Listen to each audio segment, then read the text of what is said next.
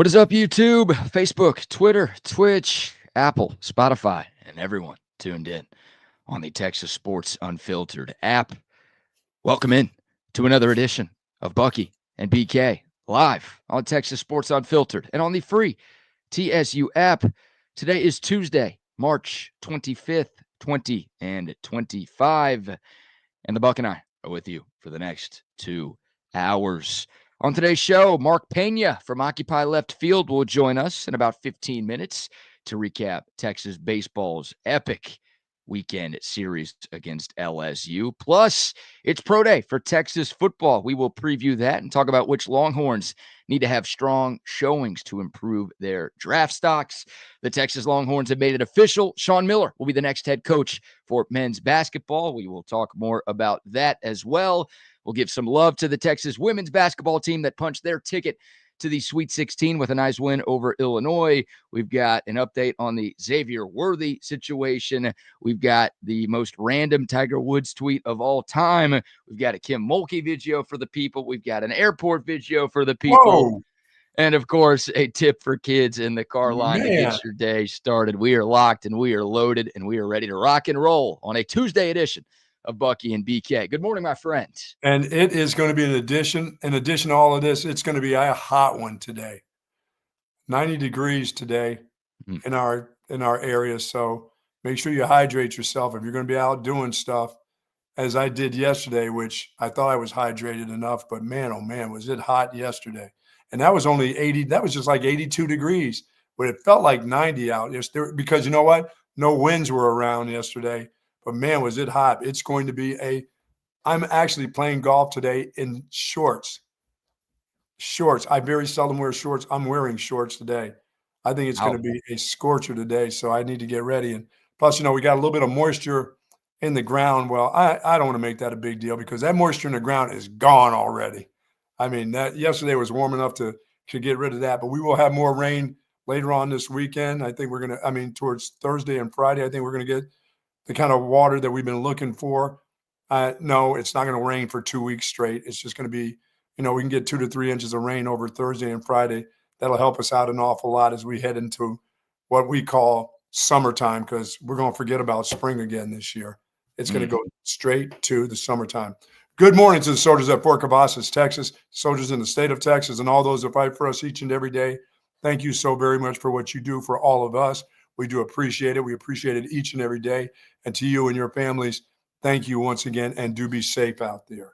Yes, indeed. Before we get to your tip for kids in the car line, let's announce that we're going to be giving away another $50 Cabo Bob's gift card during today's show. If you want to enter for your chance to win, all you have to do is send us a text on the Coda text line, 512-222-9328. Doesn't matter what you say, just let us know that you're tuned in this morning, and you will be entered to win that $50 Cabo Bob's gift card. Of course, we will announce a winner at the very end of our show right at 9 o'clock. Shout out to our great friends at Cabo Bob's. We'll have a couple more gift cards to give away on TSU this week. Of course, Texas baseball took 2 of 3 from LSU, and Texas softball swept Auburn this past weekend. So in honor of both teams on the diamond taking care of business here in the ATX, our friends at Cabo Bob's are hooking you up. So again, send us a text for your chance to win. All right, Buck, before we dive into the numerous sports topics we have planned for today's program, how about a Tuesday tip for kids in the car line? Yeah, brought to you by our good friends over at Relax the Back. And folks, if you're struggling with your back, please get in touch with those people. Struggling with your shoulders, your back, your hips, please talk to our great friends over at Relax the Back with 2 great locations, as a matter of fact. Okay, here's my tip for kids. The supreme quality of leadership is unquestionably integrity. Without it, no real success is possible, no matter whether it's on a section gang, a football field, in an army, or in an office. Integrity, unquestionably, integrity is the supreme quality of leadership. Your integrity is most important. You know who said that? Who? Dwight D. Eisenhower. Who? General Dwight D. Eisenhower. Dwight Howard? Dwight D. Eisenhower, not Dwight Howard. Dwight D's nuts? Eisenhower. That's a great one right there. That's one of my best. I folded that page in right there. I thought that's one I'll keep. The supreme quality of leadership is unquestionably integrity. Without it, no real success is possible, no matter whether it's on a section gang, chain gang, football field, in an army, or in an office. You have to have integrity. That's the main quality of leadership. So you're telling these kids to join gangs, but No, have integrity while they're in they those all have their little gangs. gangs. They all have their little section of people that they hang out with. But it doesn't matter. Your integrity is still the most important thing. Yeah, Always will be. I like that tip right there. Whether you're in a gang or if you're a part of the chain gang in the future, kids. That's right. If you're measuring first downs in college football or the NFL, you got to do it with integrity. All right. In the Army or in public office or any office. I like that right there. Yeah, that's a tip for everybody, not just for the kids. Oh, yeah, that's a good one. Good stuff right there. Thanks to our friends at Relax the Bag for presenting our weekly tip for kids. And thank you getting that book, which has all these great anecdotes and quote in it. The Hero Code. Was that in that book? That's in the book, Admiral McCraven's book, the third one of his books.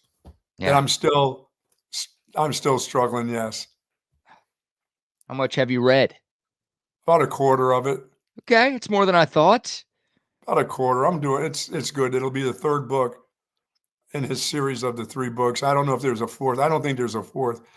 I don't know. I'll be 75 by the time I get to that one, if there is another one. I was going to say, I think it took you about 3 weeks to read the first 2 pages of that one. So yeah, but the first one, it took me about 5 days to read. I was so into it, yeah. But the 2 others I struggled. Make Your Bed was one that was so interesting, I thought. But the other 2 have been pretty interesting too. And the Hero Code's got some good stuff in it. But I couldn't bet that little passage right there. I couldn't pass that one up. As the great Tom Herman once said, reading is hard. Oh my God. Said making toast is hard too. Yeah, he did. For some. All right. Our guy Mark Pena from Occupy Left Field will join us in about 7 minutes. Where do you want to begin, Buck? We could talk Shawn Miller. We could talk Texas football. We could talk Texas women's hoops. Where do you want to begin today's show before we talk a little Longhorn baseball? Let's talk Shawn Miller and the new head coach. All right. The university made it official last night. Shawn Miller will be the next men's basketball coach at the University of Texas. There will be a press conference down on campus at 11 o'clock this morning to make things officially official. We will get to hear from Shawn Miller for the first time as the head coach of the Texas Longhorns. And, of course, we'll get to hear from Chris Del Conte as well and kind of get his thoughts on the process that led to the hiring of Sean Mitchell. I mean, this has been the worst kept secret for a while now. Obviously, when Texas lost to Xavier last Wednesday, I think we all kind of knew that Rodney Terry was going to get let go. Sure. And then as we got closer and closer to the weekend, more and more rumors started surfacing that said Shawn Miller was the top target for Texas. Took a few extra days to make things official, but again, the announcement came last night. So now that you know this is really happening and it's no longer hearsay, Buck, your thoughts on Shawn Miller as the next head man for Texas hoops? I think they got a fine basketball coach and not a young coach, not an old coach, but a guy who will understand this whole NIL deal, recruiting, the portal, and he'll have to find out how important it is. I believe to find what the talent is in the state of Texas and not let it get away. Once again, it's very similar to me in football. The best of the best have to at least come on your campus. If you can get them on your campus, you can sell them. If you can get I don't care what it is, AAU, whatever they go through, money deals or whatever. If you can get them on the campus at the University of Texas, you have a chance. If you can't get them on the campus, they're not coming. If they say, well, I can't make it this weekend, most likely they're not coming. If they're interested enough to come on your campus, you ought to be able to sell it from there. Yeah, to some of these young basketball players, because it can't all be through the portal. You're going to have to find some young talent. These high schools and even AAUs in the state have some really talented players that leave this place. There's some great basketball players in the state of Texas, very similar to football. They can't go elsewhere. You got to get some of the best of them, have to at least give you a sniff, You can win national championships in this sport with just players from the state of Texas. Like, that's how good the talent is in the Lone Star State right now, right? You can make that argument for football. You can make that argument for baseball. You can make that argument for basketball. I mean, the talent in this state has never been greater than it is right now. Now, of course, I think you're right. I when I mentioned football, I think you're right about most of these sports right now. yeah, You look in Olympic sports and look at, gymnastics and stuff like that. There's an incredible amount of talent coming out of the state of Texas in all sports. I don't even think we scratch the surface when it comes to sports like soccer, things like that.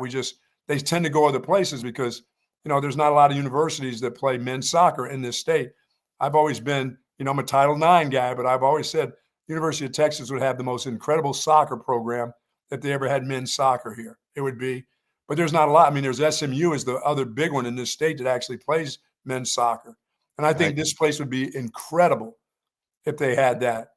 They would be right there with the Marylands, the Wake Forest, the North Carolinas that do play men's soccer in the country. I think Texas would be right there with them. And only with them for a little while until they took over that in men's soccer. But it just hadn't been that way because if you add a men's sport, you got to add, I don't know, pie baking or something. You have to add something to women's sports. Come on, is that a sport? Pie baking? I don't know. I mean, what else can they do? That's the only one you could think of. Pie baking. Badminton. We have women's. Don't we have outdoor volleyball now? We've got it all right now. What else can it? Rowing. We've got the crew. How do you go from saying you're a big? And they've been number one in the nation in rowing over the last couple of years. We've dominated rowing, and hey, shout out to the women's soccer team that won the SEC tournament championship in its first year. But come on, man, you can't say you're a big Title IX fan and then say we need pie baking as the next women's sport. What are we doing? It seems kind of sporty. I mean, the crust has to be just right. I mean, come on, man. Let's add soccer for the boys and pie baking for the girls. Okay. Hey, all right. That feels even, doesn't it? I'm not going to hear about that as I get off today. Oh my gosh. Yeah, that's interesting. But we'll talk more about Shawn Miller and his recruiting chops a little bit later in the show because for some reason there's this stigma that Shawn Miller can't recruit. I don't know where that is coming from. And towards the end of our show yesterday, we didn't have enough time at the end of the 8:00 hour to kind of respond to every comment, but there was a little back and forth in the YouTube live chat of our listeners talking about whether or not Shawn Miller can recruit. I've got some numbers from what he did during his time at Arizona that I think should ease any of your recruiting concerns for Coach Miller, because this dude was an elite recruiter for about a decade the last time he had a high major college basketball job. And with all of the resources that we have at the University of Texas and all of the talent that's in the state of Texas, like you've been talking about, I think the expectations on the recruiting front should be very, very high for one Shawn Miller. So we'll talk about that more in a moment, but let's shift gears here and talk a little Longhorn baseball. What a weekend it was for Jim Schlossnagle and company. How about that start to the home SEC slate for Texas as the Longhorns take 2 of 3 from the number 2 team in the country. And joining us now to talk all things Texas baseball is our man Mark Pena from Occupy Left Field. And of course, our weekly chats with Mark are brought to you by our friends at 34 Wine and Spirits. Mark, what a weekend it was. Good morning, my friend. Good morning, Brad and BK. How are you gentlemen doing today? Let me ask you, did you have enough wine and spirits in you over the weekend? Oh, Lord. It takes me till about Tuesday or Wednesday to recover from these weekend series. And, I was telling friends last night, I'm kind of glad we get a little bit of a break here with Missouri. I'm going to be staying home this weekend, but there you go. Hard for 6 weekends in a row. We've been to Arlington, Las Vegas, Starkville, had LSU here in town. So I'm in need of a weekend off. So excited to see that coming up. Yeah, give the liver a few days. Fun, man. The team looks incredible, Brad. Just had such a great weekend out there watching the LSU series. It was fantastic. Yeah. Before we get to the good, I want to start with Friday night. Like, I'll be honest with you, Mark. After Friday's game, I'm like, all right, I know Texas is good. You don't win 17 straight if you're not good. You don't sweep Mississippi State on the road if you're not good. But the way the series opener went down, it's like, all right, maybe we're not elite yet. We're not on that LSU, Tennessee, Arkansas level yet. I got a little nervous after Friday's game. Again, before we talk about the response over the weekend, Were you kind of feeling the same way on Friday, or were you thinking, it's just one bad game, we should be able to flush it? Brad, I absolutely was feeling exactly how you described it. I think Friday was a tough game for me. It felt like we were outmatched in that game, if I'm being honest with you. And the LSU bats, man, I mean, obviously that game wasn't very close. They won the game 8-2, but every ball they put in play just seemed to be hit about twice as hard as anything that we were doing offensively. And there just seemed to be a drastic difference in what we saw between the two teams on Friday. So to your point, yes, I was a little bit concerned after that game. And, you know, that had given us our second straight loss. And you're kind of at the point now where it's like, okay, if you don't win Saturday, you don't win Sunday. This is looking like a pretty bad week. So there were some concerns, but also a little bit of that excitement, right? You want to see what your team looks like when they get knocked down and when they get hit in the mouth. And man, I couldn't have been more pleased with the outcome and the way that they were able to turn things around going into game 2 and game 3 of that series. It's kind of strange about baseball. There are probably more failures than there are success stories in baseball. And, you know, this group right here is going to go through they're going to have their failures because of the conference that they're in and just because it's baseball in general. So it's just the way you bounce back. And, you know, the way they bounced back, I thought was fantastic. You know, Friday, as BK said, it was like, you know, I felt like there was, are we still a year behind? Is it going to take us another year to really get this thing cranked up in the SEC? But the way this team bounces back, I mean, it's just a confident, it's a confident group, Mark, that doesn't give away anything. I mean, teams that play them right now look like they have to really earn it. You know, Texas isn't saying, here, go to first base, go to second, just move along. You're going to have to earn it. And all the rest of the teams in the SEC are going to end up learning that. It's not like they're going to win every game, but it looks like you're going to have to earn everything you get against this Longhorn baseball team. Absolutely. And again, Bucky, I wanted to see if they were going to be able to play with that confidence, you know, after getting knocked down a little bit. You know, you look at the Saturday game, not only did we get beat up pretty good on Friday, but we went down 5-2 early in game 3 on Saturday. Right. We didn't have a very good start out of the gate. We walked a couple guys to start at the beginning of the 5th. And then you bring in Max Grubbs, who I really think changed the entire momentum of that series. He comes in with the score 3-2, runners on second and third with nobody out. He was able to limit the damage and keep the team in the game. Right. And then you talk about wanting to see confidence, response from your team. Bottom of the 5th, immediately after that, Texas gets a leadoff walk, and then we start cooking. We're able to put a couple hits together, and then Galvan hits that mammoth 3-run home run to give Texas a 6-5 lead. And we were talking last night on another show that one swing just completely changed the entire atmosphere of Disch-Falk Field. It went from a crowd that was just kind of not really into it and feeling confident at that point to just going crazy for the next game and a half. So Galvan, man, that one swing just really turned the tide on the series, put us back to where we needed to be. And then you saw the team able to compete, play from ahead, and just kind of show that they are a top 5 baseball team in the country and that they can compete with the top end talent in the SEC. Mark Pena from Occupy Left Field joining us here on Texas Sports Unfiltered. Yeah, Mark, I never want to request a random drug test against one of my favorite players, but Rylan Galvan, I mean, the dude is a tank right now. We saw some of this last year, but he's on another level to start this season. What can you say about him and just the production we've been seeing from him at the plate? I mean, he's absolutely been the source of energy for our team right now. I feel like it's him and Max Ballou who are just kind of, you know, every day the ones that are providing that confidence, providing that energy to the team. And Rylan has really, really stepped into his own. He's playing fantastic behind the plate. He was solid defensively, was able to throw out key base runner on Saturday's game as well. So he's just been so consistent, and he's really one of the pillars of the program right now. So excited to see him slide into that role. We've been kind of waiting for him to take that next step, and here he is, man. He's got almost 10 home runs right now, and we're only about 20 games into the season. So looking for him to continue on that pace. And see what we can do moving forward.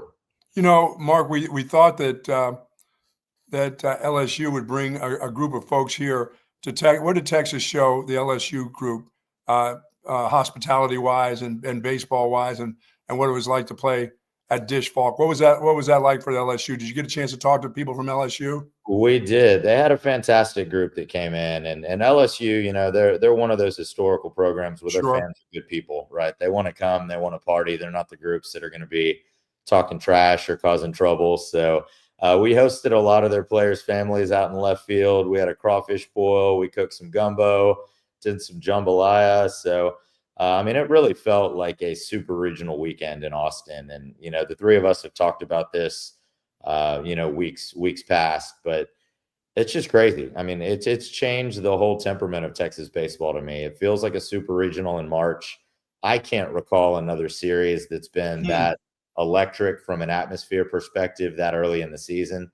And, you know, we got another top 5 team in Georgia coming next weekend. So it's just going to be one after the other. But I was really proud of the Texas fans. They showed up in force all 4 games last week, even the Tuesday midweek against UTSA. And while it took them a little bit to get fully engaged and get raucous, you know, they came through at the end of the day. And it was just a fantastic atmosphere at the Dish. CDC, Schlossnagel, they've done a really good job kind of encouraging people to come out and make Dish Falk a home field advantage for Texas baseball. Awesome.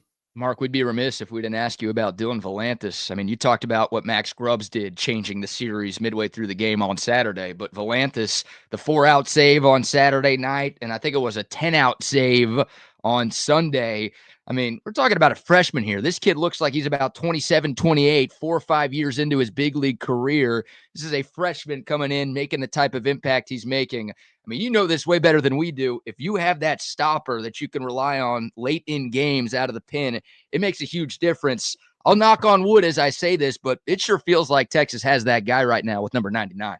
He's just incredible, Brad. I don't know if you've seen it, but the Texas Baseball Twitter account put out like a little montage of his appearances over the weekend and all of his strikeouts. And he's just filthy. To think that he's a freshman and we get him for 2.5 more seasons here at Texas. I mean, that's crazy. I can't think of a freshman that I've been this excited about probably since Taylor Youngman, right?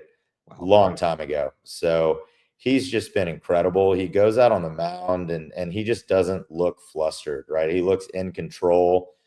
He looks in command. And Schlossnagel and Max Wiener are able to use him wherever they want, right? You've seen him start games. You've seen him come in to close. You've seen him come in for long relief. And I think, you know, you can kind of tell when you see Schlossnagel talk now. He knows that he's got a couple different guys that are kind of Swiss Army knives from the pitching perspective. He's got Ruger Riojas, same type of thing.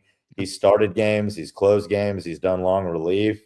You have Max Grubbs who can do all 3 of those things as well. So to have 3 different pitchers that you can rely on out of the bullpen and just kind of insert wherever you need them during an SEC weekend is really just an awesome thing to have. But Volantis has been incredible. I'm going to have to like slap myself to keep myself from getting too excited about him and the potential of this team. But I want to see them, you know, kind of keep it going. I think this weekend in Columbia is going to be a little bit of a trap weekend, right? We're coming off of Mississippi State and LSU and potentially looking ahead to Georgia next weekend at home. So it's going to be a difficult weekend this weekend for the Horns and hoping they can just kind of keep mentally tough, keep locked in and get the job done against Missouri. So is there a game today? Is there a game? Yes, they play. I mean, are we still, Mark, are we still calling this Tuesdays Tinkering Tuesdays still for Schlossnagel? Or is it, you know, I would think throughout the year, you know, the importance of these Tuesday games. I know you don't like you like to go in them as your best, and you generally play in competition that you beat, but sometimes you lose those games and you feel lousy about it going into the weekend. Is it still Tinkering Tuesday for this baseball team, though? I think if you're being honest, Bucky, when you're playing a team like Sam Houston, no offense to them, but they're not as quality as Sure. you know, like UTSA was last week, who's a very solid program, who's beaten some top 25 teams already. Sam Houston's 7-17. right? They're struggling right now, and Texas should not have to pitch their top end guys out of the bullpen. I actually heard Schlossnagle say yesterday that he's not planning to pitch Riojas, Duplantier, Grubbs, any of those guys. Wants to give them a rest for the weekend. So I think you're going to get to see some of the younger pitchers come out, get their opportunity. And he wants to see those guys grow and get more experience and confidence. So I think Schlossnagle is going to be conservative with who he uses today. And you're hoping that the offense can come out, score some runs early, and kind of put it in cruise control. Because I think we do want to go into the road series at Missouri rested and ready to go. Mark Pena from Occupy Left Field joining us here. Mark, last one from me. Look, we've asked you about Max Weiner a lot, but man, I was talking to our buddy Kevin Dunn yesterday, and he's like, I don't know from top to bottom if I remember Texas having a coaching staff as good as this one. I mean, when you include Schloss and Weiner and Tulo and Nolan Kane, you've obviously been a fan of this team for a long, long time. You've seen a bunch of head coaches and assistant coaches come through here. Your thoughts on just the job that this staff as a whole is doing, and do you agree that this might be the best top to bottom staff that Texas baseball has had in maybe decades? Yeah, they're pretty close on track. You know, obviously we've had some good staffs in the past, especially under Augie and you know, all of the staff that he had together. He had some great pitching coaches, Skip Johnson, other guys like that who are head coaches right now, but they have just surpassed all of my expectations to this point. CDC needs to lock those guys up and make sure that Schlossnagle is able to keep them around for, you know, at least 2 years to get the program kind of cooking. I'll help with a bake sale. I'll do whatever I need to do to raise money for that. But we got to keep those guys in Austin. But yeah, they've been great. And Max, you can just tell, has injected confidence into every pitcher that comes to the mound for Texas.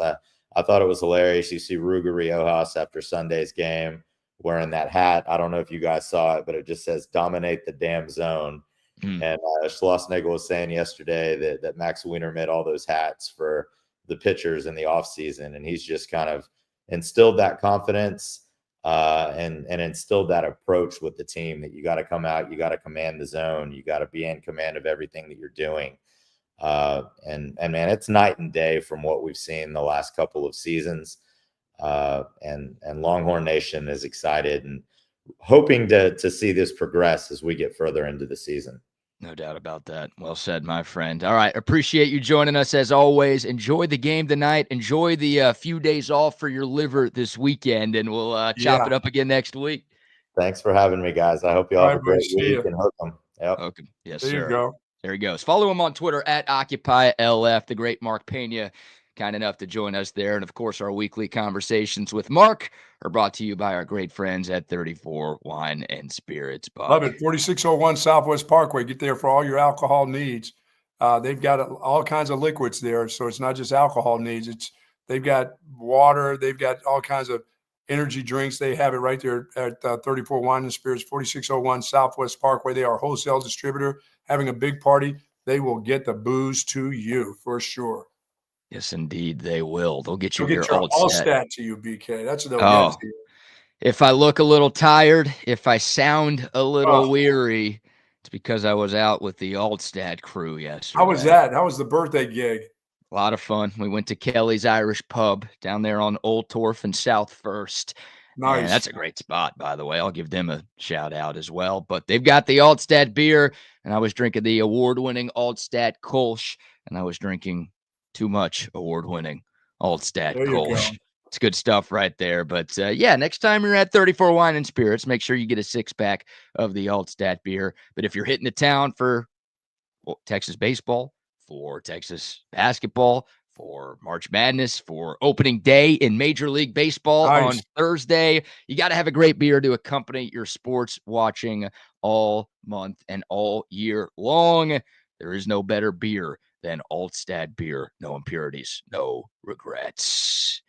Good stuff, man. This Texas baseball team is legit, and what a message they have sent to the rest of the SEC with their first two series, going 5-1 with a 3-game sweep at Mississippi State and then taking 2 of 3 from one of the best teams in the conference, one of the best teams in the country with LSU this past weekend. I agree with what Mark said. We'll talk more about that Missouri series later in the week, but Mizzou is by far the worst team in this conference. You can't let your guard down. You're still going on the road. You're playing in the SEC. You know, Mizzou's going to have some fans there who haven't had the chance to boo Texas for a long, long time.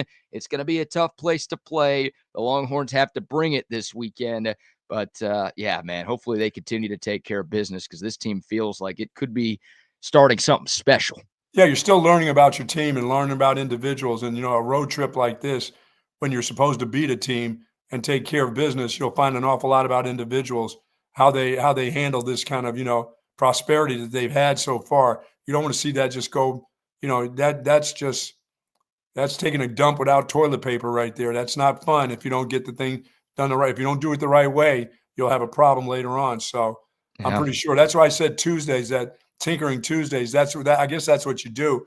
You know, some people will make Tuesdays. Coaches will tell you, and managers will tell you how important that Tuesday is. To some, we're still finding out about our team, and we've got to do something. We got to try this guy here or that guy there or some young players so we can get them in situations when it comes to some of the big time games. So I've never, you know, panicked when teams would lose on a Tuesday. You know, when Texas would lose games on a Tuesday, unless they then went into the weekend and got their asses whooped, you know. So I think this is a team that on Tuesdays still finding out what they're all about, you know. They had their Tuesday loss last week. We don't need another one of those. No, we don't need back-to-back Tuesday losses for sure. Not after coming off a weekend of winning a series against LSU. You don't need it now, no. And then we'll start feeling like A&M if we're doing stuff like that. We don't need to be doing that at all. But Mark said it. I mean, look, UTSA, that's a good team that came in here last week. They've beaten 3 ranked opponents already in this one is not. Sam Houston, not quite that level. So, look, hopefully Texas doesn't play with its food. I mean, the Longhorns last Tuesday, base running blunders, defensive miscues. The pitchers weren't throwing strikes. It was weird because we haven't seen that much from this 2025 team. They got most of that stuff cleaned up on Saturday and Sunday. Hopefully that stuff is still looking good tonight. And, yeah, to follow up on your dump metaphor, you don't completely wash the first 2 series down the drain if you lose this series in Columbia this weekend. But now you feel like you've got a shot to maybe win the SEC in year 1.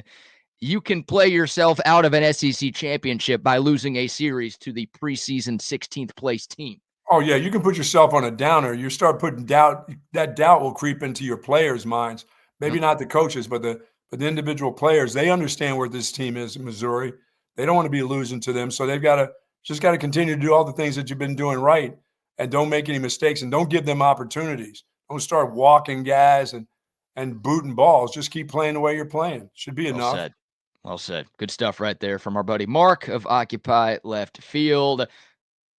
What a fun start to the Jim Schlossnagle era it has been for Texas baseball fans everywhere. The Longhorns sitting at 19-3 on the season, and of course 5-1 in conference play, which is tied for first through a couple of weekends. All right, back to the Texas basketball chatter, Buck, because I did promise the people some research on Shawn Miller's recruiting success when he was at Arizona. I'm not going to spend too much time talking about Shawn Miller's recruiting at Xavier because it's hard to recruit 5-stars and one-and-dones to a place like Xavier.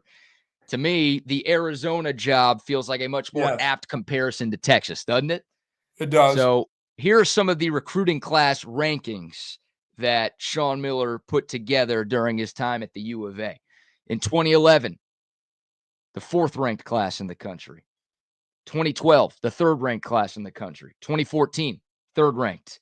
2015, 3rd-ranked. 2016, 9th-ranked. 2017, 3rd-ranked. 2019, 6th-ranked. 2020, 7th-ranked. That's not like rankings in the Pac-12. Those are rankings in the country.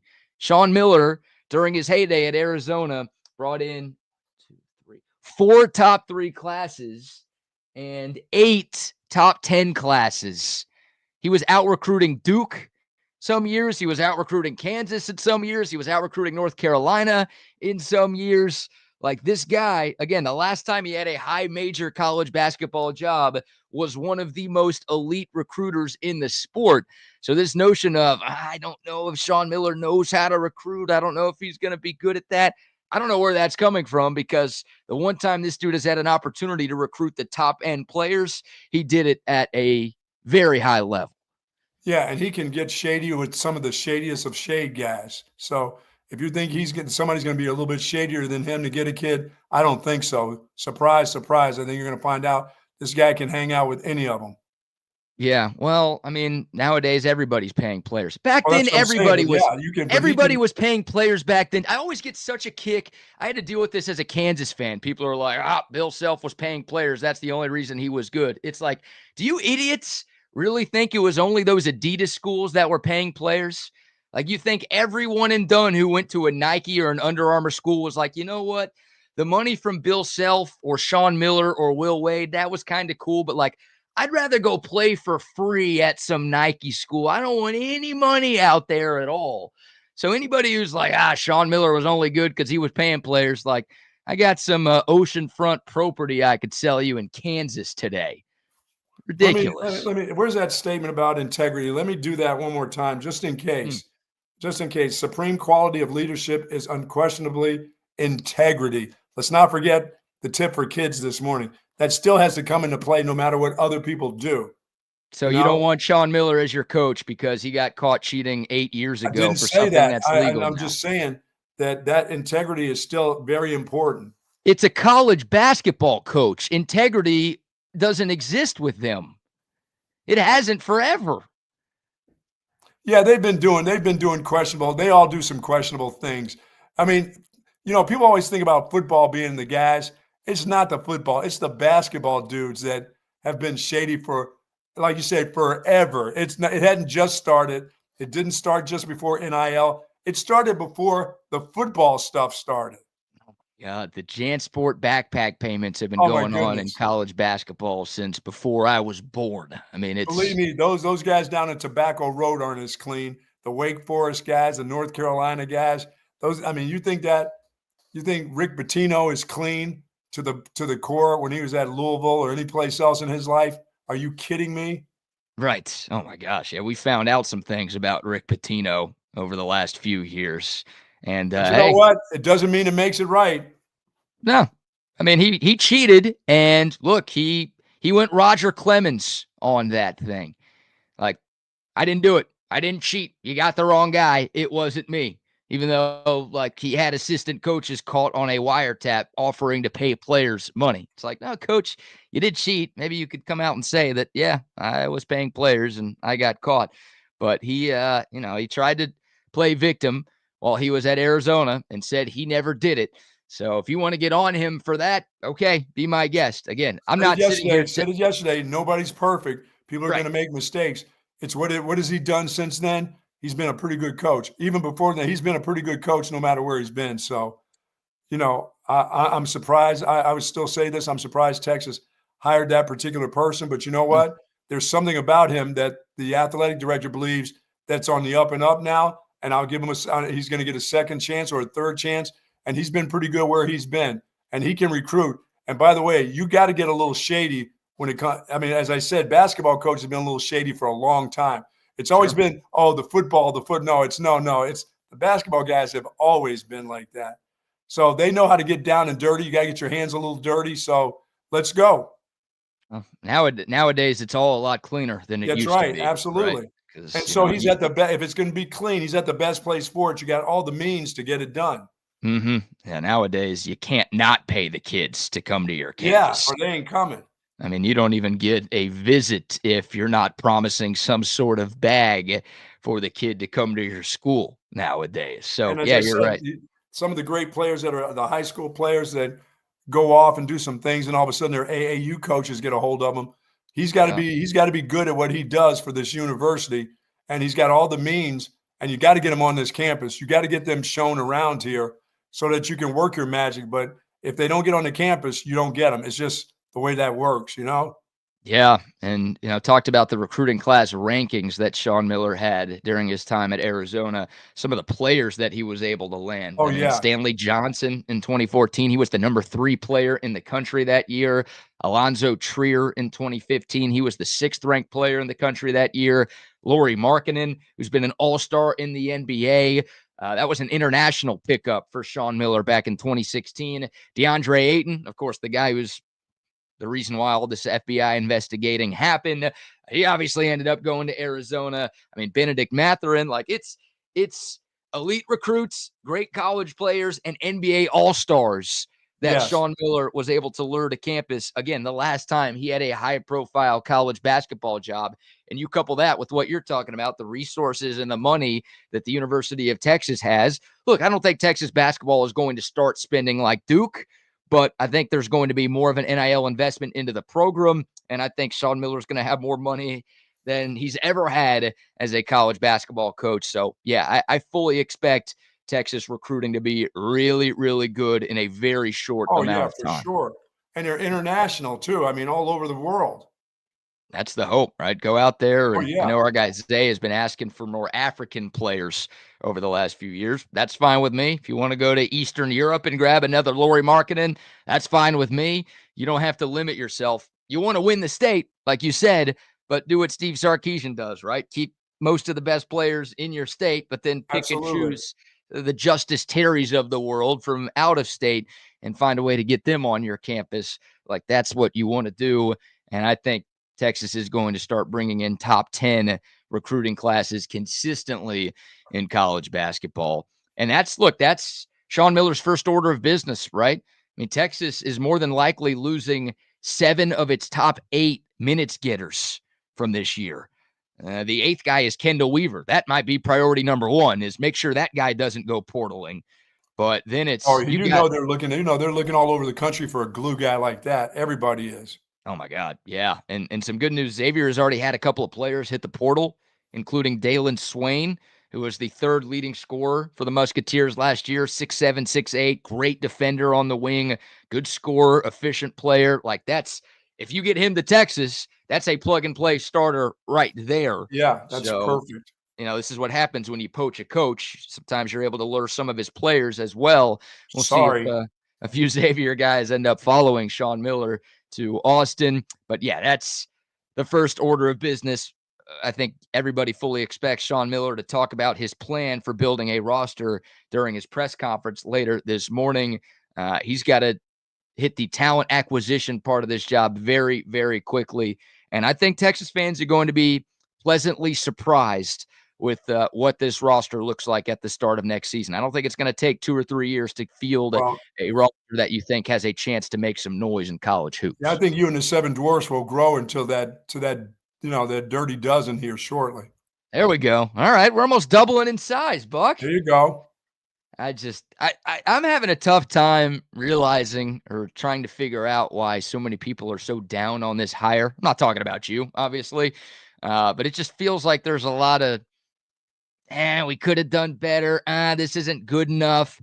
And Shawn Miller's resume, of all of the realistic candidates out there, like if you wanted Jay Wright, or if you thought Texas could get Jay Wright or Bill Self or Tony Bennett, then okay, I can't help you because I'm not going to argue that Shawn Miller's better than any of those dudes.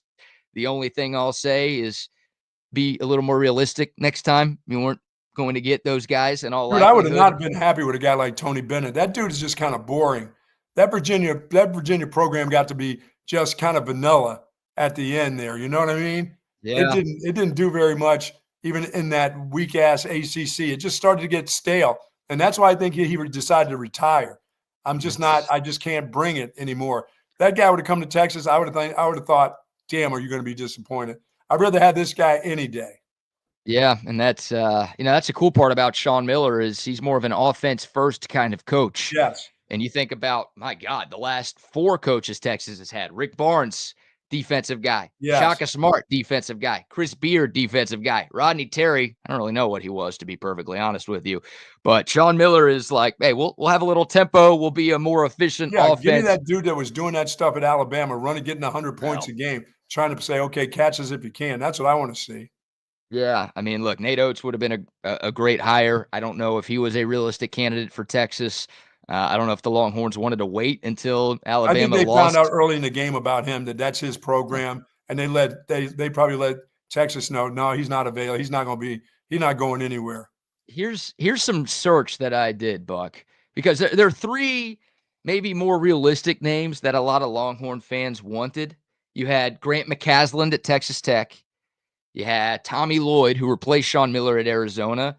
And you had TJ Otzelberger at Iowa State, right? Mm-hmm. It was like those three guys were top targets for a lot of Longhorn Nation. And I get the sense that Texas fans would have preferred any of those three over the guy that they actually got. I did the research there. In his career, Shawn Miller has 8 regular season conference championships, 4 conference tournament championships. He's been to the Sweet 16 8 times. He's been to the Elite 8 4 times. He did all of those things in 20 years as a Division I college basketball coach, right? Yep. McCasland, Otzelberger, and Lloyd combined, all three of those guys combined, only 6 conference regular season titles, 2 of them, by the way, in power conferences, the other one in much lower leagues, 5 trips to the Sweet 16, 0 trips to the Elite 8 in 21 combined seasons as a Division I college basketball coach. So I get it. People generally want the up-and-coming guy. We're a very what have you done for me lately society, and 2 of those 3 coaches are still coaching, and Shawn Miller's team is out. But if you're talking about like more sure and less risk and resume, Shawn Miller's got about as good of a resume as any realistic candidate that Texas could have hired right now. Yeah, I mean, for me, Rodney Terry was not edgy enough. You know what I'm saying? Edgy enough in his offense.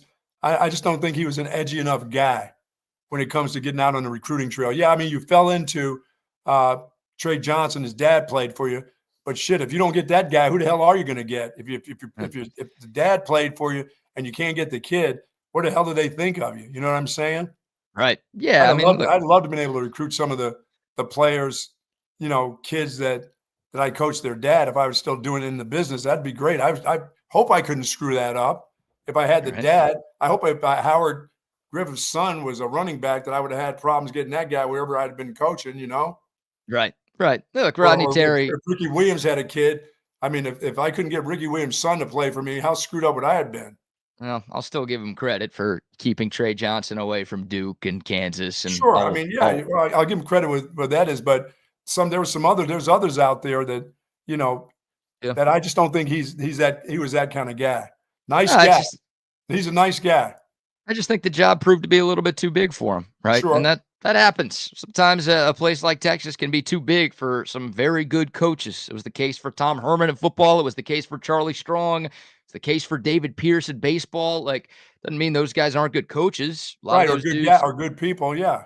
Or good people. A lot of those dudes have had success at other places. And look, I think Rodney Terry is going to get another opportunity to be a head coach somewhere in men's Division I college basketball. But the job, I think, at Texas, the head job at Texas proved to be a little bit too much. And that's why this move is being made right now. And I think most Longhorn fans agree with the firing of Rodney Terry, or the parting of ways with Rodney Terry, however the university wants to classify it. But it feels like there's kind of an underwhelming sense that I'm getting from Texas fans about Shawn Miller. And it's like, this guy is a really good, successful. I mean, if Texas hired this dude in like 2019 or 2020, it would have been like, oh my God, this is a home run. Like, this guy's one of the best coaches in the sport right now. And again, we're a very what have you done for me lately society. Hasn't had the type of success at Xavier that he had at Arizona. Understandably so, a little harder to win there. So Texas fans, I think, are like, he's not the guy that we want. I think Shawn Miller's going to work, I guess. Once again, don't worry about it. They will come to the fold. When they win games, they'll be right in the fold, because you only have to help, you know, you've got a dozen now. You only need a couple more to fill a section up at the Moody Center that, you know, of your real fans, you and your buddies there. You need about another dozen, and you'll be okay in year number 1. Right now, there's only 12 of you. So you say what you want, be impressed, not impressed, but it's only basketball. It's just men's basketball at Texas. So you don't have to go too crazy about it. You can worry about that after year 1, BK, that you better have more than 2 dozen available. You know what I'm saying? Here's what I'll say on that. Look, Texas baseball is a little different. Yes. And Jim Schlossnagle was more of a home run hire than Shawn Miller. But we just talked to Mark about it. He's like, I don't know if I've ever seen a March series have that type of atmosphere as the one we just witnessed at the Dish this past weekend. That's not just because LSU's really good and you had a bunch of floor pissers hanging out. Okay, be careful how you handle this one on basketball. I'm just saying, like, if you win, people will come. That's not just Texas fans. That's every fan base. If you win, people will start to care a lot more. And I sensed some general apathy towards Texas men's basketball this past season because people were kind of checked out on Rodney Terry because he wasn't winning enough games. So, like, I don't think Shawn Miller is going to have Texas basketball in the top 5 in the country 2 months into the job. I don't think it's going to be like that quick of a turnaround. But if Texas basketball is a top 25 team and they're competing in the top half of the SEC next season, which I don't think is a super ludicrous thing to ask for, then I think it'll be more than just 12 or 13 people who care about this thing. All right. Dare I say 22 or 23? Now you're talking. Now you have your own little section there. That's good. Give me 2 sections. Oh, give you 2 sections. Well, I think they're in the right track. They're in the right track with the right person when it comes to recruiting. I think the NIL deal will pick up all that stuff. They'll get the type of players. They're not going to get them all, but I think once again, you got to capture your state. And this is a This is a state that has a lot of really good basketball. I'm not saying it's a basketball state, but it's a state that has a lot of good basketball players in it, and they have to come through your doorway. They have to say no to you, and now they've got a guy that they have to look up to and say, it's going to be hard to say no to this guy, you know? Right. Yeah, and look, the money isn't unlimited. I know a lot of Texas fans think, like, we could spend whatever we want, anywhere we want, anytime we want. Like, more money's always going to go to football. More money is always going to go to baseball. All right. I get that.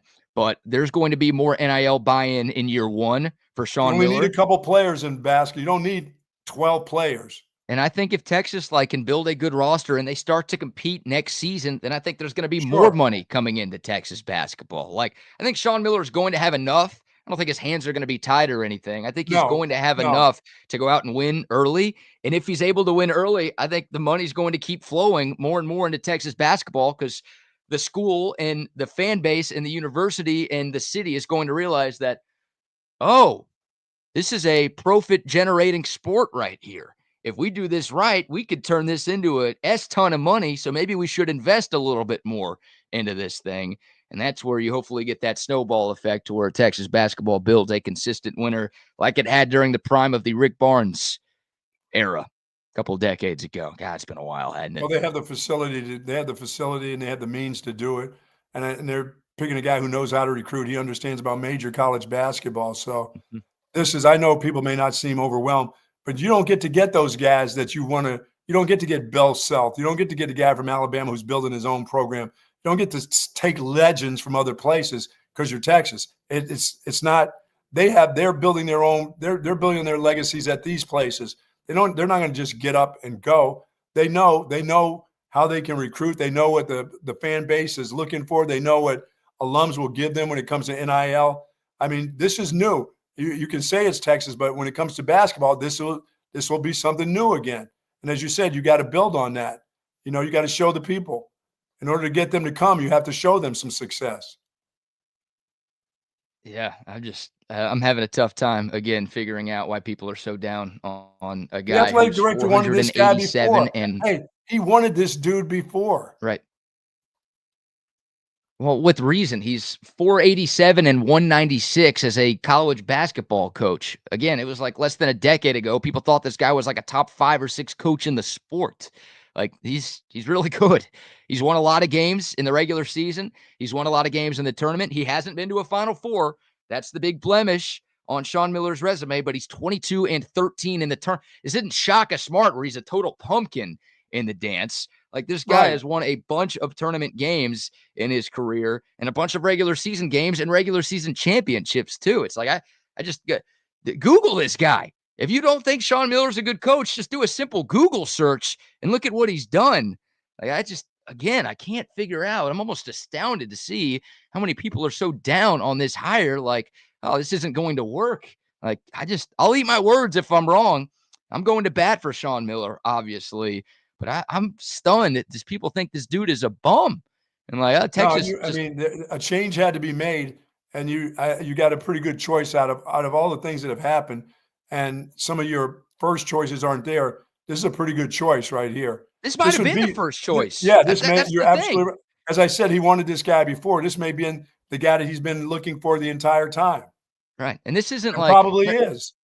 Yeah, remember when David Pierce got hired, it was like you knew he was the 8th or 9th choice, right? Because all of these other coaches around the country got raises and extensions at their current spot because, Texas was kind of interested. Like, we didn't hear that about anybody. We didn't hear that, this guy turned down Texas, or, this guy got an extension because CDC came calling. No. Like, this would have been Texas's top guy from the jump. Obviously, CDC's got to wear that. If this doesn't work, it's going to be on him. But I don't think this is like, Texas swung and missed on a bunch of dudes that they wanted. I think this is the guy that they truly wanted.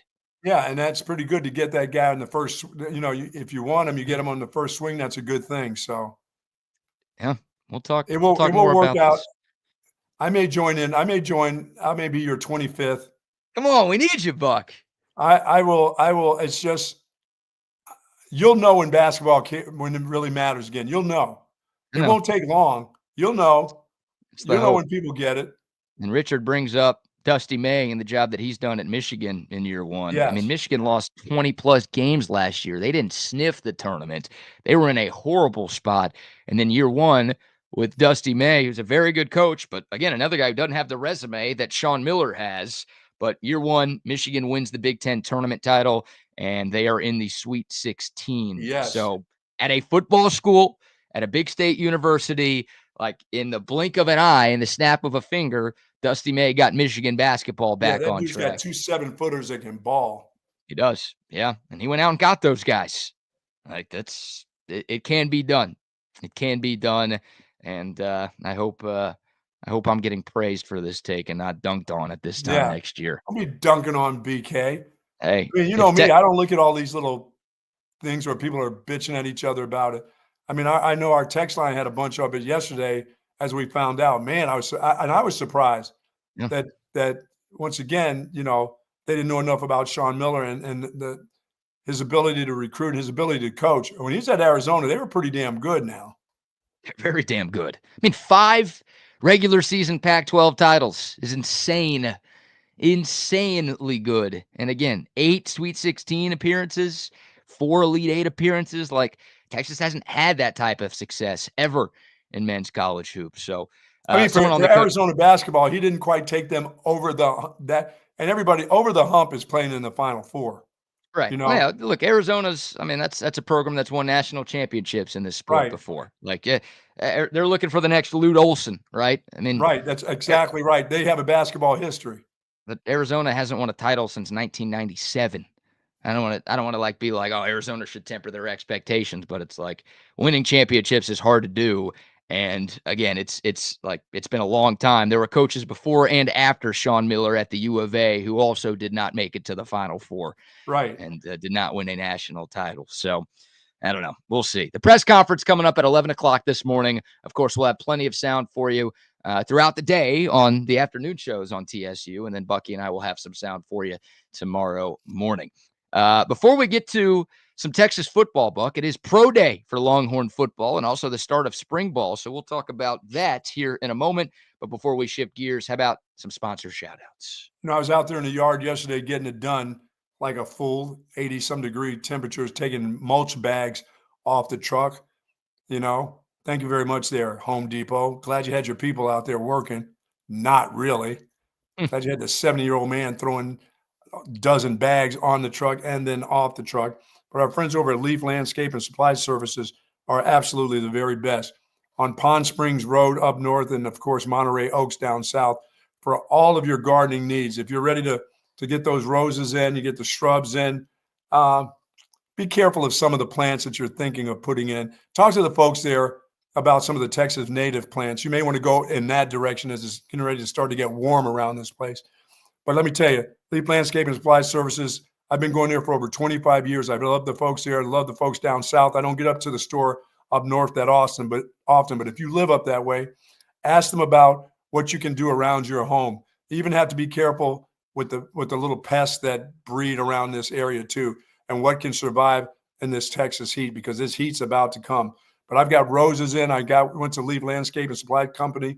I went to them 2 weeks ago and put in my roses, and they look fabulous. And I talked about fertilizing and what I can do with them. And I don't have a lot of water in a specific spot. They told me exactly what to do. And they've got everybody that can tell you and guide you in the right direction for sure. And if you mention Texas Sports Unfiltered, you get 10% off of any of your products up to $500 worth, one time only per person. But do mention TSU and get that 10% off. And this is the weekend, this weekend coming up. We're going to get rain on Thursday and Friday. You may want to start putting some things in, so when the rains come, they'll be properly watered. And it doesn't matter whether it's bushes or trees. Still, you can still get the trees in. Some would say it's kind of late for trees. Not really. We haven't had a lot of water. We haven't had a lot of hot temperatures, but it's going to be upon us. And the folks at Leaf Landscape and Supply Services, they can help you with that. Love the folks there. Love what they do. I love how they help you out. And if you don't want to do it yourself, they got plenty of contractors that come through there every day, hours on end, and they can lead you in the right direction on who will come over, how much it'll cost you to have it done, the landscaping on your property. Leaf Landscape and Supply Services are fantastic. Yes, indeed. Shout out to our friends at the Circuit of the Americas as well. Yeah. MotoGP this weekend. Nice. If you're looking for something to do here in Central Texas, get out to the circuits for full tilt action all weekend long. Looks like one of those days the old Buck can go out there maybe on Saturday or Sunday. Yeah, Texas baseball's out of town. Texas softball's out of town. You know, if you're looking for something to do, it's maybe going to rain on Thursday here, but it should be cleared up by Saturday and Sunday. Oh, yeah.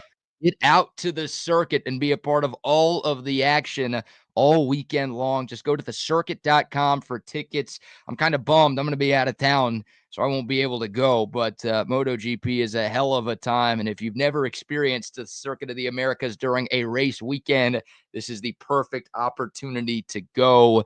Again, thecircuit.com for tickets and for more information about all of the happenings going on at Circuit of the Americas. Love it. Also, a shout out to our friends at AV Consultations. Hey, see these two screens behind me?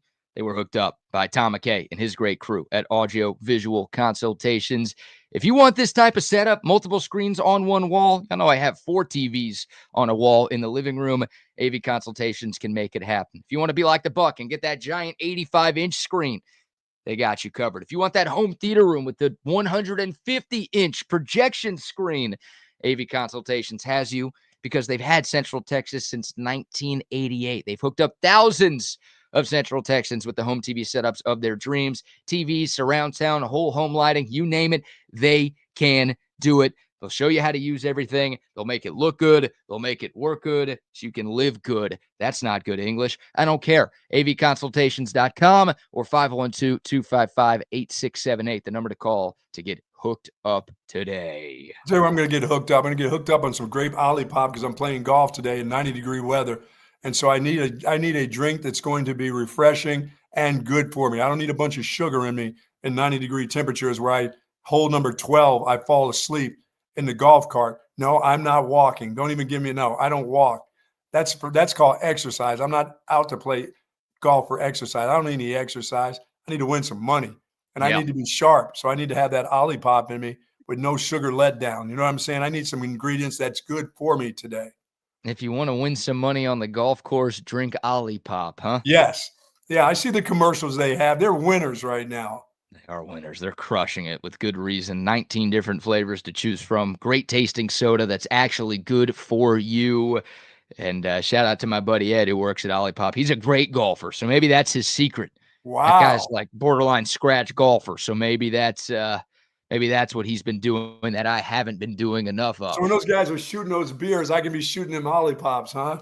Yeah, you could be beer bonging an Olipop on the course today. Nice. That'll be good for you. All right, let's talk a little Longhorn football. By the way, we're giving away a $50 Cabo Bob's gift card on the Coda text line. So if you want to be entered to win, just send us a text, 512-222-9328. We're going to announce a winner right before 9 o'clock. Okay, it is Texas Football Pro Day today, Buck. And Yes, this will be sir. televised on the SEC network this afternoon from 1 to 4. What a day it is on the 40 acres with the Shawn Miller introductory press conference coming up at 11, Texas Football Pro Day coming up from 1 to 4, and then a Texas baseball game at the Dish tonight against Sam Houston. A lot going on campus today, but obviously a huge day for these Texas Longhorns. I guess A lot now of former. GMs a lot of GMs flying in from NFL teams all over. There'll be a bunch of head coaches because they get to spend some time with the individual players. So, and believe me, there'll be a bunch of head coaches coming in here because they'll want to say hello to the new quarterback too for the future. My You know question, that. my question to you is: this is an event that's going to be televised. Oh yeah. Is Texas going to have to hide Arch Manning or some of its current players to make sure that other schools won't tamper with them in the portal? No, Arch Manning's face is going to be on there because he's going to be watching his teammates run and jump and do some other things. I don't even know if he may even be throwing to some of the guys. You know, if Quinn Ewers, I mean, if they have more than, they've got enough receivers that are out, they'll have both of those guys possibly throwing. This is just another way to see Arch Manning and for GMs to get to see what he's like as a kid, get to say at least just say hello to him, spend a few minutes for him. This is a special day. I said it's not just GMs. A lot of head coaches will fly in here to meet the players, especially if they're about to spend this kind of money on some of these guys. GMs.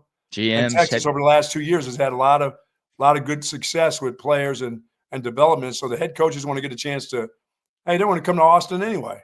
Right. GMs, head coaches, coordinators, scouts, owners. There's going to be a bunch of NFL people here in Austin, Texas today. And just, don't forget the current players are tired, Buck. So I don't know. They just played a 16-game season, and you've got all these new guys. I don't know if Sark's going to let them out there for the pro day because they might be a little too tired this afternoon. You know where I'm going. No, we're not going to do that to him. We can't do that to him. There's a reason.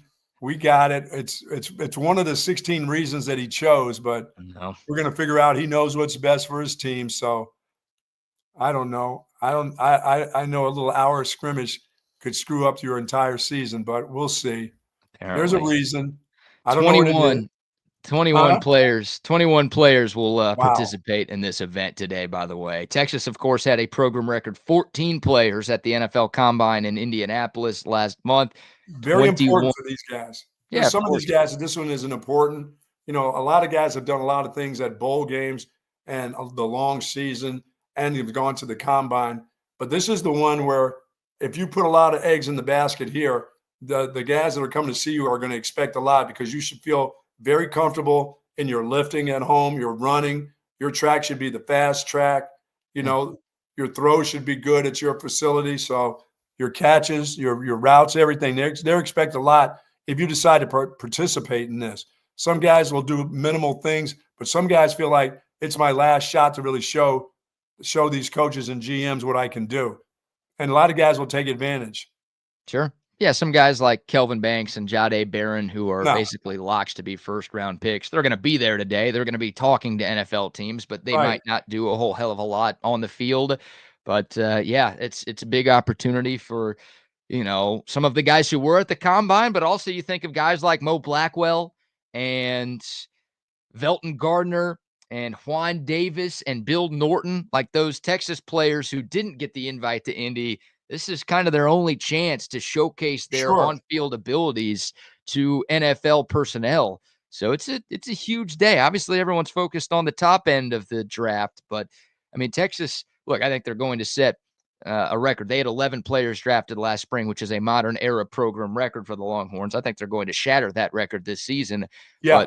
But Texas could end up with 14, 15, maybe even 16 guys that hear their name called in April. And if that happens, a lot of it would be because of, I think, what happens today, Buck. Yeah, I think Mr. Sorrell's son will do some things today to really improve his status. I think everything he's done so far has helped him out. I think this will be the day that, that he said, I'm doing this, I'm doing that, and really stand out at it. And I think that will secure himself, a little bit higher draft choice. Yeah. By doing something today. This is an opportunity I don't think you pass up on. He hasn't passed up on any of the opportunities. And when you're at home and you're really comfortable in what you do here, I think he'll really show it. He'll show what this weight staff has done for him, his agility, his abilities at home. I think this is going to be great for him. I think I agree with that. That's well said. I think there are a couple of offensive players too Sure. that have a chance to really improve their stock. Two guys who had, I don't want to say disappointing showings at the combine, but two guys who talked a little smack who didn't back it up. And that's Jaden Blue and Isaiah Bond, who Yes. both said that they felt like they were going to break Xavier Worthy's 4.21 40-yard dash.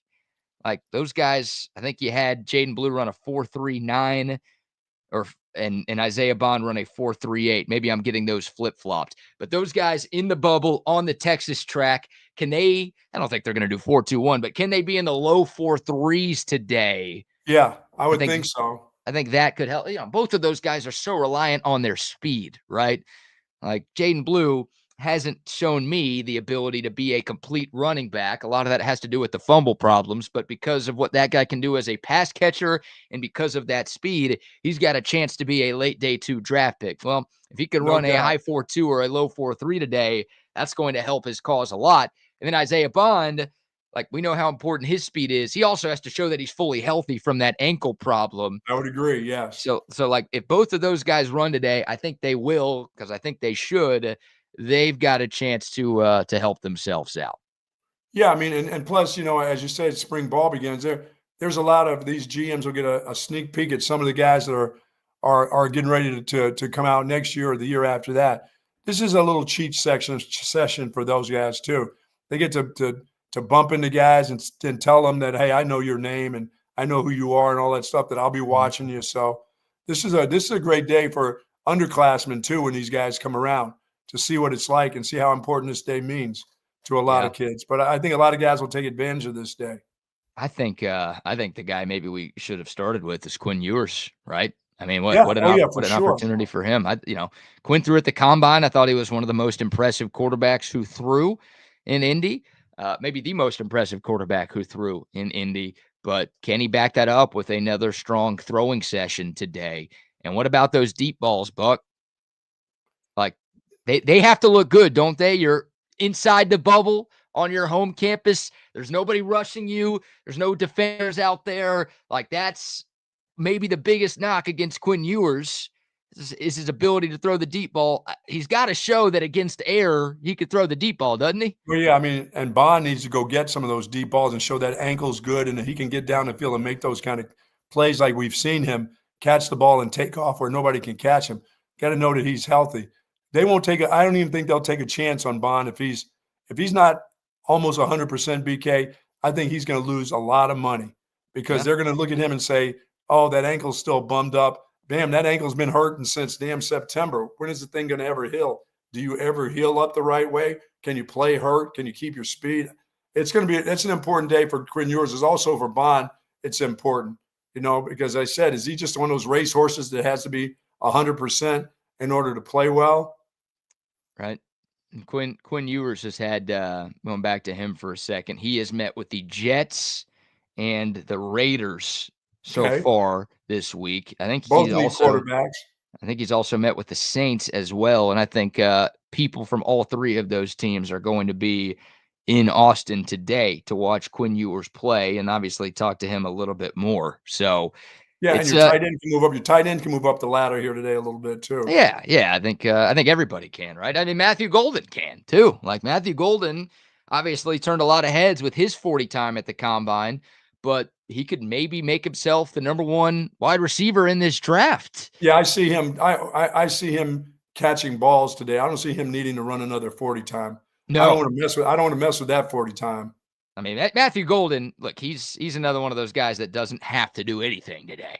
Right. Like I agree. I think him, Kelvin Banks, Jahdae Barron are first round locks. So if those guys are just like, hey, we'll I'll wear a polo and khakis today and we'll talk to these teams and that's all we're going to do, then that's probably enough because those guys have done more than enough. Yeah, I see Matthew Golden makes just catching the ball from Quinn Ewers a little bit. Yeah, if he wants to go out there and run some routes and catch some passes, then I don't think that's going to hurt him because he's really good at going out there. Catch is not going to hurt him today. No, he's really good at going out there and running routes and catching passes. So, yeah, I'm excited to see Quinn Ewers, man, because that's a guy. One last thing on him, and then we'll get to some of the other defensive players. Like, we've talked about it on this show. I couldn't tell you the last time I've seen a Texas prospect have such a wide range of mock drafts as Quinn Ewers. We've seen him going in the 2nd round. We've seen him going in the 6th round. So this is sort of his last. Obviously, he's going to have those top 30 visits with teams, but this is the last thing that we, the general public, will see. And this is the last on-field thing that Quinn Ewers is going to do before the NFL draft, which is now less than a month away. Like, this is it for him. This is a chance to be closer to 2nd or 3rd round instead of 5th or 6th round, like some people think. Boy, we really needed him to have had a great year, BK, in a year that teams need quarterbacks desperately in the NFL right now. They need quarterbacks and backup quarterbacks. This is, like you said, this is his last one. This is his last showcase right here coming up. Hopefully that oblique is fully healthy. Remember, Quinn said he was playing with something that was partially torn this past season, which maybe explains some of the inconsistencies we saw from him at times in 2024. But yeah, defensively, you brought up Barron Sorrell. Any, Vernon Broughton will be there today. Andrew Makuba, Alfred Collins, Jade Barron. You've got some of the guys who weren't in Indy, like David Benda and Gavin Holmes. Anybody? Yeah, I think Benda will have to do a little bit of everything today. He's one of those guys, you got to show me everything. I don't think Jade has to do anything but do a lot of talking. He's not, just do some those guys will do drills. Makuba will do some drills. They don't have to do very much. They've done enough stuff. You don't have to see them. They don't need to run 40 times anymore. That's over with. But the big guy needs to do everything. If they ask him to do 40s, lift weights, he has to do it all. The big guy? The linebacker. Yeah, he has to do it all. Okay, I was like, big guy, you talking about Norton or Lole? Because I think those guys also have to do it. Well, those guys that didn't have invites to a lot of different things have to do everything. I mean, this is their last shot to do it. So, and generally they're better at home. This is, like I said, this will impress people today. It should. That's the hope. Yeah, you could hurt yourself with a bad day. Yes. But David Benda, Jermaine Lole, Gavin Holmes, Bill Norton, and Maurice Blackwell. I think those are the 5 defenders that did not get invited to the combine that will be a part of.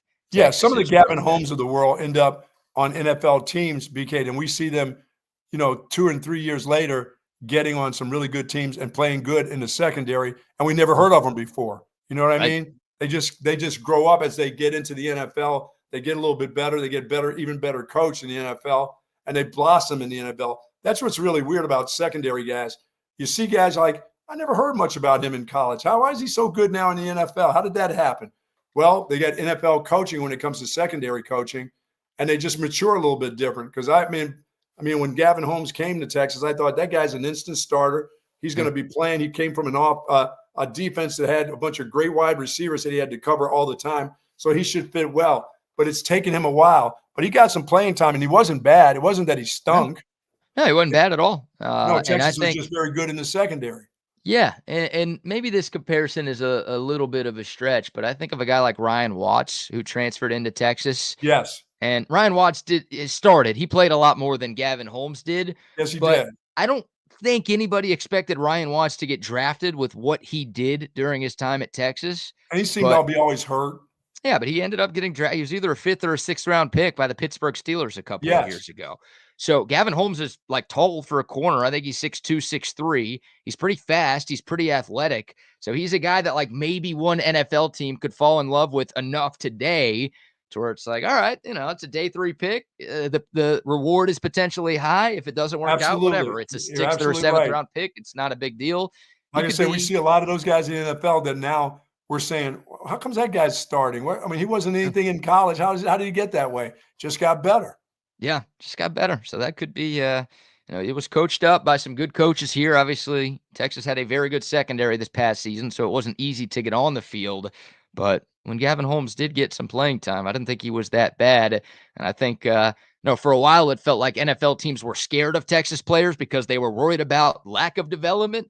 Now I think Texas is going to get the benefit of the doubt when it comes to some of these borderline players because, well, we've seen what Texas has done on Saturdays, and we're seeing what these guys are doing on Sundays in the league too. It's not just the studs of the first and second round pick. It's the guys later on that make up, the majority of your football team in the NFL.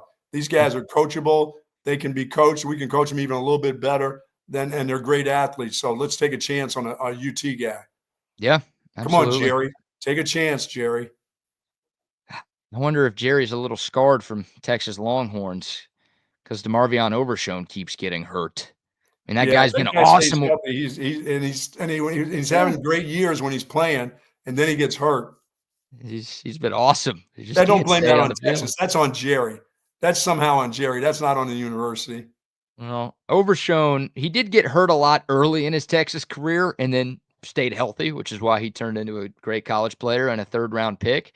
Hopefully that's what happens to him with the Cowboys, to where early on he gets banged up a couple of times and you're like, oh my God, are we ever going to see this guy? And then boom, he ends up playing a lot and having a great career. It's wishful thinking though. Hopefully Agent Zero can get back on track because he looks to be the part for sure. Oh, when he's healthy, boy, can he run? Can he find spots? Yeah, he can. He can. He's a modern-day NFL linebacker who can go sideline to sideline, but also lower the boom on somebody. And he can be as good as the guy from Philadelphia, the guy who was the special teams guru that all of a sudden became, all pro, just signed a big contract. Zach he Bond, can be that kind of player. Yeah. Oh, yeah. Yeah, I think so too. I mean, I think Overshown's a better athlete than It Zach probably Bond. is. You're right. I don't know if he's got the instincts that Zach Bond has, but it looked like Overshown was on track to have a Pro Bowl caliber season until that knee gave out on him again. Somebody says Jody Cook is going to prison. Oh, he's out of the jail and now they've moved him. They moved him to the big time. I did not see that. Is that breaking news this morning? It could be. That's disappointing. It's been a rough few months for Jonte Cook, hadn't it?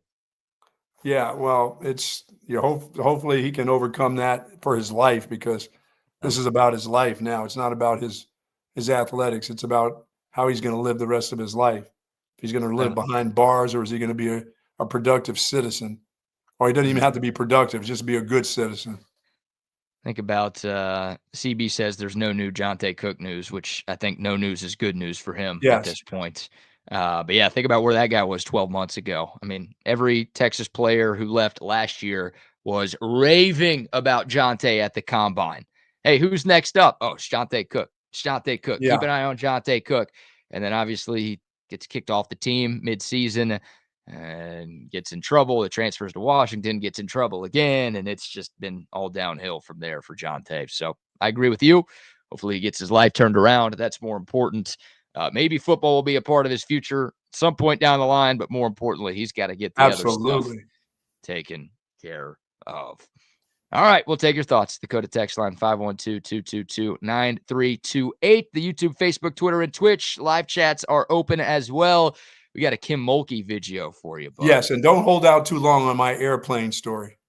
Okay, we got both of those stories coming up. We'll also talk a little Texas women's hoops as the Longhorns punched their ticket to another Sweet 16 with a nice win over your Illinois Fighting Illini yesterday. Illini had no chance yesterday, BK. No, they didn't. Texas's defense was relentless at the Mood, and the Longhorns put the finishing touches on a perfect home season with that win yesterday. But before we get to any of that, how about another quick round of sponsor love? Say hello to our good friends Jay and the gang over at St. Patrick. They've got that incredible selection of Texas Longhorn apparel, collectibles, accessories, and they've got tons of Texas-themed gifts there and a wide variety of men's and women's clothing. And they've got shirts and skirts. It's not just the shirts they have over. The ladies, they've got all kinds of women's apparel there for you. They offer free shipping on online orders over $49, free curbside pickup, of course, and plenty of parking space at 5222 Burnett Road. Jelly cats galore for the Easter, the lentil season awaits you over at St. Patrick's. I bet you they've had at least 2 or 3 shipments since we did our show over there last week. I guarantee you they've been loading up on the jelly cats. I can't afford that bear. Sorry about that.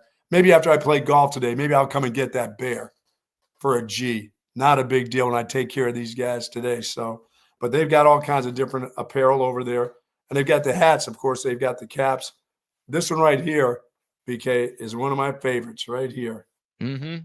Special baseball cap that they have over at Sue Patrick's. Once again, 5222 Burner Road, or go to SuePatrick.com for more information. Yes, indeed. And a shout out to our friends at McCall Custom Homes as well. If you are looking to upgrade your home, maybe a new kitchen, maybe a new bathroom, maybe some new life to your outdoor space, maybe you've got a growing family and you have to add a second story to your current home, our friends at McCall Custom Homes can do any or all of those things for you because they've been doing that in Central Texas for 4 decades. That's right. It's a father-son duo that started in Austin, and they've stayed in Austin. They've got a ton of experience, so they know what it takes to turn your Central Texas home into something truly, truly special. Don't just take my word for it. Look at their 5-star reviews, and you can head over to their website, McCallCustomHomesATX.com, and look at the gallery of projects they've done over the last 40 years. Get some ideas for your place, and on top of everything, they're going to come out and give you a free estimate, so no risk. Have them out there. If you've got some ideas for your place, and if you want to hear some of their ideas for your place, have them out to your home with that free estimate, and get things rolling with McCall Custom Homes. Again, McCallCustomHomesATX.com is the website, or you can call or text our buddy Mike, 512-633-9580. It's McCall Custom Homes. We build value into your home. Jay Williams says they've got the Jellycat diamond ring, BK. That maybe work for you right there. Because, I got the Jellycat roses where my wife could throw it across the room and it won't harm anything, won't screw up the floor, or no water involved, but I can still get hit in the head with a dozen roses. Got that. Now they got the Jellycat diamond ring, so if your girl gets pissed at you, she can fling that bad boy across the hall, across the room, and hit you with it. So, hey, there's your tip for guys today. Don't get a real diamond ring; those are very expensive. Just go get you a Jellycat diamond ring, and that should be enough. That should be just plenty right there. You keep it right there, knock it on the ground when you get mad.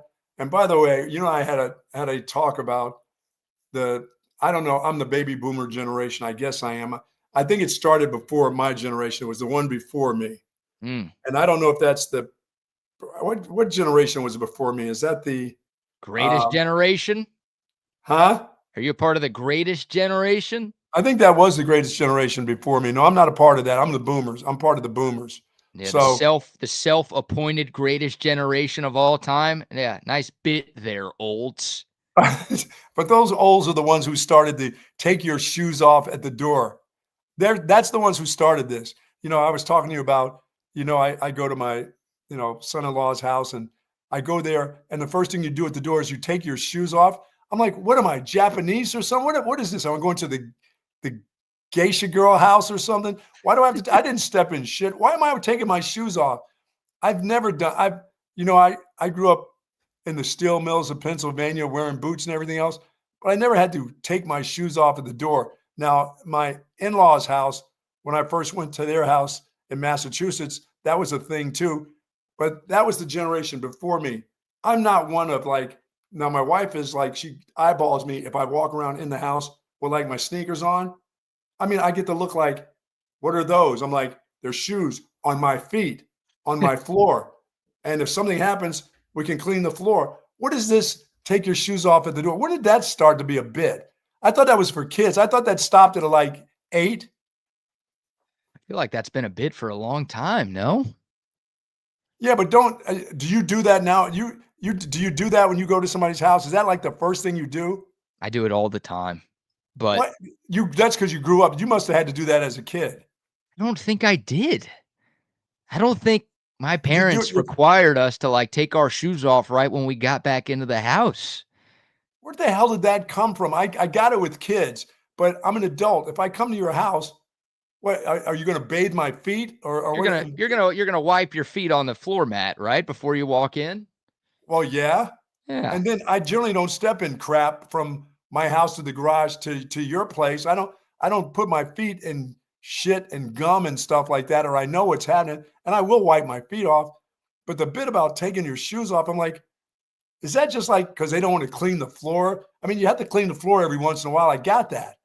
But it seems to be a bit with this, and I don't know where, I know it never started, I never had that bit. Yeah, I don't You know if know? that's like a Southern hospitality deal or if that's just a case-by-case basis where some people require it and some people don't. Maybe for most, it's like, however you were raised, right? If you had to do it as a kid, it just translated to your adult life. I don't know. Like, man, I do it at my friends' houses who don't ever clean their place. It's like I'll be wearing socks. Yeah. I'm not raw dogging it. I'm not a flip-flops guy. A grown man, unless you're on the beach, don't be a flip-flops guy, all right? Wear shoes, please. Wear real Thank shoes. you. No one wants to smell or look at your nasty ass feet. Thank So, you. so like when I take the shoes off, I always have socks on, but like I'll leave the place. I'll look at the bottom of my sock and it's like black from just how much dirt and grime is on the floor. Cause my friends aren't the ones who don't have kids. They're not cleaning the place that often. So Yeah, I it's mean, like, I guess I get it because my son-in-law, they had a 4-year-old. I go to my daughter. She's got 3 little rugrats. She never says to me or looks at me, and I don't see any shoes lined up. But I've seen that bit before. People do that bit. But if you come to my house, I'm not going to ask you if you're coming to have a gathering in my house. I'm not going to look at you at the door and say, "What about those?" I don't get that. I don't get it. I don't I know. didn't do it at my house. I'm the oldest of 8.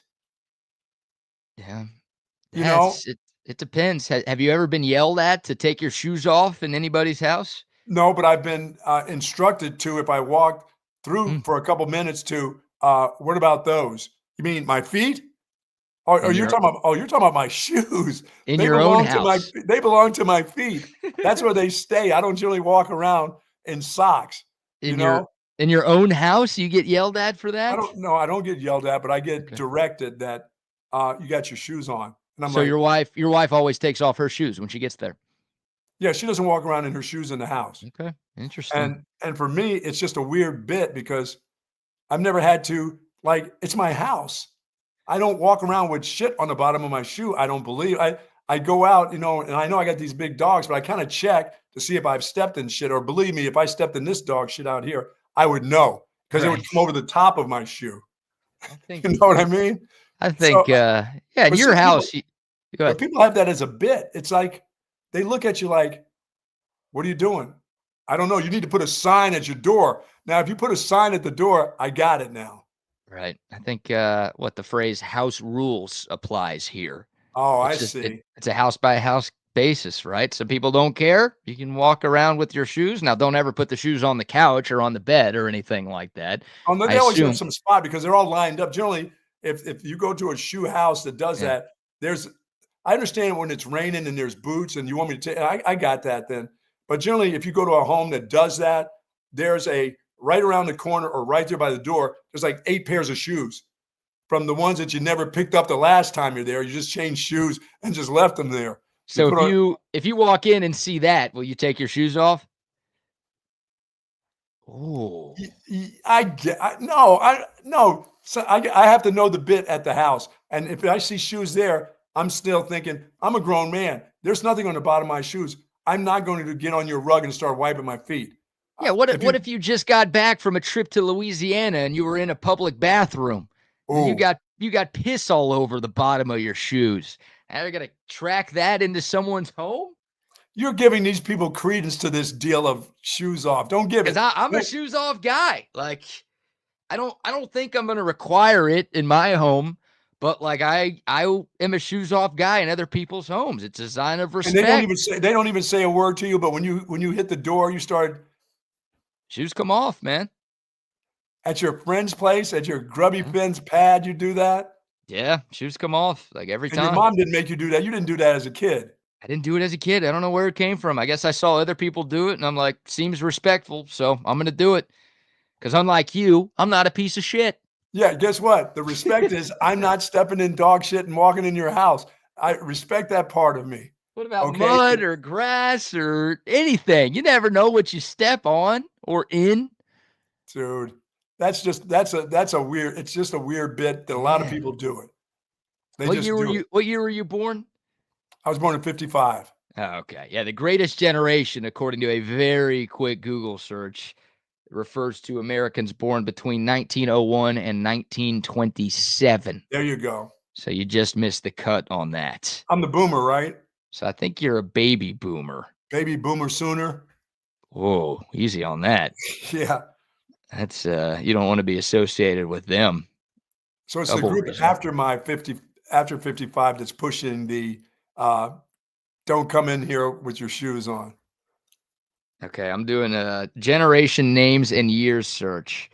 So yeah, you had the greatest generation from 1901 to 1927. Okay. You had the silent generation from 1928 to 1945. The silent generation. That's okay. Don't ever talk. I better not hear any of you old saying anything. Keep silent. Just be silent. Then you had the baby boomers from Yeah. 46 to 64. Then Generation X from 65 to 80. And you've got the millennials from 81 to 96. I'm a part of that bit.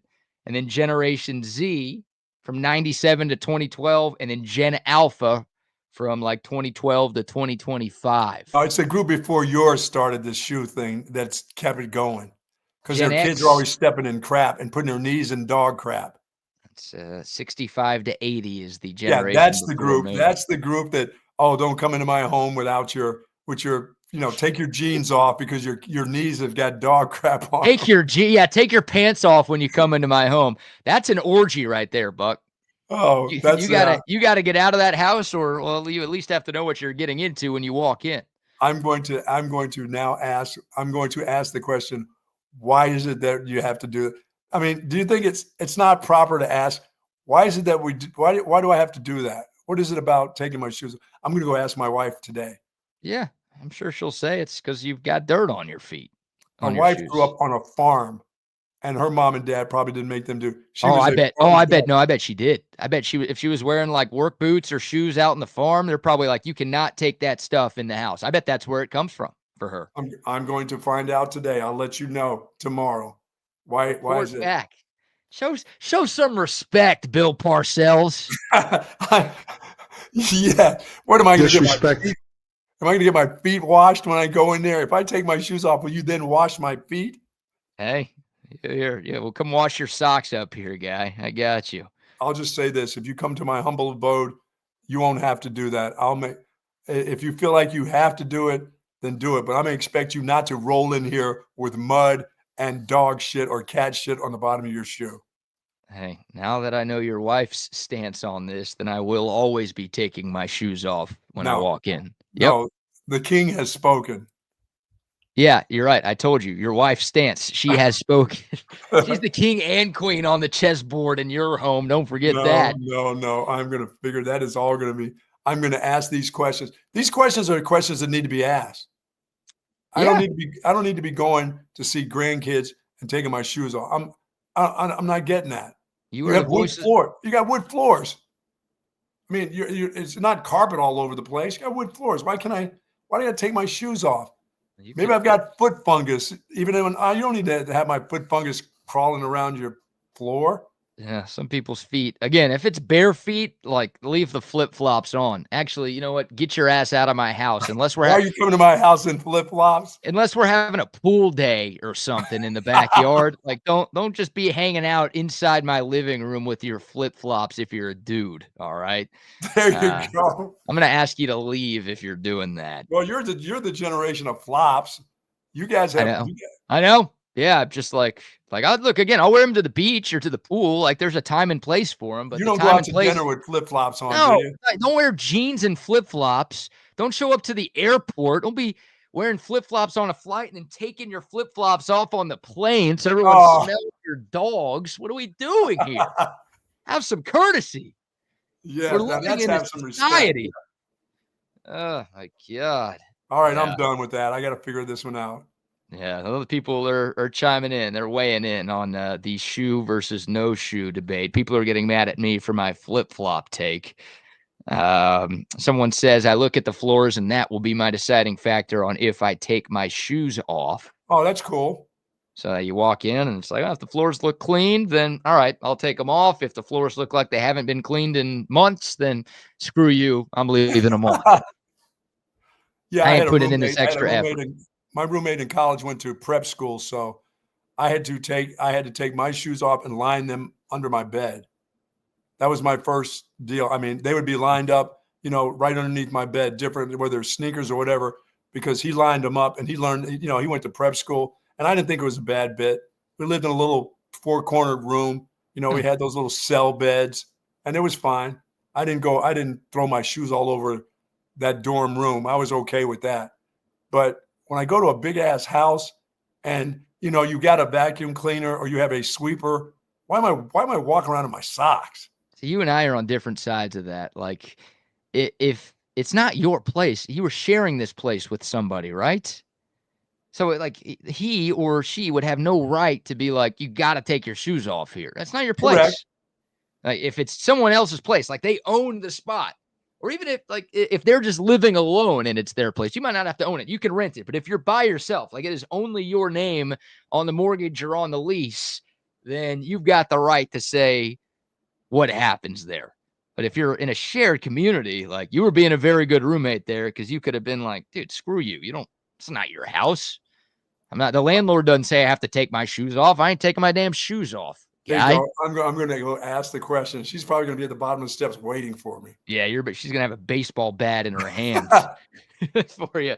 All right, let's talk a little Texas women's basketball. There you go. What a game yesterday. Oh, man. Yeah, congrats to Vic Schaefer and the Longhorns taking care of business against the 8th seed Illinois. 65-48, the final score. The Longhorns showing no signs of wear and tear from that very quick turnaround. Of course, they played late on Saturday night, and then they played at 1 o'clock yesterday, so really only a day of prep for this matchup against a solid Illinois team, but Texas gets the win.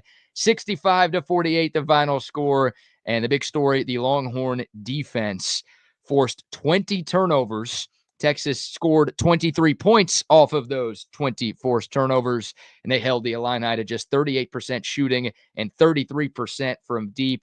It was a defensive masterpiece from Vic Schaefer. Boy, that team looked like they were afraid to bring the ball up the court. They couldn't ball handle. They get trapped, and that was it.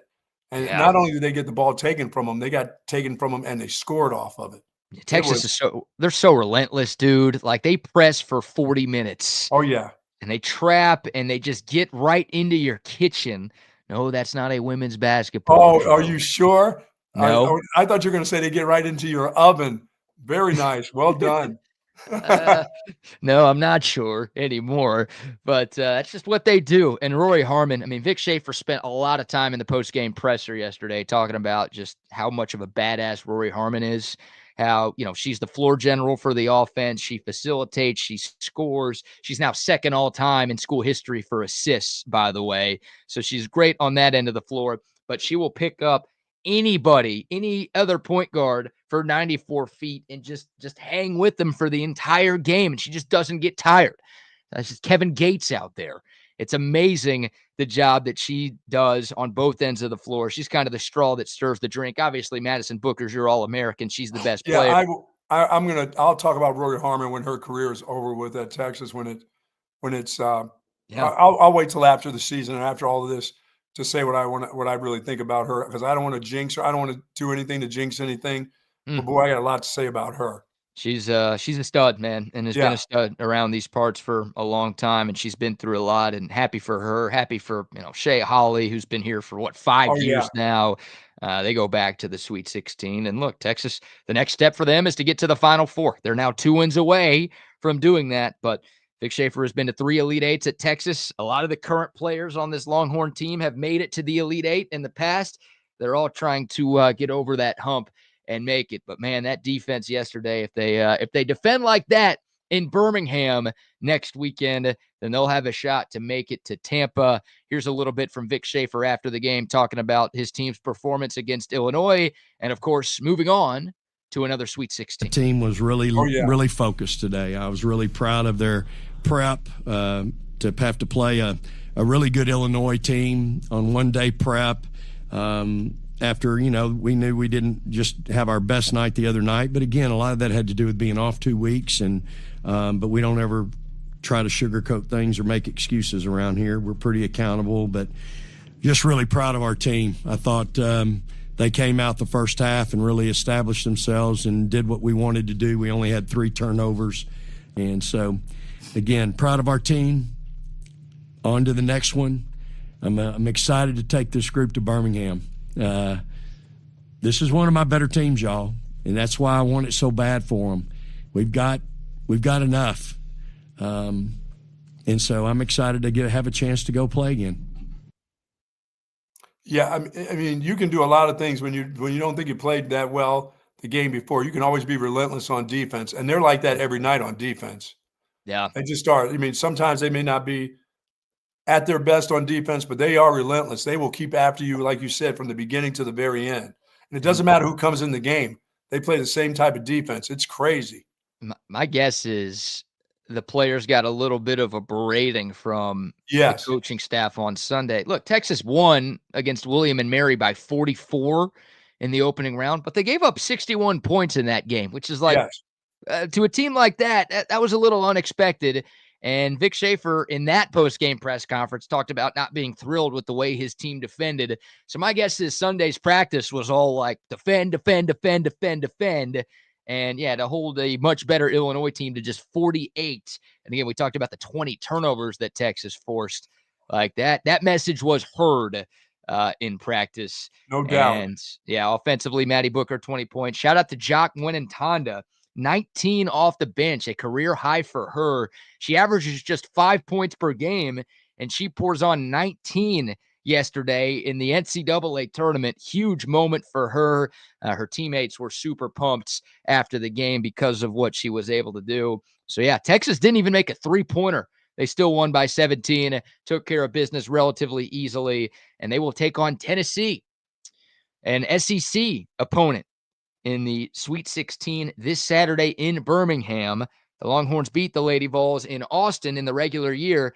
Birmingham's only about 4 hours away from Knoxville. So this will be not a true road game by any stretch, but this will feel a lot more like a road game than what Texas just played in here at the Moody Center. It'll be a tough test, but hopefully the Longhorns can get it done and move on to the Elite Eight, which will be next Monday. Awesome. By the way, Elite. And now, go ahead. And this, like I said, there's still some really great teams still playing right now, including Carolina and South Carolina. I mean, Notre Dame. This is going to be a great matchup from this point on. Yeah. This Elite Eight is going to be special, isn't it? Yeah, I think the Sweet 16, you got some legitimate contenders. Sad news last night.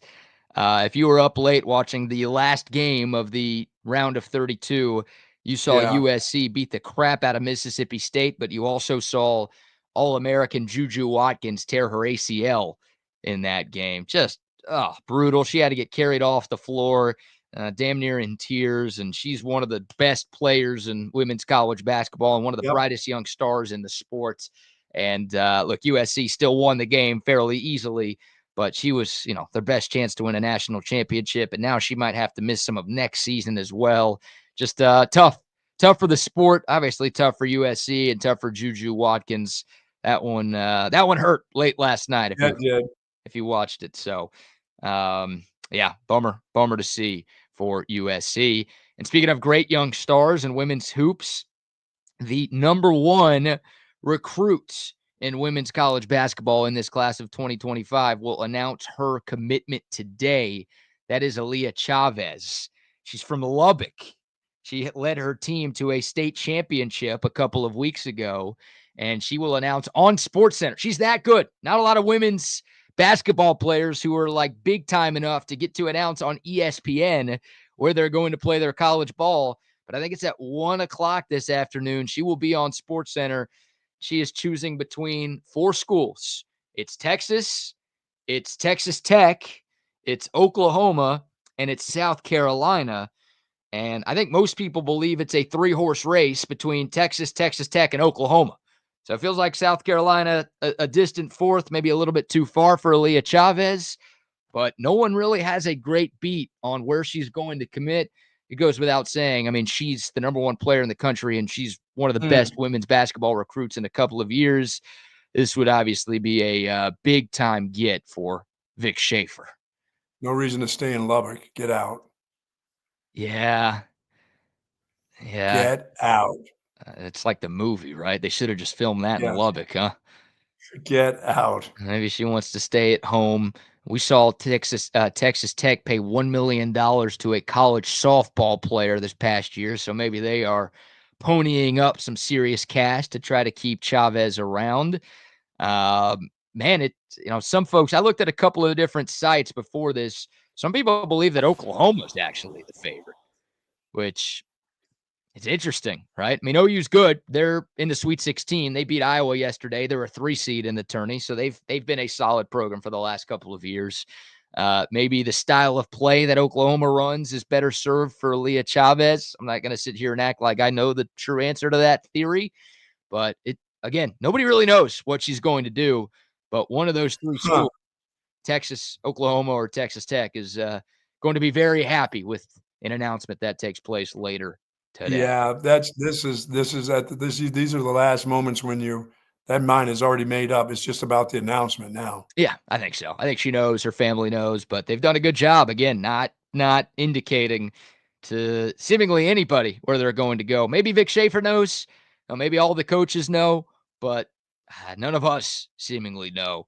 So tip the cap to her for, in this era of social media, being able to keep that secret very close. All right. Spring football starts today.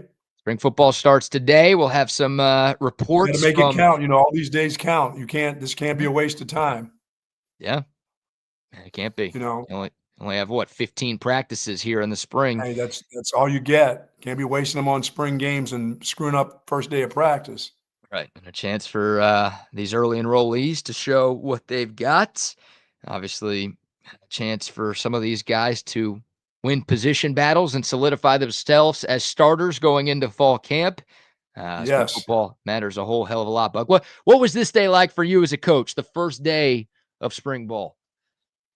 It was like, oh, shit, we got to do this. And then May comes, and I got to go recruit for the whole month of May. Really, who invented spring ball?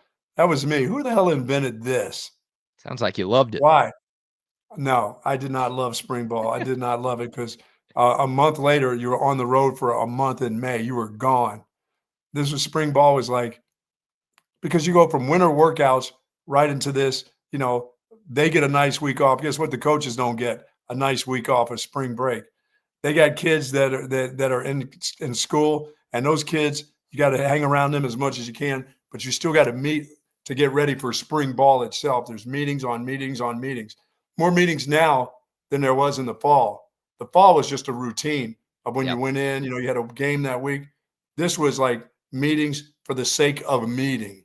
That was John Makovich's theme. Let's have a meeting just for the sake of, let's say we met. And I'm like, shit, not another one. For what? We just met on that. Let's have a meeting to talk about what our next meeting is going to be about. No, I worked for a dude for 9 years that was his thing. And he would know that 15 minutes into the meeting, I was up. I'll be right back. Where you going? I got to go. I couldn't do it. And at Boston College with Tom Coughlin, that guy wanted to meet so much. It was me with my ADD running really high. When I sat there and guys talking, I'd be like this. I wouldn't be falling asleep. But in 15 minutes, I was going to get up to go to the can for about another 15 minutes. It was just meetings. I'm not a meeting guy. And I'm not a meeting guy for the sake to say, hey, we met. Hey, remember we met? Oh, okay, good.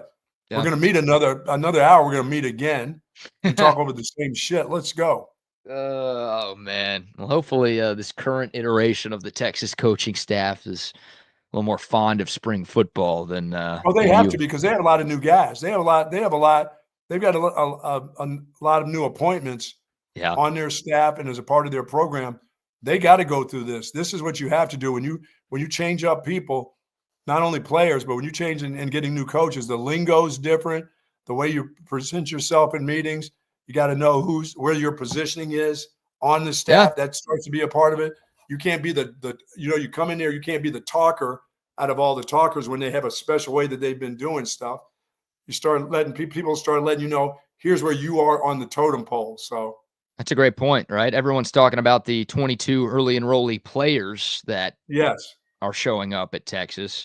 But, yeah, you've got a few new coaches, right? Chad Scott with the running backs, and Dwayne Akina's back, and Mark Orfe's back, and Alan Clark. And, A couple of other, lesser assistants in terms of title, not in terms of people. We love y'all. Right. But yeah, I mean, you got to break in some new coaches this time around, which is a little bit different than what you've had to do. And the language is different. The language, that Coach Aquina used at Arizona is different than what Sark's group is used to.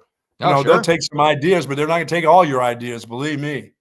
No, this was one of the you best. You can start calling this that. You can call this defense that, and eventually somebody's going to whisper in your ear, "That's not the way we do it here." Yeah, PK is going to be that. No, Bucky, we don't do bull in the ring. We don't do that. I mean, things like that get whispered in your ear. I mean, it's kind of humbling, but you think you've done it so many, a different way for years, and you come to a new place, and they'll take some of your ideas, but they ain't taking all of them. No, makes sense. That makes sense.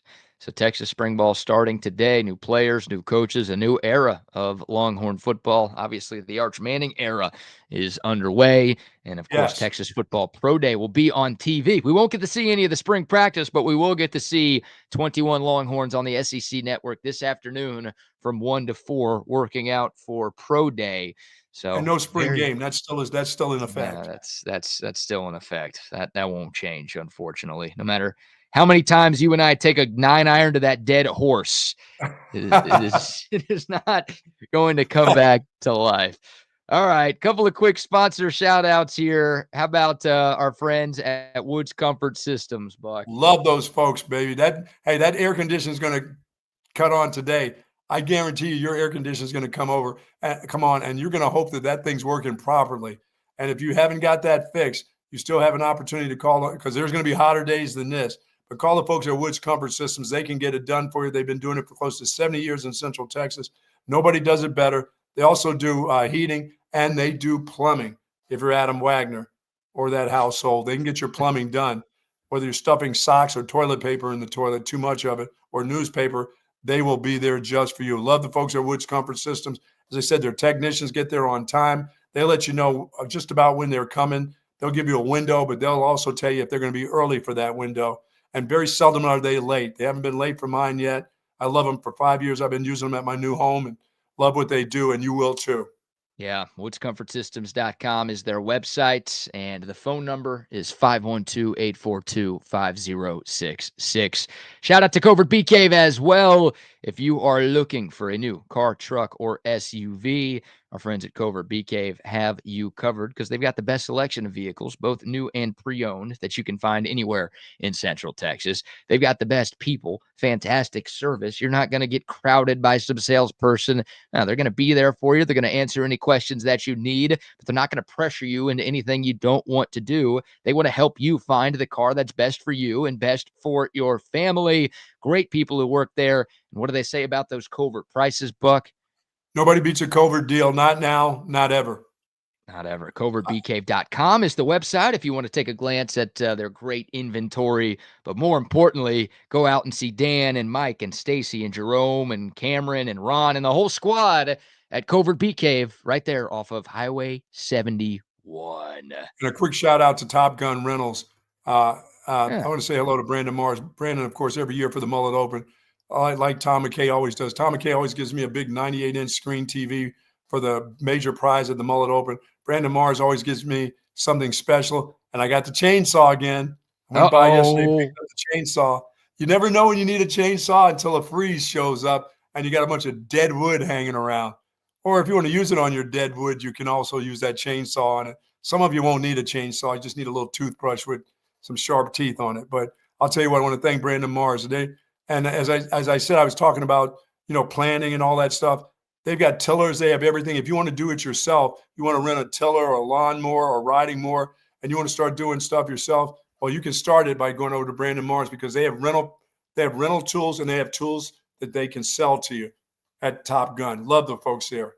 Yeah, they are pre- and post-game sponsors for Texas Sports Unfiltered during the football season. Love Brandon, love Alicia, love the whole team at Top Gun. Great people as well. All right, I promised you a Kim Mulkey video, Buck. No, we can do it tomorrow. We can't do it tomorrow. It's that good. I think we have to do it today because Ronnie, a.k.a. Rodney, is about to join us with Chaos Theory with Wags. He sent this video. He was watching the LSU Tigers, of course, coached by Kim Mulkey, play in the NCAA women's tournament yesterday. I just don't want to get excited before I go play golf. I don't want to get, if she's dancing or moving, I don't want to get too excited before. Well, you might need to change your pants then. Because no. She's dancing, she's moving, and she's grooving in this one. No. Unfortunately, because this was on ESPN, we can't like play the audio to have exactly what's going on. But I guess the LSU women's team, and maybe we'll bring on Ronnie and Wags right now. Maybe Double R can help explain what's happening here. But this was shown. The LSU women's basketball team is a part of their warm-ups getting ready for yesterday's game against Florida State in the tournament. Oh, no. This is part of what they had going on here. Whoa, the line dancing for Coach Bucky in the LSU women's team. Yeah, she's got the same ready. Look at those moves. Look at Deb, a little spin, couple of kicks. Bringing around town, baby. Yeah, she's bringing that back door around. There it is. Those hips don't lie, let me tell you. Yeah, she's got the same movement I have, kind of stiff. Oh, come on. She's moving and grooving here. She's loose with it. All over it right there, man. She looks like that. She looks like that deal you stick out there. Hey, pay taxes here. Uncle Sam will take care of that thing that's moving around. Rent here. Rent from me. What, the inflatable tube, Oh, yeah. man? The Gumby, the little Gumby looking thing, right? At the car dealership? You think it's that that bad? thing I want to blow. Every time I see one of those, I want to go rip it apart. You would like to rip Kim Mulkey apart, if you know what I'm saying. Oh, my goodness. Yeah, Rodney, She looks like a little doll out there. Rodney, since you sent us this, do you have any sort of background on what this is? Yeah, they said, I mean, exactly what you were saying right there, dude, that they were doing their pregame warm up. And that's like, I don't know if that's the singer or whoever it is that song, belongs to. He was there. So they asked her to come out and she wasn't going to do it. And then she's like, oh, I'll go. I'm a clown. I'll come. Hey, I'm a clown. I'll come out there. I tell you what, she's moving pretty good right there. She's off beat. She's going the wrong way. Everybody else is going. She's probably never done that before. I mean, no. I don't know if she goes to, as one of my Hispanic friends used to say, I don't know if she goes to the club at night and dances or what she may do. But yeah, here we go. Oh, I got the wrong Mulkey video here. That's not the same one. Look at that. That's a leather. different Mulkey there. What about this one? Bang! Oh, damn. Look at that other lady. That's the true Mulkey there. Yeah, she's a little happier in this dance video as she was when she smacked that clipboard out of her assistant coach's hand a few weeks back. Yeah, look. I mean, she's got a pretty good idea what she's doing right there. Look at that, man. No, her mind wants to do it, but her body's denying her. That's what's going on. That happens to us a lot, Rodney. Our minds want to do it, but our bodies just say, no, you're not going to do that. I thought about that. Oh, this is just like the hustle we used to do back in the 70s and 80s. Yeah, there you go. The YMCA. Oh, smell my chest. Yeah. Mando. Hey, come on now. That shit works. That stuff All right, works. Rodney, I got to ask you this. Yeah. What is the generation of take your shoes off at the door? I heard who started that? I heard you guys talking about that, and that's a crazy subject for me because I don't wear shoes unless I'm out. And and Bradley, you're one of my best friends, but this flip-flop take, come on, dude.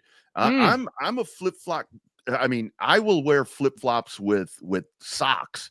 I mean, so much that like my wife, these are flip-flop socks that my wife. What the hell is that? It looks like a bunny rabbit. It's a flip-flop sock. I mean, you wear these.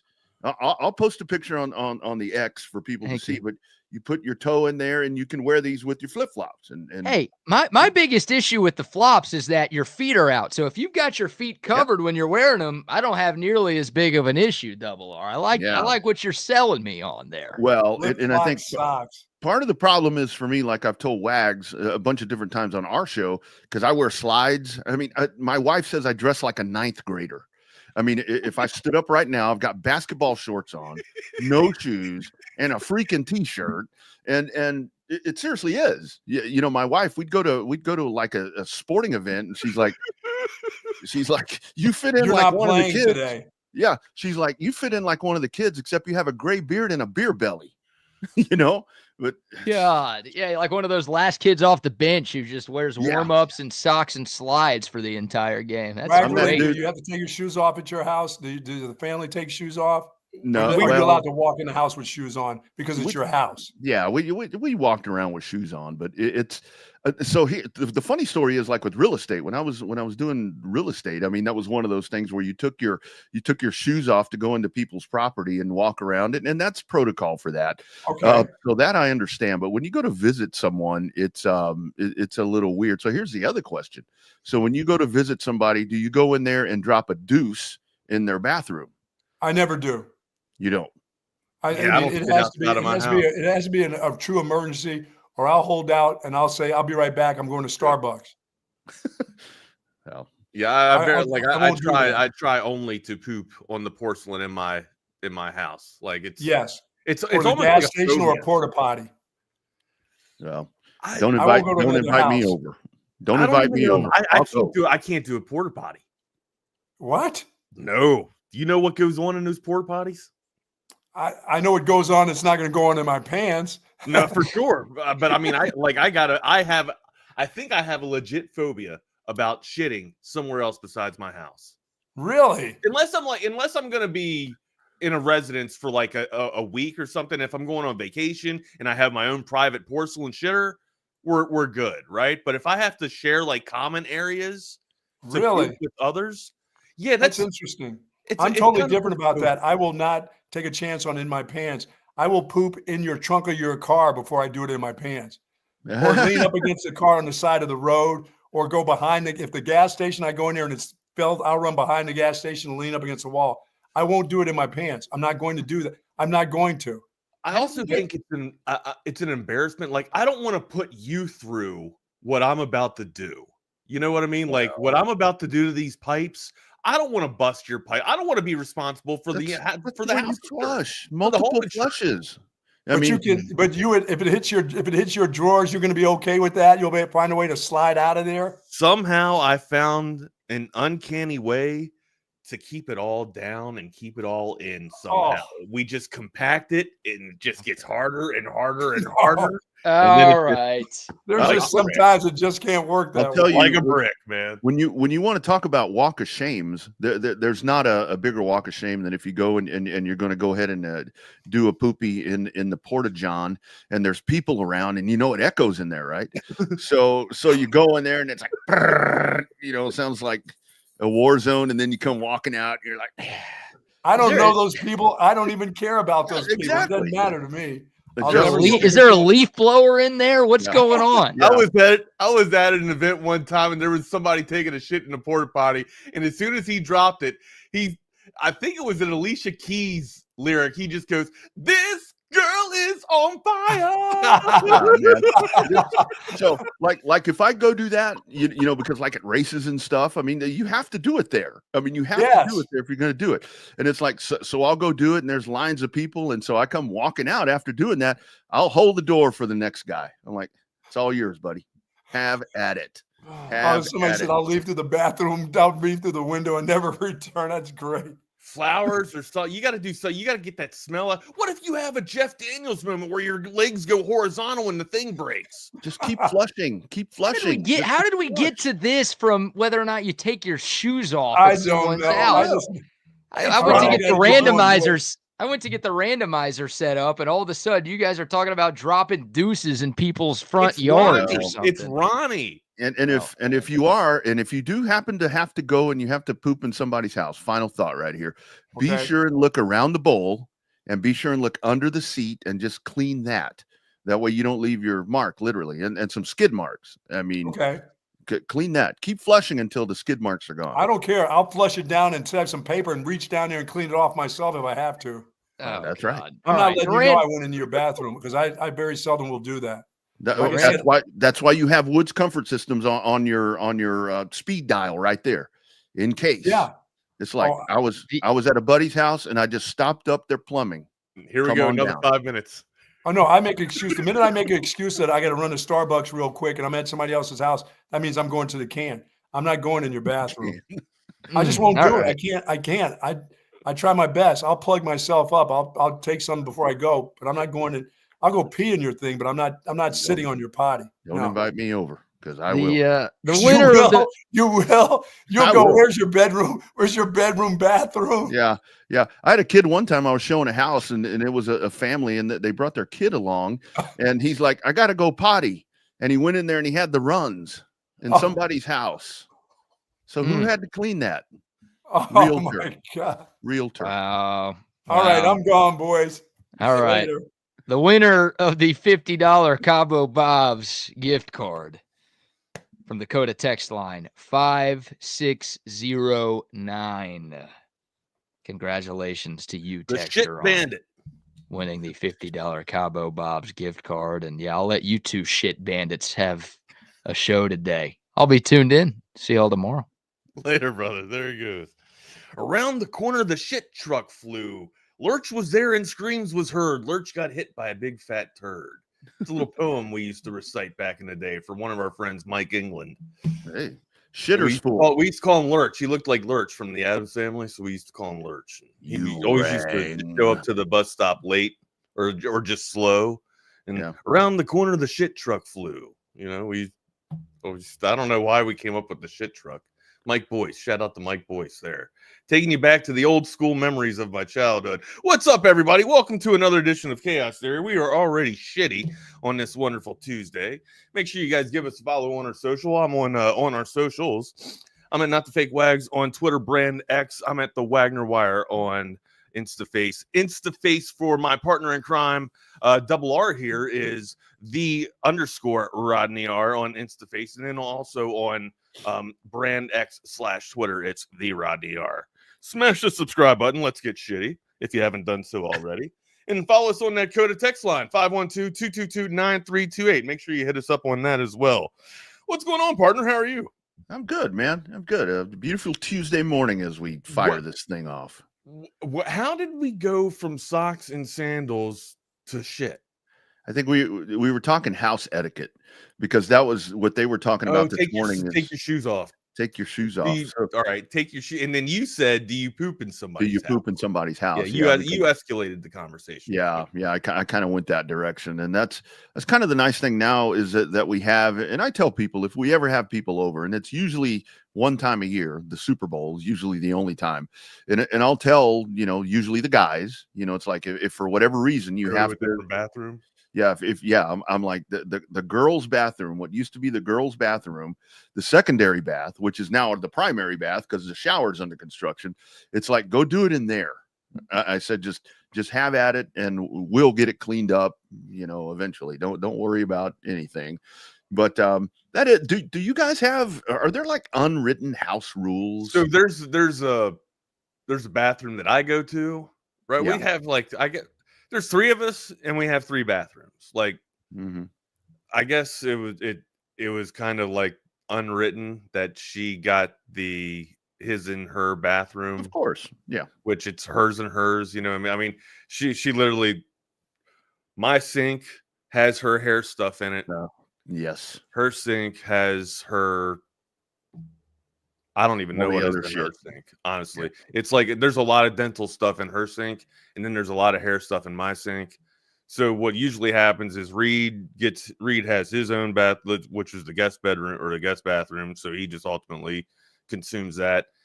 And I end up having to use the guest bathroom a lot. So ultimately, when we have company over, it's me that goes and cleans that thing, to pristine ways just to make sure that everybody because I'm gonna feel guilty. You know what I mean? Like I will feel guilty if there is something just a blemish on that toilet if you go to sit down. You know what I mean? Yeah. And also I don't want people to judge me based off my shitter. So, not that people are coming over to my house anyway. So yeah, it's so the bathroom that I would use that I've used forever, here is actually a little powder bath that I was talking about the other day that is now where the wife is getting ready. So we've got a little bit of 30-inch vanity that's trying to cover all her stuff and whatever. But that was always a bathroom that I would like whenever I had to go to the bathroom, when I had to take a dump. That's the one that I would go to because we had the master and then the girls. Vanity. A little bitty vanity top is all that we have in there right now. But it was where your wife would go to do her makeup and stuff, and you would bomb it, you would blow it up. No, that's actually now that's where she does her makeup, where I would do that. So I'm not doing it there now. I'm using the other. I got that confused. But that bathroom, Wags, is like you come right into my house and you walk right by that little powder bath thing. So I would go in there, and like if somebody was coming over, I'd go in there and blow that thing up. And you try to spray and do whatever. But like, did it have a window? No, there's no window, and the door stays cracked. I mean, we would have, at different times we'd have trades or people that were coming by to give quotes or something. I'd go in there and blow that thing up, and the poor guy walks by, and I'm like, oh man, I probably should have done a better job there and then concealing some of that smell. But it's it's weird. It's really so. Here's one time I really freaked out. We had some folks over, and we're sitting in the living room, and I look up at our ceiling fan, and like this. We had cleaned the house, we had cleaned the floors, we had shined up the cabinet or the counters, we did all these, cleaned the windows, we did everything. And we're sitting there, and these people are sitting here for about 3 hours, and I look up at our ceiling fan, it's just covered in dust. Just dust everywhere. And I'm like, boy, that's the ceiling fans usually they get unattended until mom or dad comes over or something like that. And I'll be completely honest with you. If it wouldn't be for my wife to be like, oh, remember, we got to get this, we got to get that spot, get that spot, or I'm pretty thorough about cleaning, but still she does a good itemized list of spots that you should definitely check. She says she leaves them for my son, but ultimately, let's be more realistic, she's also leaving them for the big guy here. So yeah, everything's just naturally done, right?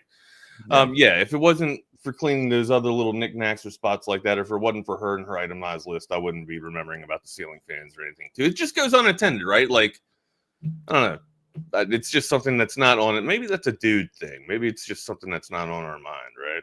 Well, and I can tell you as a girl dad, I'm more concerned about you with socks and sandals. That's where I do that all the time. You go to the local HEB over here, you'll see me like that all the time. Because I lived in Hawaii, that I'm just so cool with having slippers, or not slippers. We used to call them slippers in Hawaii. Flip-flops. You guys call them flip-flops. But no, here's the one thing too. Like if you're going to a sporting event or a public event, and you're going to be using like an open area urinal, you probably should not be using slides or you get the splash, something without your feet covered. I have done that. I have done that once, and I have felt splashes of other people's streams on my feet before, right? And that's just not a really good fucking feeling, right? Like that's just gross. So then you got to go find a place to wash your feet, right? It's absolutely disgusting. And also, like, you've seen videos of people sitting at a sports venue, and then all of a sudden just some random dude or a woman behind them just blowing chunks. Ugh. You know what I mean? Just like basically sitting there, just blowing chunks. Can't even get up out of their own mess. And it's just, I don't know, it's just something you don't want to be around. So BK has a very good point about that. Protect your feet, cover your feet. They're your wheels. He totally does have a great point there, because I think years ago I was at Del Diamond, and we go rolling in, and it's like I think at the baseball games it's like the 7th inning when they stop selling the booze, so everybody's making a run to get that last beer before you get out of there. And I go into the bathroom, and there's a dude, and that guy is tore up from the floor up, and he's over there sitting there trying to take a leak, and he just totally misses, and I feel that warm stream on my foot, and I'm like, are you freaking kidding me? Oh, like, the entire thing? He missed the entire thing? Just missed the entire thing. Just to the side. Right into my parking space. And it's like, that ain't chicken soup. It's warm, it's yellow, but that ain't chicken soup. And it's like, dude, what the hell are you guys doing out there? What is going on out there? In the words of Vince Lombardi, Grant just took a double-decker in the Walgreens of the downtown San Antonio. Isn't that where you shit in the back of isn't that where you take the top off and you shit in the top compartment? Man, we should have. Grant, no, Rodney, you have to answer this. Is that not what happens? Like, you pull the top part of the the toilet off and you poop in the top compartment and it just No. keeps filling up with poop? Yeah, I think he meant really do that. I think he meant an upper decker. I think is what he did there. I mean, I think he just like blew it out. I think he just. How many flushes, Grant? How many flushes did you have to do? Mr. Al, how many flushes does it take to get your shit down the tubes? Oh man, it's goodness, guys. Oh my goodness. That's a double decker. That is a double-decker. double decker. A double decker is when you shit in the top compartment. Or no, upper decker. My bad. So My bad. I don't know what a double decker is. Here's another question when it comes to shitting in public. What is a double decker? If crapping in the upper decker is when you keep flooding the toilet with poop water, what's a double decker? Yeah. Grant, you have to explain yourself. Type it in the chat so we all know, please. So you guys, if you have to take a poopy in public, do you hover? I do. Because I absolutely do. Hover. So usually there's hooks on the back of the door. Two flushes. Well done. Flushes, double. All right, a double. Gotcha. Okay, that's a Well double done. flush. All right, so usually there's a hook or a handle on the back of the door. Yeah. And I mean, I hold on to those things, and I mean, I lean back. If the door breaks, oh well, buddy. Oh, well, I'm serious. Oh well, I'm not sitting on a seat. I'm not. And I even just in case something happens, I put layers of toilet paper down. When people say, "Why does it take you so long to poop in public or to poop in general?" It's prep time, baby. It's prep. We got to find a good landing spot. Oh man, I ain't got got no time for you that. want, buddy. You sit there and laugh, but you laugh just holding on for dear life. I ain't got no time for that, man. I just go rolling up in there and I'll take a look, whether it's a porta-john or a public bathroom or whatever, and just make sure there's no piss on the seat. Guys, wipe that.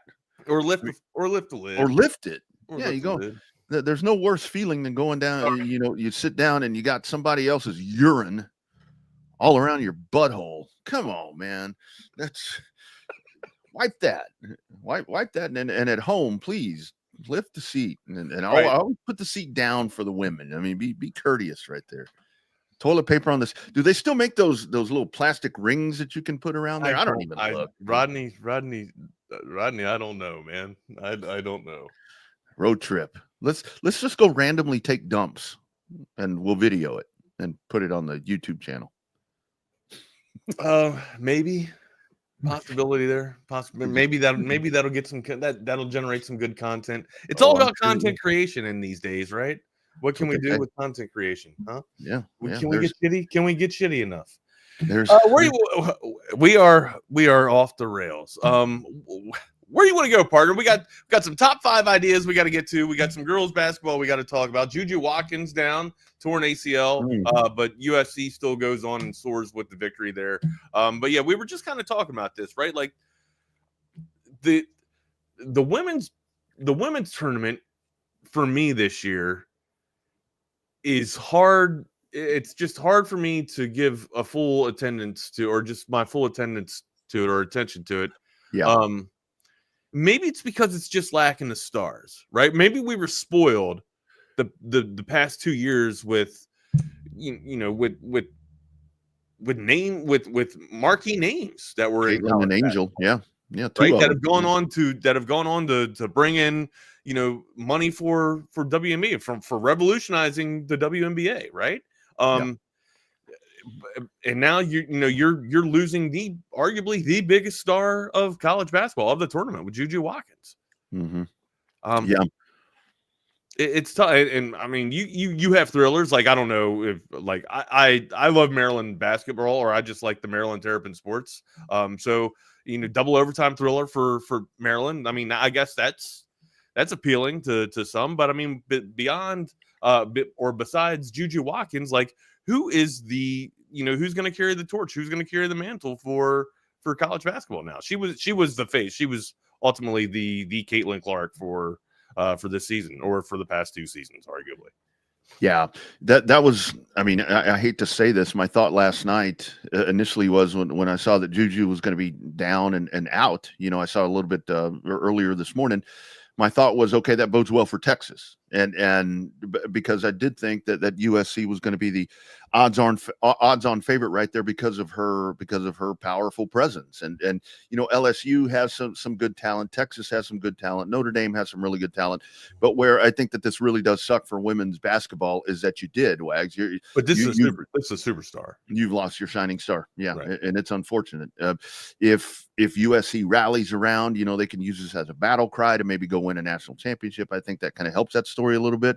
But you're going to lose some of the popularity, and it is. It's a really nice table that was set there by Caitlin Clark and Angel Reese and those ladies that have brought. I mean, I love the fact that it's a very relevant tournament. It's a very chalky tournament. There's still a lot of, I think mine is 97%, my bracket that I tried to fill out. But really? It's yeah. Jeez, yeah. That's pretty damn good. Yeah, well, I'm glad that the women's one is, because the men is horse shit. But it is. I think it's a tough loss for the industry, because you lost the one thing that was going to carry you, where people were going to tune in to watch Juju Watkins play. And now with her being out, but I think if you're Texas, it's like, okay, that I like Texas's chances a little bit better right now in an unfortunate circumstance. Yeah.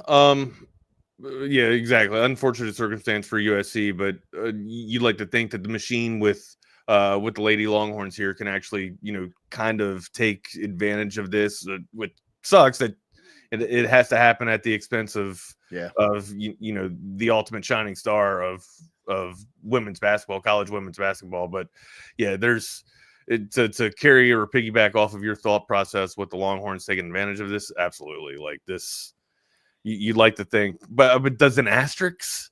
Does it? All right, say the Longhorns were to win, because things happen like this all the time, right? Mm-hmm. But if you lose the number one basketball star in women's hoops right now, does an asterisk go on that victory for the Longhorns? Say if they hypothetically were to win the national championship, they won, but USC didn't have Juju. Yeah. Or they won, but USC lost Juju right before they were starting to play. They went to play each other, right? This could kind of be like remember what was that 2 years ago in college football when Florida State if they even play each other. Yeah. Remember when Florida State when the quarterback went down, and they missed the playoffs. So what was his name? The quarterback, I can't remember the guy's name. Jordan Travis. Yeah, Jordan Travis. Yeah, when Travis goes down, and it's like, well, it's an unbelievable season, but they missed the playoffs because that dude wasn't playing. Right. And if Jordan, I mean, I don't even know if Jordan Travis, if he plays that year, who'd they get dropped by? I mean, they got rolled. I think it was Louisville. Rolled. Yeah. You remember nobody Louisville, right? Nobody played, remember? They got beat like 60-0 or 63-6 or something like that. No, they didn't play. It was not Louisville that they played. Who the hell did they play? No, Georgia? Was it Georgia? It was Georgia. Georgia missed. Right. Georgia missed the playoff. Yeah, because it was like, was Georgia pissed off or was Florida State not giving a shit? It's like a combination of both, I think, is what you had. But it could be a situation like that. But I don't give it an asterisk at all, because I mean that's part of the deal. I mean that's part of the deal right there. But it is unfortunate that you're not going to have her at full bore to go into the Sweet 16 and into the the Grade 8 and the Final Four, because I think it would be a great draw for her. But I think the thing about it is, and I think she's probably even going to miss some time next year. It's that severe. I'm trying to find the extent of the injury right now to see what I just see the torn ACL. I don't know for how long she's going to miss the rest of this season. I don't know how long it's going to carry over in the next season, though. Yeah. Another scenario, I think a great call there by Jason. I mean, probably the Colt thing, the Colt McCoy game, where it's like Texas would have won that game if Colt would have played. And do we know that? I don't know. But odds are that they would have. But, we don't know. We don't know. And it doesn't matter. I mean, unfortunately, it doesn't matter. I mean, Alabama was the national champion that year. And that's what it all comes down to. But I think, if anything, on the positive side for the women's bracket, for the women's tournament, is that you take that predominant all-world athlete out. It's going to kind of level it a little bit. So I think there's good basketball to come. And like I said, I think Texas chances are extremely heightened, especially with the defense that we saw yesterday from Vic Schaefer's bunch. Man, that was just absolutely swarming. Wags, I watched 3 games yesterday in that tournament. What'd you get into? That's a big day for you. I watched. I was sitting. That is a full day. That's a full plate for you. It was. I had to do administrative stuff for some other deals, and I sat here. I watched the Texas game. Then I sat and watched Oklahoma. Then I watched Kim Mulkey and Florida State. So it was like an all day of basketball. It was an all day of basketball, and I enjoyed it, dude. I'm starting to come off my Kim Mulkey take. The more videos I see of Grandma or Aunt Kim, I'm starting to come off my Kim Mulkey take about how smoking hot she is. You don't like her? Maybe it's the leather skin. That's a big possibility. No, she's that's my girl. What are you talking about? Or I guess it's mine and Buck's girl. I guess I don't know, man. So you kind of opened the door to something that I was going to try to avoid because I know you're. What do we stop? If you're gonna try to avoid it, let's just avoid it. Let's not go down that road, man. So you didn't watch any women's Rodney? Okay. You didn't watch women's college basketball yesterday? I did not. I did not watch women's college basketball last night.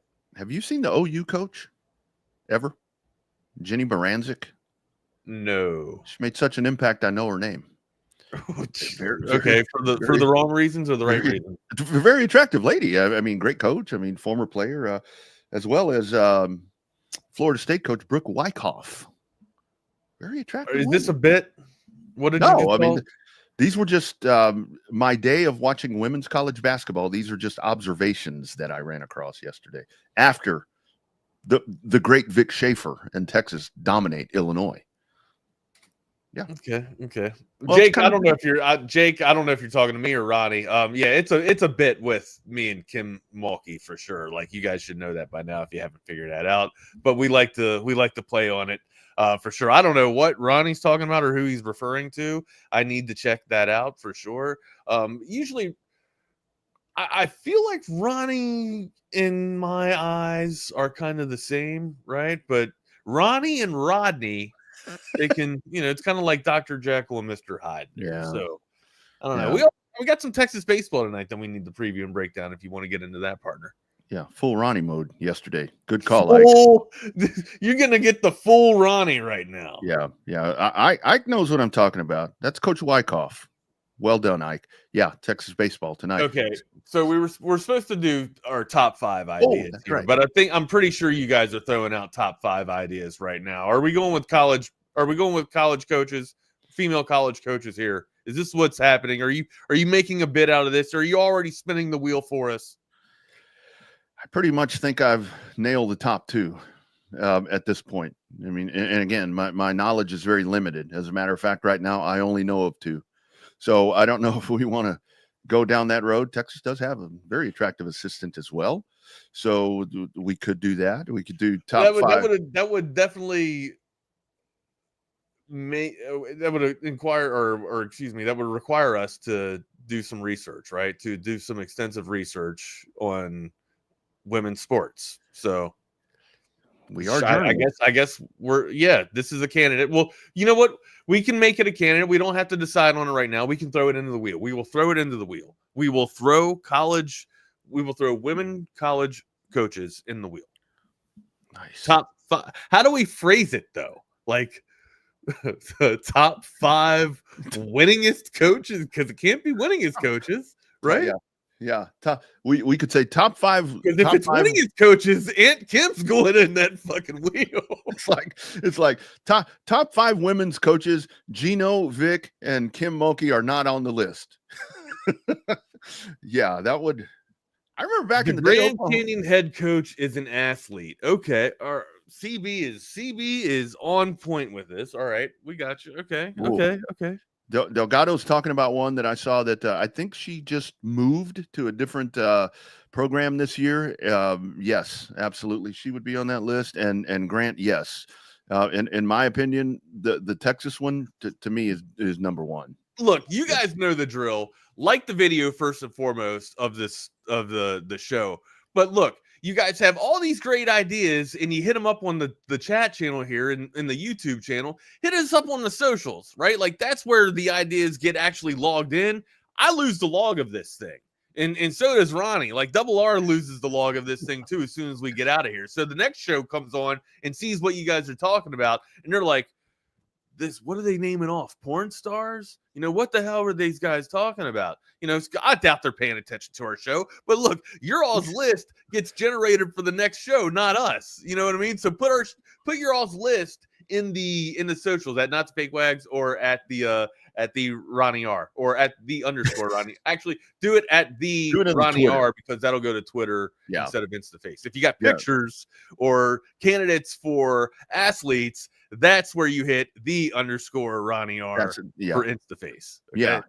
That's the trajectory and the paths of how we flow information through our pipelines here, our channels. All right. Yeah. Ronnie's on Instagram. Rodney's on Twitter. That's the filter. Yeah. Ronnie on Instagram, Rodney on Twitter. So depending what you're doing. Hey, we're getting a lot of them right here. I mean, now they're already. You guys are hitting us up on our private things too here, not our private parts, but our private lines. What's going on here? You guys are okay. Yeah. That's a distraction. You can't do that. All right. Yeah. Now that just takes us off our train of thought. Crying out loud. So there's that one. We could maybe do top 5 worst places to poop in public. That could be one too for a Friday. That's a potential. That after the conversation today, that gets thrown in there. We could do household courtesies. Top 5 house rules. Top 5 house courtesy, or house rules. That's a good one. Yeah. Jake says athlete lock. Okay. Yeah, there. It's Molly. Gotcha. Yeah, we're talking about Molly right there. Yeah. I just pulled up Molly. He just sent me Molly. Yeah. Y'all are bad. But yeah, we got some ideas are conjuring here. Top 5. Sam Houston, amigo. Sam Houston tonight. What do you think? Top 5 sideline reporters. Sam Houston. Okay. That's got my attention. Yeah. Sideline reporters. All right. Yeah. I remember back in the day, way back when, back when there was none of this radio that we do.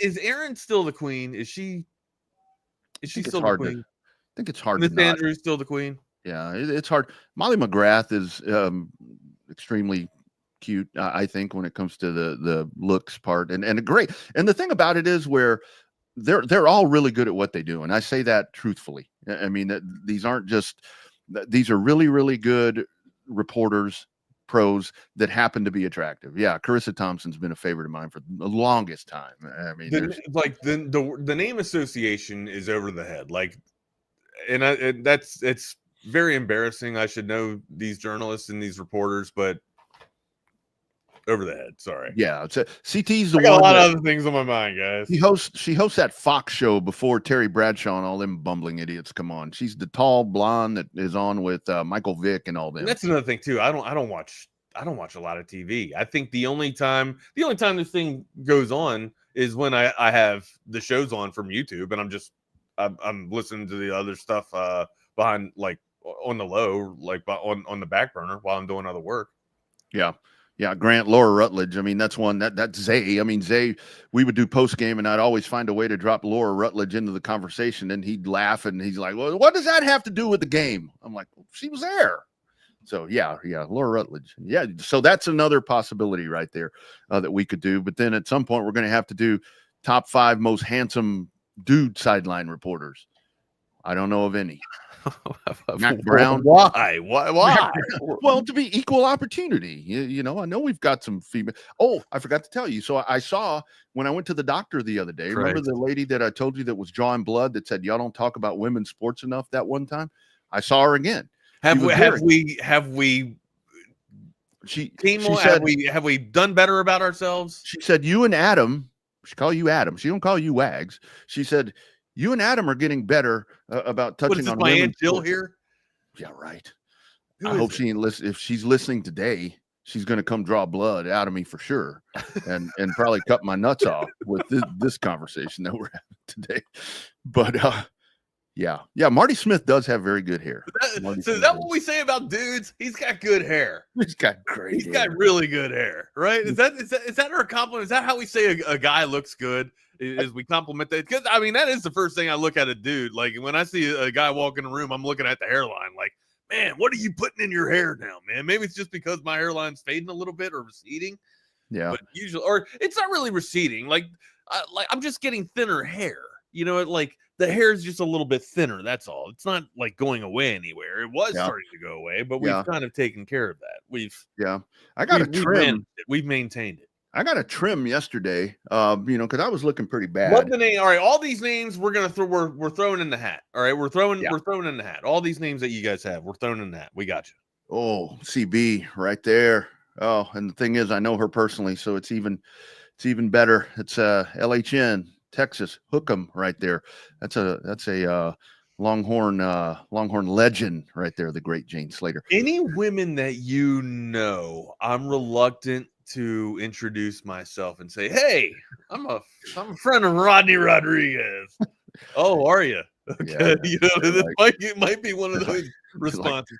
Oh, I got a restraining order on that guy. I'm kidding. I kid. Just whenever you do it, Wags, just be sure and say Rod. I would like to walk up and introduce myself to Miss Jane. Yeah. Don't. I mean, I would honestly like to get her for a nice little insider for Cowboys stuff. Like she's usually got a pretty damn good beat for the Cowboys. More so than I don't know, just going up and talking to her and asking about some brownies or cookies or some shit like that. I don't even. I've been out of the game for about 20 years. I don't even know what people talk about anymore. I reached out to her a while back to come on here, and she replied back via Twitter. She's like, "Oh yeah, just hit me up, hit my DMs." And I'm like looking around. I can't get in there. I think she's. Well, I mean, take her. You never know. Take her up on it. Maybe something will happen. You never know. Would that be? You and I would just be like, it'd be like 30 minutes of silence. Would be like, no, I would actually have legit questions to ask her. Again, she's pretty, but she doesn't really. I wouldn't exactly place her in my top 5. I don't think. But. I like. I mean, her passion and the way she talks about sports. She covers the Cowboys. She loves the Cowboys. That's what's drawing towards her. 100%. She's good at her craft. She's really good at what she does. And most of these people are. We're getting some good Kay Adams. All right, Kay Adams is a leading candidate. She's a leading candidate. Some good stuff, but we'll put Marty Smith in the bag here, right? Who's some other dudes that we with some good hair? Who's some good hair guys, Rodney? Yeah. Marty Smith, Manny Acho. Oh no, he's a studio guy, right? Those Acho guys are studio guys. I don't know a lot. It's funny, Wax. For some reason, I just don't notice the guys. I don't know what it is. I guess that's a good thing. That's a good thing. Their reporting is just not as powerful to me. It's like I don't know. Who else does that? Are there dude reports? SCP's got great hair. SCP's got fantastic hair, right? Yeah. Doesn't Smash? Doesn't he do sideline reporting? Put Justin Simmons on there. Smash has fantastic hair, and Smash does sideline reporting, and he does emceeing. So he does master of ceremonies too. So yeah, and Smash has fantastic hair. CB's on it right there with Fox 7. I've got a lot of friends over at Fox 7. I've done stuff with Fox 7 before, and Katie Orth is unbelievably nice and a very attractive woman. No doubt about that. Good call, CB. And the new traffic person. Although I do miss Jane Lonsdale, CB. I know you know what I'm talking about there. And also a great gal and a great professional. She now works for one of these car companies, man. She's out with Lotus. After all of your all's contributions and candidates that you're putting in here into this chat channel, I'm gonna have to say that you guys are the gurus of female journalists. Because I mean, you got the names are just rolling off here, and you know what? Jake Bayless might be the biggest leading guru of all of you guys here for the female reporters here. Besides Ronnie, of course. Besides my partner in crime, Ronnie. But yeah, this I think we found our top leading candidate for top 5. Yeah. All right. We'll throw them in the wheel. We got a lot of good selections here on this Tuesday, but I think I'm hoping that the wheel lands on this, and if it doesn't, we'll hold it in the vault and keep it in there because this is a good one. Yeah, it'll pop up. We should also do top 5 female coaches as well. Yeah. For college basketball, right? Like top 5 female coaches of all time for March Madness. Oh yeah, absolutely. And you got to know Aunt Kim's probably going to be in my top 5. Oh yeah, know that. Aunt Kim, Pat Summit, of course. Conrad. What's that? Of course, Dawn. Aunt Dawn's there too. So yeah, Pat Summit. Tennessee. Actually, Texas' next opponent, Tennessee, was Miss Pat Summit. So that'll be the women's basketball team take on. Tennessee. I think it's 2:00 on Saturday afternoon in Birmingham. Will be the next destination for the ladies as they march towards the Final Four, hopefully, for them. Look, with no juju, we'd like to think that it should be a little bit easier, right? But I think we actually have a route of where they'll go through, and somebody said it was South Carolina of who they should be able to face. Yeah, I think that could end up so that'd be a rubber match, right? This one with is the rubber match. I don't know if it would be a rubber match because I think they only battled one time this year. Oh, was it one time? Yeah, you're right. I think you're right. This Tennessee matchup is going to be for redemption. Yeah, I think. Yeah, it was 80-76 on the 23rd against Tennessee, an SEC opponent. So this is going to be, let's not put the cart before the horse right here. I think you get one of these SEC schools that's going to come out, and this will be a very formidable matchup for Vic Schaefer. But this team just seems like, listening to Vic talk yesterday, we're getting to the sports. Jesus, guys, Jesus. All right, we're to the sports, and we're still talking about women's sports. I tell you, it's Women's Day. The lady with the blood syringe will be happy. Yeah, it's Women's Day. What's a word that starts with T that relates to a woman that we could say T Tuesday? I don't know. Any thoughts? Word that starts with a T? Keep going. We were past it. Go. Sam Houston coming into the dish tonight in Texas, coming off of a huge weekend series with LSU Wags. You want to talk about momentum and moving up in polls?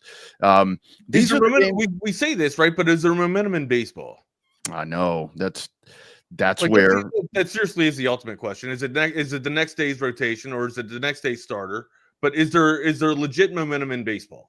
Yeah, I really no, because I think we just saw that this past weekend, because coming off of the loss versus UTSA that we had or that Texas had last Tuesday or Wednesday, whenever that was. I don't know. I can't remember that. Probably because the game lasted 5 hours, for crying out loud. And then when you saw the Friday night game, that was pretty much a stinker. And then you start out on Saturday and there was, I mean, when you want to talk about momentum, it's like Texas had no momentum, but then boom, it's like something just came on. And that's where we'll see if that happens tonight. You're defending your home turf, and it's going to be an electric crowd. I mean, off of what just happened this weekend, it doesn't matter if you're playing Sam Houston State or, Lanier High School. You're going to have a lot of juiced up fans out there that are ready to see what's next for this team. Yeah, exactly. You don't want a loss like the UTSA the last week or whatever. I don't think you need to in a realignment game, if that's what you want to call the UTSA game, right, to kind of get us refocused or get the Longhorns refocused and calibrated to take on SEC play here. But yeah, this is a nice little reprieve from 2 series in the SEC, and then thankfully you survive. I mean, can you call it? You want to call it a survival of the weekend, because it didn't really start out. We kind of flirted with this a little bit yesterday. It didn't really start out the way that we wanted it to go after the loss on Friday, and then almost getting massacred on Saturday, being able to salvage it and then coming back. And then the dominant game was Sunday, right? Yeah. The dominant game, you looked pretty good. It looked like you started to turn the tides. You didn't just survive that game. You actually went out and won. But I felt like the Longhorns survived this. And that's why, I sat here and said, oh, you muted yourself, dude. Thank you. I appreciate it. I sat here and said I didn't want to beat my chest after the series last night or this weekend. And a lot of people said, come on, man, give us a little bit of slack. We just took down LSU. It was a big series. It was a big series, but I don't know if we absolutely dominated the series, right? We survived on Saturday. Okay. We got torched on Friday, got survived on Saturday, and then the dominant victory was on Sunday. And it was, keep in mind, it was in our yard. Yeah. What's it going to look like when we're on the road? Okay. So that's why I don't want to sit up here and beat my chest saying that we're taking down some of these, bigger programs, all around the nation when, we still got to go on tour, right? Like it's fun when people come and play at our place, but we still got to go on tour and go into the backyards of some of the toughest houses of the SEC, right? So again, as long as we can continue this momentum, if that's what is or does exist in baseball here, we get past Sam Houston, continue to build off of some great momentum, and hopefully continue to soar with this thing going back into SEC play. Yeah, and that's where the midweek games against that are not in conference, they count, but yet again, big picture, I guess they really don't count. But yes, they do still count. This is where you go in, and I wonder who pitches tonight. I don't know if that's been released or not at this point. If Slosh maybe goes a little younger route right there. I mean, obviously the starter last week against UTSA didn't even get out of the first inning, if I recall correctly. So I'm curious to see if you start working on those things during the week to get ready for the next series. But I can't truthfully sit here as well and say that Texas has solidified themselves as the SEC favorite at this point. I still think it's going to go through Baton Rouge because you'll have that series again. And they will have revenge on their mind. But I think what Texas has really done here is they've put the SEC on alert that this program, the trajectory of it is a little further ahead than I thought it would be. So we'll just have to watch and see how that shakes out. But I think that these Tuesday night games, this is where you may get a little bit of experimentation from the staff on what you're going to do with different things here, and we'll see what happens here with Houston or Sam Houston tonight. And I would not be totally surprised, Wags, if the team comes out maybe a little bit flat after all the emotion of the weekend. But we'll see. It's not going to be a devastating loss if that's the case, but not quite ready with you to solidify that Texas is going to be the king of the SEC. I can't even find the probables here for tonight. Yeah. I don't know. I was looking around for that this morning, and I can't. I mean, I was looking at Horns 24/7, and I couldn't find it there either. So I don't know. I don't know who may go tonight. Game time decision for Coach Slosh, and that's why I think that you'll maybe get a little bit of that experimentation that I'm talking about. So we'll see. It'll be a great environment. I don't know where that game is going to be tonight, if it's on ESPN Plus or where that is. Hopefully we can find that out and let the masses know here. It looks like SEC Network. That's SEC. Where I'm SEC Network or SEC Network Plus. Maybe that's what you got to pay for. But I'm trying to pull up the game program there. You can listen to it, I believe, on TexasSports.com. That's obviously where you can get it there, but that's free radio, free listening right there. But yeah, I can't find any probables on TexasSports.com for who's going to go or who's going to start. Jake throws out Bing to see if Bing can go, but I'm with you. This should be a win. If it doesn't, though, if we don't get the victory, let's remember that losses happen in baseball. The A's sometimes beat the Astros from time to time, right? And the sky doesn't fall down. I think Saban kind of said it best, and kind of put a lot of things. Saban usually says it best, right? But Saban put a lot in perspective for me this year in terms of, I guess, just with my overall thought process with how teams, might lose a game, in the middle of the season or in the beginning of the season, beginning of the year, right? And he was talking about, he was trying, maybe he was trying to give justification for Alabama being back in again, of course, right? Naturally so from Saban, but he did kind of have a point here. It just didn't fit with Bama because Bama had an offseason. Bama ended up losing to Vandy, and then they just kind of weren't the Bama that they were under Saban, right? So he mentioned the thought. He gave this thought out there, this ideology that a team can lose and still be considered, a great team. Just because they have one loss doesn't mean they've lost their championship caliber, right? And he went on and said, hell, the Browns beat the Steelers every now and then. And we don't sit here and have the Browns as Super Bowl contenders, and it's a great point. Like on any given Sunday, a team can beat another team. And, on any given Saturday, a team can also beat a team, to Saban's point.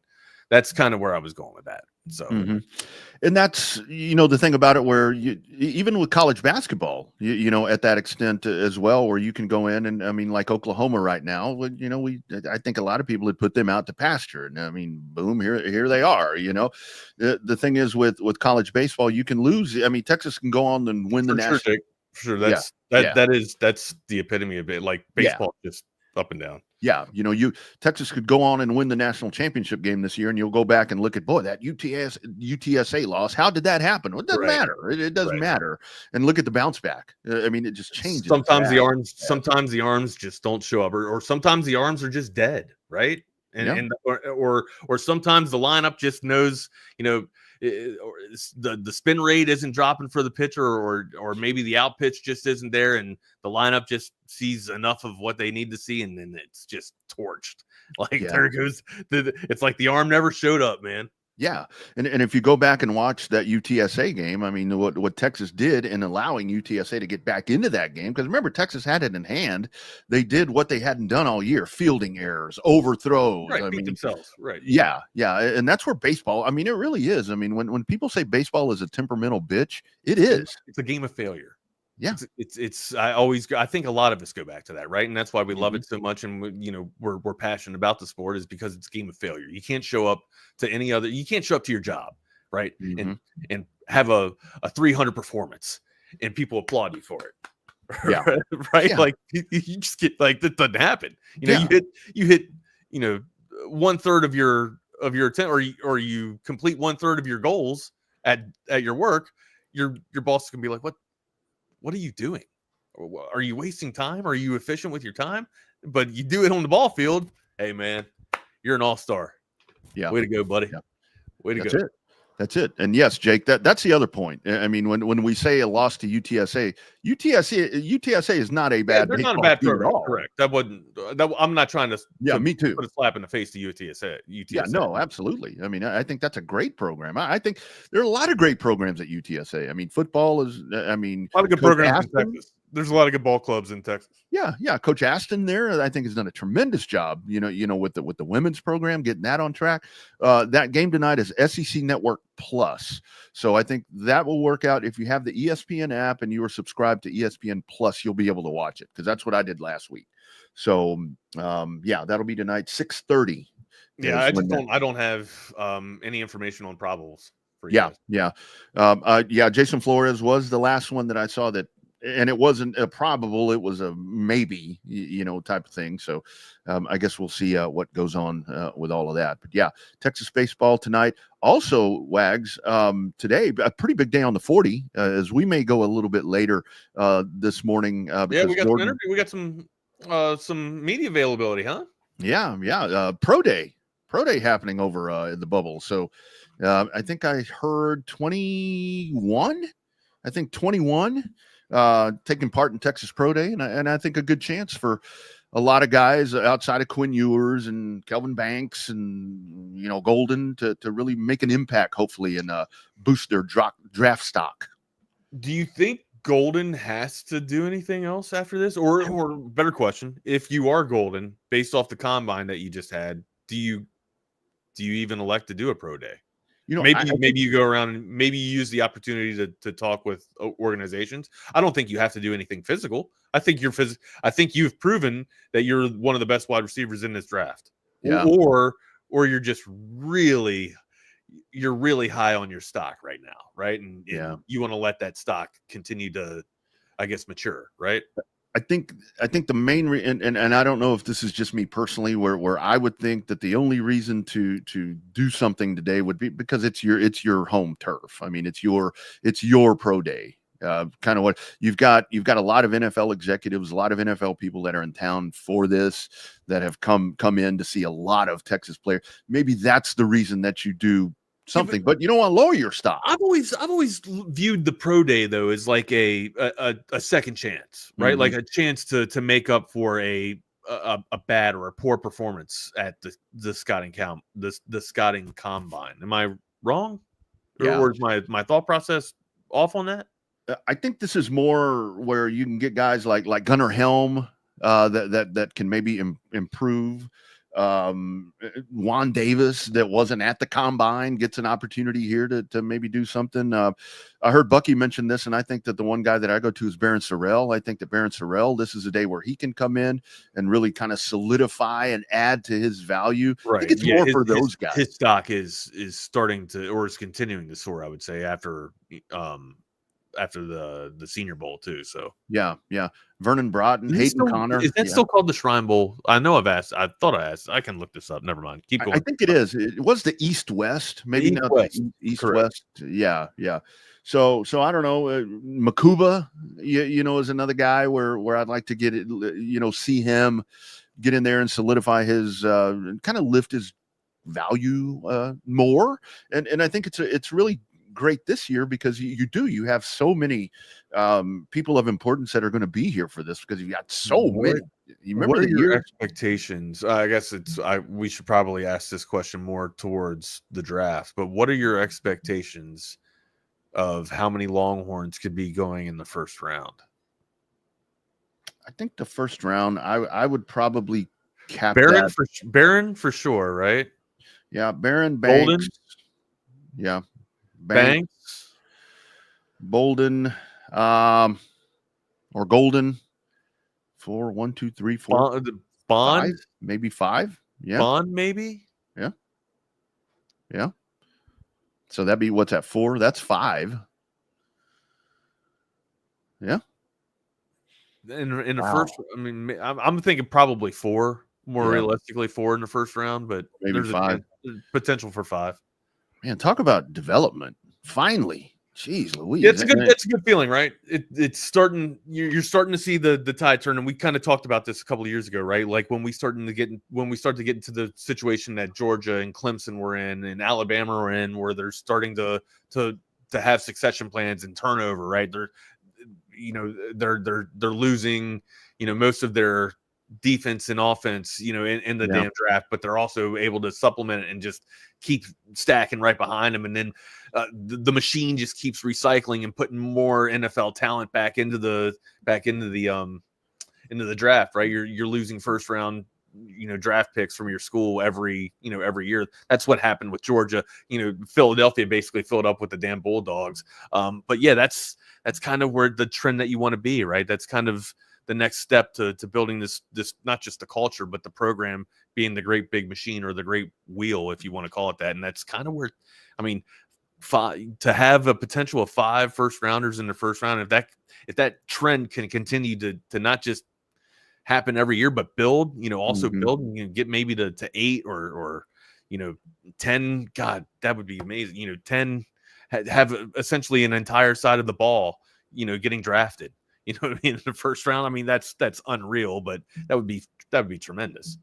And I think that where you can really see the strides that have been made here. I mean, obviously, with some of these guys that we're talking about with first round players, I think that we're really seeing how far the program has come in the sense that now we're talking about offensive linemen getting drafted.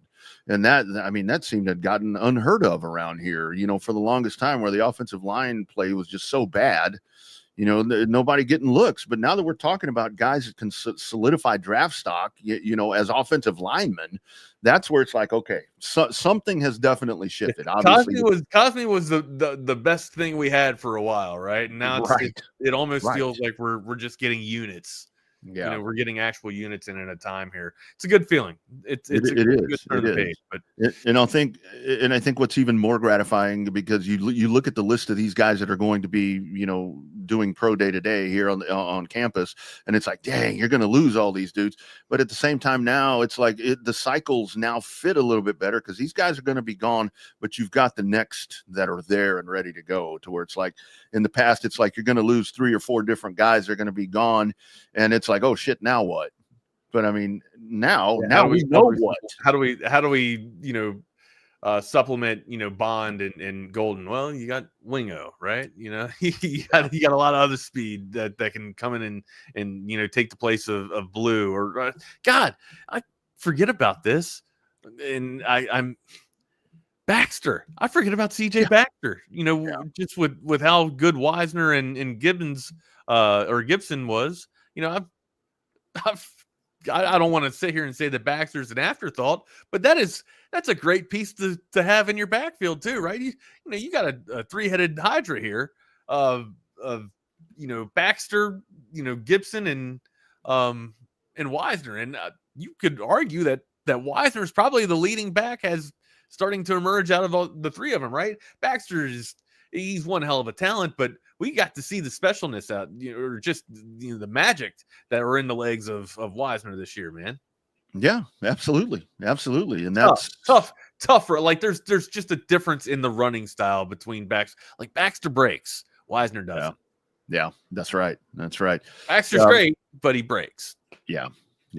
Interested to see Quinn today. See how Quinn had a good combine. I mean, I think Quinn did a tremendous job at the combine. I think he was probably expecting Quinn to wow. Like this isn't his first pro day, right? Didn't he throw last year? Yeah. So I think that this is really his chance to just more reps. Yeah. Like we talked about momentum. I mean, solidify what you did at the combine. It's like that was okay. Watch this.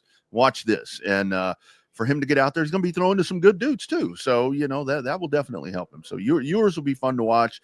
It's just really cool to see this list of all of these potential NFL draft picks when a few years ago, it's like, you're lucky to get, remember Wags, nobody would get drafted at times. Oh yeah. Nobody drafted. For sure. Let's address a couple of these questions real quick before we get out of here. UTSA, least guy. Okay, blah, blah, blah, blah. Do y'all think Ward is a top QB? I'm sure you're referring to Cam Ward here. I don't think so. Like he's going to get drafted, right? Because that's GMs just take shots and take picks on potential. He's going to get drafted. I don't think he's going to have the career that people are eyeing up or potentially spotlighting, right?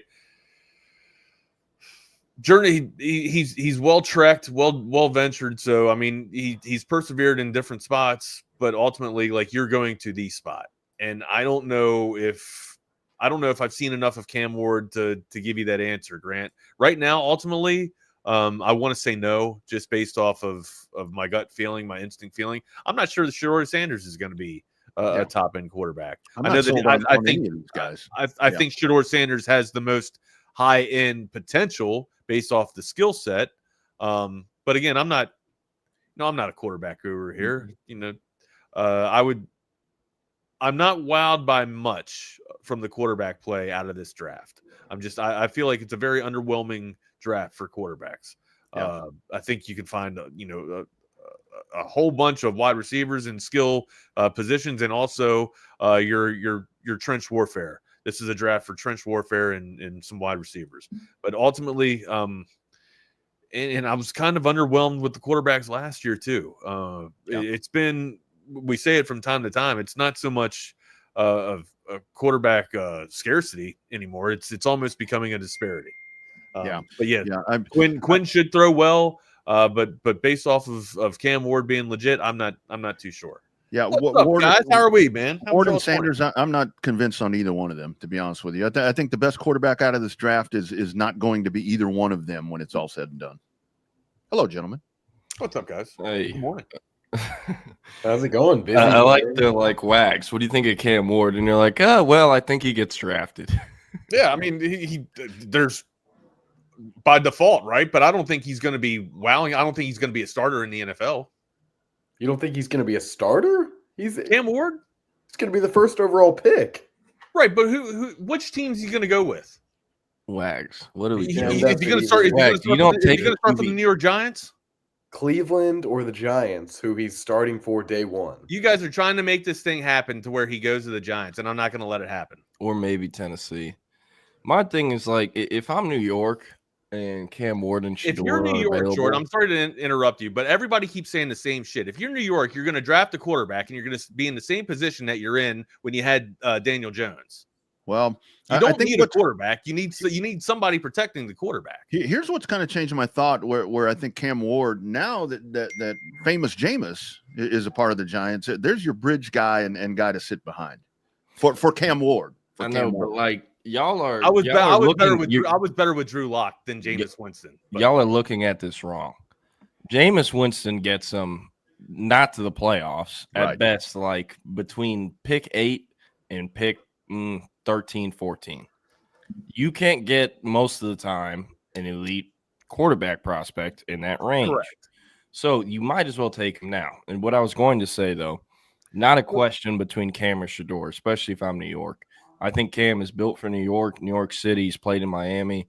And I know Shedeur, he's had cameras on him his whole life, but I would definitely prefer Ward, the player, over Shedeur and the person. I think he's built for it, built for the spotlight, and I think he's comfortable in it. And that's someone I would much rather have the face of my franchise when I feel comfortable with being the face of my franchise than Shedeur Sanders.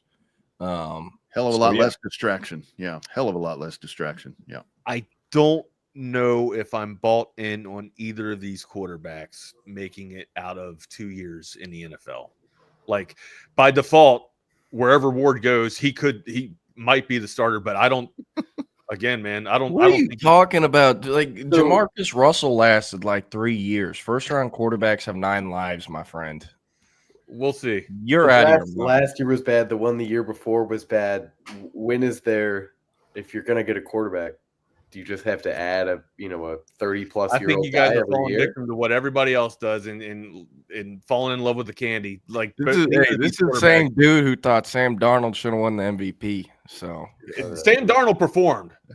Cam Ward is not going to perform for the New York Giants. It's not going to happen. Cam Ward is going to go in there and he's going to throw. He's not going to have the Jaden Daniels season that everybody's thinking that he's going to have. He's not going to turn the damn franchise around. There's more things wrong with the New York Giants than there is with the quarterback play.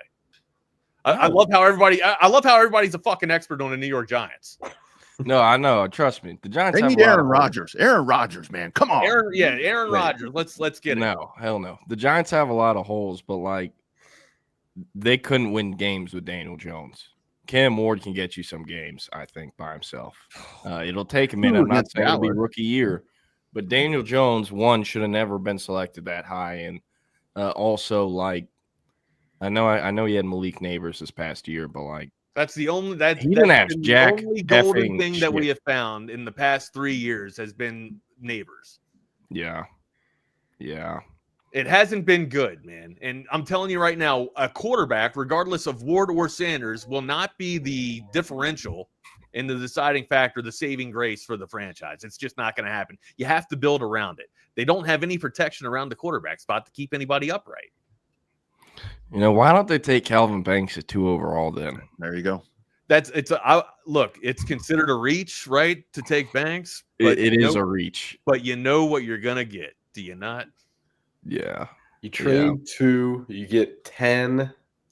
Whoever trade back. I'm with Will. Trade back. Get draft capital. 100%. I was going to say you get Jackson Dart too. So there you go. Barf. I'm telling you, he's not going in the second round. Draft. Yeah. I'm not a fan of Dart either. Like I say scarcity, but it's more of a disparity at the quarterback level.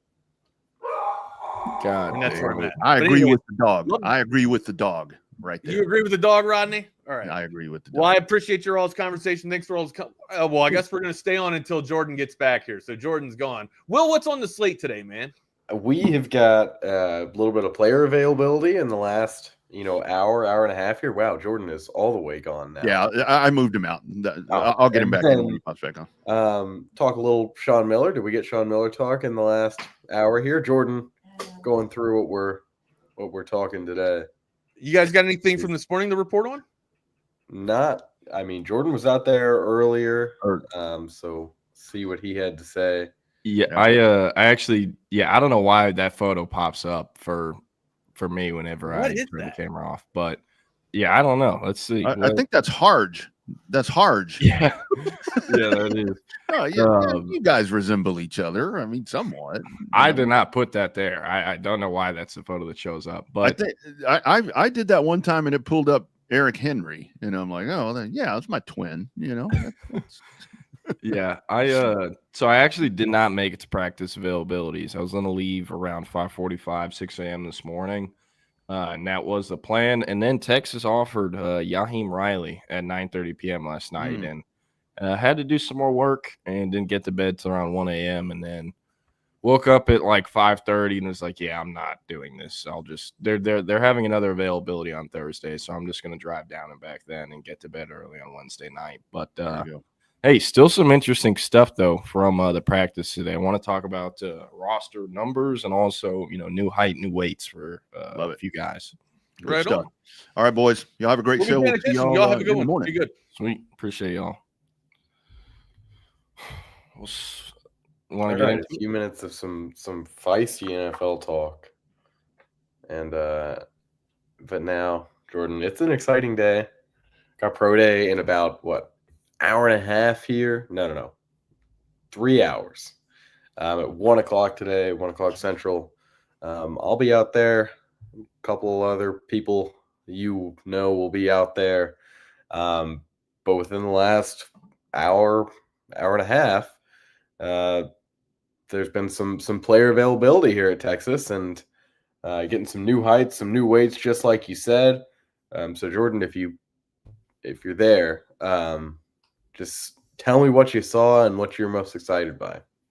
Yeah, we'll do some new numbers first. Colin Simmons and Ryan Wingo making the switch to where one was previously worn on defense by Justice Finkley, who went into the transfer portal, is now a Kansas Jayhawk, I believe. And then one on offense was worn. Why am I blanking on this? Who wore one? One on offense was Golden was 2. Oh, it was Jonte. That's why. Oh, yeah. Yeah, that's why. The one was not on the field at all last season, not on offense or defense. So Ryan Wingo made the switch from 5 to 1. Jamie French is wearing number 2. Derek Williams back in number 2 again. Baxter is back in 4, but he's now listed at 230 pounds, which is up 10 pounds from last season. So, he's been putting in some work in the weight room, even with the injury. Jelani McDonald, I thought it was interesting. He's now listed over 200 pounds. He showed up to Texas around 195, but it seemed like for the most part he was kind of hanging around 195. Trey Wisner is going to wear 5 now, switching from 26 to 5. I thought Khalil Lockett would get number 5, to be honest, but it makes sense. Why Wisner's been there longer, the seniority. Kobe Black is in 6 again. Christian Clark is in 6 again. Most people probably didn't know that just because he didn't play last year. And then there's only one number 7 this year. People, giving that 7 jersey a break with Jade gone. And it's now Khalil Lockett. So he's rocking that 7. And eventually when Trey Wisner graduates, I'm sure he'll be trying to get that 5. KJ Lacey's going to wear 8. I think the last QB to wear 8 at Texas was Casey Thompson. I know he wore 11, but did he wear 8 at one point as well? I think he was up. I'm not sure. Yeah. Trey Moore in 8 again. Jonah Williams is going to wear 9. He posted that on Twitter yesterday. And Jake Muhammad probably did want 7. He wore 1 in high school mostly. And a lot of the Muhammad family, not just Jabbar Muhammad, but the other guys, they've worn 7 as well. So he might have, but they probably wanted to, give it a year off with Jade being the last guy who won it and the Thurp Award, all that. Cade Phillips is rocking 11 on defense. Michael Terry's rocking 11 on offense. What else we got here? Zealous Hicks going to wear 13. Brad Spence going to wear 14. Justice Terry wearing 15. An interesting interior. Very, Jordan, I'll be honest, I don't like that. I don't like a guy that, as a true freshman, comes in at 6'5", 263, and he's wearing number 15. Just doesn't sit right with me. I don't know about you. Oh, yeah, no. It feels like fucked up. Like he wasn't the number 2 D lineman. Like this is like when Walter Nolan showed up to A&M and in year 1 they stuck him in 88. Like you don't stick the number 2 player because I think as long as the number's big, it'll look okay on a lineman. I think 15 just bothers me. I can't even describe it. Looking at some of the other ones here, it seems like everyone kind of stuck around. I'm going to guess that Joe Tatum is back in number 18, although I'm not too sure what number Joe Tatum was last year or the year before that or the year before that. I think he was 18. And hey, that AT&T fiber been pretty good. Thank you, Patrick. I appreciate you checking in. Phil Smee didn't play a ton last year, but I believe Phil Smee was number 21 last year. He's now 17. Dalen McCutcheon, rocking 17, newcomer from Lovejoy. Jack Baumeister, or Baumeister, however you say it, the Aussie punter who transferred from Utah, formerly at Michigan State, is also wearing 19. Ryan Niblett back in number 21, except he'll be on the defensive side of the ball, which is likely why Phil Smee had to change his number. What else we got here? Ricky Stewart, he's going to wear 24 for the offense. Warren Roberson's wearing 24 on defense. Caleb Chester's in 25. One thing that really stood out to me, Wardell Mack is 6 foot, but he's now listed at 212 pounds. Like, that is significant bulking. This is a guy that Texas kind of wants to be the nickel of the future, but him and Grayson Littleton were both looked at that. Jelani McDonald will play most of the snaps of that position this season, but that is a great weight to have on your nickel. Star is a guy who's in the box a lot, and he also has like a +7 wingspan. So you really like that with Wardell Mack, and again, 212 pounds. So something to note. Grayson Littleton wearing 29. Bo Barnes is rocking 30. I'll be honest, I hate that. I know he didn't really have any other options, so I guess he's just going to rock with it, but I guess 30. And he is listed at 246 pounds. Thought that was interesting. I believe we listed him at 230 pounds for most of his recruitment. And I've kind of talked about him a little bit. I think we talked about this last week. Like, I don't think he's been 230 pounds in a minute. This is a kid who probably had about 20, 30 pounds of just extra weight on him, and that, excited me, because if he was making all the plays and was productive as he was then, playing, 20, 30 pounds overweight, imagine what he can do when he gets in the Texas SAC program. So very curious what that weight will look like around this time next year. Again, Bo Barnes listed at 6'1", 246. James Simon is going to wear 31. That was his high school number, so, makes sense. Myron Charles in 33. That is disgusting. I hate that. But listed at 6'4", 327. Oh my gosh, I just got flashbacks. I saw this Bruce McCoy and thought of Brew McCoy for a second. I was like, Bruce McCoy. Who is that? Walk-on DB from Bernie, Texas, number 35. How about it? Jonathan Cunningham, listed at 6'2", 190. He's going to wear 37. This is a kid who listed himself at 190, 195 like his entire high school career, and I never believed he was actually that weight. Probably somewhere in the 170s, 180s for most of it, but big framey kid, a lot of frame space to add weight. So the fact that they're listing him at 190 gives me some confidence, because that means he has put on weight. Michael Kern, I can't remember what he wore last year. Was he 39 last year? I don't know. I'm throwing this up right here because we've been talking about it for the last 15 minutes. So wish we could zoom in here a little bit. But yeah, I'm not sure on what Kern was last year. I did.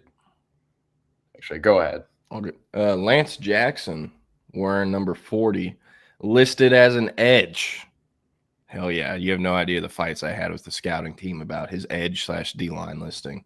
But 6'5", 258. Love that. What else we got here? Travis Shaw, the UNC D-line transfer, wearing number 44, 6'5", 350. That's some beef up in the middle. Smith Arugbo, wearing number 46. Malik Jefferson, potentially. But 6'4", 208. Been dealing with that shoulder injury that needed surgery and ended his senior year. Do not believe he's participating in spring ball, but I guess I'll see on Thursday. That is concerning for me. That's very concerning because I think he showed up at like 206 pounds. So, I know he only got there in January, but he needs to get up to like 230, 235 to be able to ever actually get on the field in a game. So, he's going to be a long-term developmental cat. Bryce Chambers from Westlake, got to give him a shout out. 6'1", 210. Okay. His nickname is Bevo. Probably walk on y'all never heard of. What else we got? No one too. Nick Brooks. Yeah, Nick Brooks is 71. Listed at 6'7", 353. He has lost about 10, 20 pounds, I assume. Brandon Baker, now listed 6'4", 316. That was right about where you needed him. Yeah, Jackson Christian is wearing number 76, showed up at 6'5", 314. Andre Kojo continuing to reshape his body, showed up to Texas over 350, 360 pounds, now 322, and he's who's pushing Brandon Baker for that right tackle spot. What else we got here, man? Jordan Washington, 6'4", 268.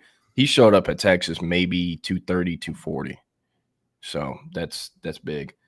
Imari Winston wearing number 85, listed at 6'1", 246. That is notable. He has lost weight since he showed up to campus, which needed to happen. Josiah Sharma, I believe, is the heaviest guy on this roster. D lineman number 90, who's listed 6'4", 365. Hero Canoe wearing number 93, 6'5", 309. And then lastly, Cole Brevard, the Purdue transfer, wearing number 99, 6'3", 352. You're right. Josiah Sharma is the heaviest guy on the roster. Cole Brevard is the second. He's also tied with Connor Stroh at 352, which is 13 pounds behind. I'm going to correct myself. Nick Brooks is at 353. So either way, Josiah Sharma has a 10-pound, more than 10-pound advantage on anyone else in the team as a true freshman. Yeah. That's a big dude. Would not want to meet him in a hole anywhere. I'm going to find that picture. You probably remember it from his move-in day. Yeah, where he looks like he's wearing shoulder pads. He looks like he's wearing, truly like shoulder pads walking in. You may have to find it tomorrow or another day. But, he's a freak. Yep. Another thing, Jordan Whittington and A.D. Mitchell were in attendance today at practice. So stop by campus, checking them out. And I assume Xavier Worthy will probably be around campus soon. Obviously, we know he was in Austin with that dust-up relationship thing from a few weeks ago. And then the last few days, he's been posting videos of him working out at Texas, doing receiver work with a few of Texas's young receivers, actually. I saw Aaron Butler was working with him, a few other guys. So, always love to see that. But a few different things we can get into. It was a loaded weekend for myself. Went to 2 7-on-7 tournaments. Will, I know you were at the Elite 11 Austin camp, or it's now also the All-22 camp, I guess you could call it. Where do you want to go? Also a new offer last night to Yaheem Riley. Yeah, let's go to the Yaheem Riley offer first. So I'll just kind of introduce this. Yaheem Riley, 6-foot safety out of Austin Anderson, currently committed to Houston and has been committed to Houston since December 23rd, I believe. Texas offers last night. Jordan, you go ahead and put in a crystal ball in favor of the Longhorns. Yeah. So this is sorry, go ahead. I just said, tell me about it. Okay. This is a kid I've been pushing for a very long time. I've viewed him as a Power 4 talent since his freshman year.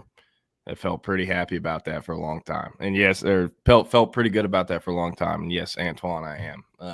a lot of folks in Austin are happy. They've been banging on the table for it to happen, including someone in the Texas building. Y'all can probably figure out who. But with him, it'll be interesting with the timing. You know, he committed to Houston back in December. A big part of that was, you know, proximity to home. He's very close with his mother and his family, and being close to home in college is extremely important. So Houston got his early commitment, a big part of it, proximity. They also had his former teammate, Latravion McCutcheon, and his older brother, Latrell McCutcheon, who both played at LBJ. And they had just done a really good job of prioritizing Yaheem Riley early on. But as time went on, Texas, they got some staff changes. Dwayne Aquina came in. Mark Orphy came in, promoted Kenoto Hudson to Nichols coach. And Aquina reached out to – so his name is Yaheem Riley. He goes by Miami. He's originally from South Florida. And his nickname is Miami. Everyone at LBJ, and I guess now Anderson calls him that. And the reason I bring up LBJ, this was an LBJ kid. He played his freshman, sophomore, and junior year at LBJ, and then transferred to Austin Anderson like within the last month or two. That was a very recent transfer, and he'll play his senior year there. But as a freshman at LBJ, his head coach was Jamal Fenner, who's now the director of high school relations for the Texas Longhorns. So that connection, the other connections he has, this is a kid who works out with Bam Blake, plays with Juice 7-on-7. So, you know, he's been around Drew Makuba, Michael Taft, Jade Barron a long time. He's worked out with them countless times. And, I mean, he looks up to them. Those are his role models. They've given him the blueprint. You know, you can come out of this city as a local kid, go to this school, and get to the NFL. And I actually already have 2 stories posted on the offer, the crystal balling story, and then the story from him with quotes where, you know, he kind of just talks about what the offer means to him and everything. And it is a very big deal. You know, Drew Makuba and Jade, they really, you know, have done a lot, I think, for those kids in the Austin area and just showing that it can be done. Because, you know, Austin, Central Texas, it's not the same football scene as it is in Dallas, Houston area. So, you know, when those guys get to the NFL, it just keeps inspiring the younger generations. And, I mean, Miami's inspired. So he currently has 2 OVs set, Houston, June 5th through 7th, and then Texas Tech, June 20th through 22nd. Washington, Arizona, Vanderbilt, Baylor, those are a few, or TCU too. Those are a few other schools trying to get OVs, trying to get them to unofficially visit. Visiting is kind of a challenge with him. Just logistically, it's pretty hard to make happen. So he can't really see schools unless it is OVs, or like at least the out-of-state ones. He won't really be able to get to them a ton. But luckily, Texas is right down the road from him. He can get to UT very easily. Does not have a date set for the spring, but he will unofficially visit like within the next few weeks. And he's, you know, working to set up an official visit as well. So like Will said, already put in the crystal ball, feel really, really good about this one eventually happening. And I do think, you know, the main reason, the holdup of why the offer didn't get extended till now, Texas can't offer local kids unless they know they'll 1,000% take them. And that's also why I felt comfortable enough to put the crystal ball in about an hour and a half, 2 hours after. Like with Jamal Fenner on staff too, like this isn't one that they can pull. So really excited to see what unfolds with him. Again, a guy I've been a big fan of for a while. Found him, posted him when he didn't have a single offer as a freshman, and I've just watched him develop into a great young player, great young man as well, and extremely happy for him. Like, this is a kid who truly earned it, deserved it. Everything that I could say about him, just a great kid, great story, and he's getting it out the mud, just like Drew Makuba, Jade Barron did. So excited to see what unfolds for him. Yeah, good story, and you know, probably affects the way that the safety board looks for Texas, which I believe that we'll be talking about in a few days, as we've kind of been going position by position. But this week, we have been focusing on wide receiver because over the last 2-3 weeks, there's been a lot of wide receiver commitments. You had Tristan Keys, the #1 receiver in the country, to LSU, you know, who was not involved with Texas much. There was an offer, but really no communication. A couple of weeks ago, you had Naeem Burrows committing to Clemson, who had an OV to Texas scheduled, and we'll see if that happens. I mean, I think there's still a chance there. And then this past weekend, you had Jabari Mack out of the state of Louisiana commit to LSU. And that was one where Texas felt pretty good about their chances.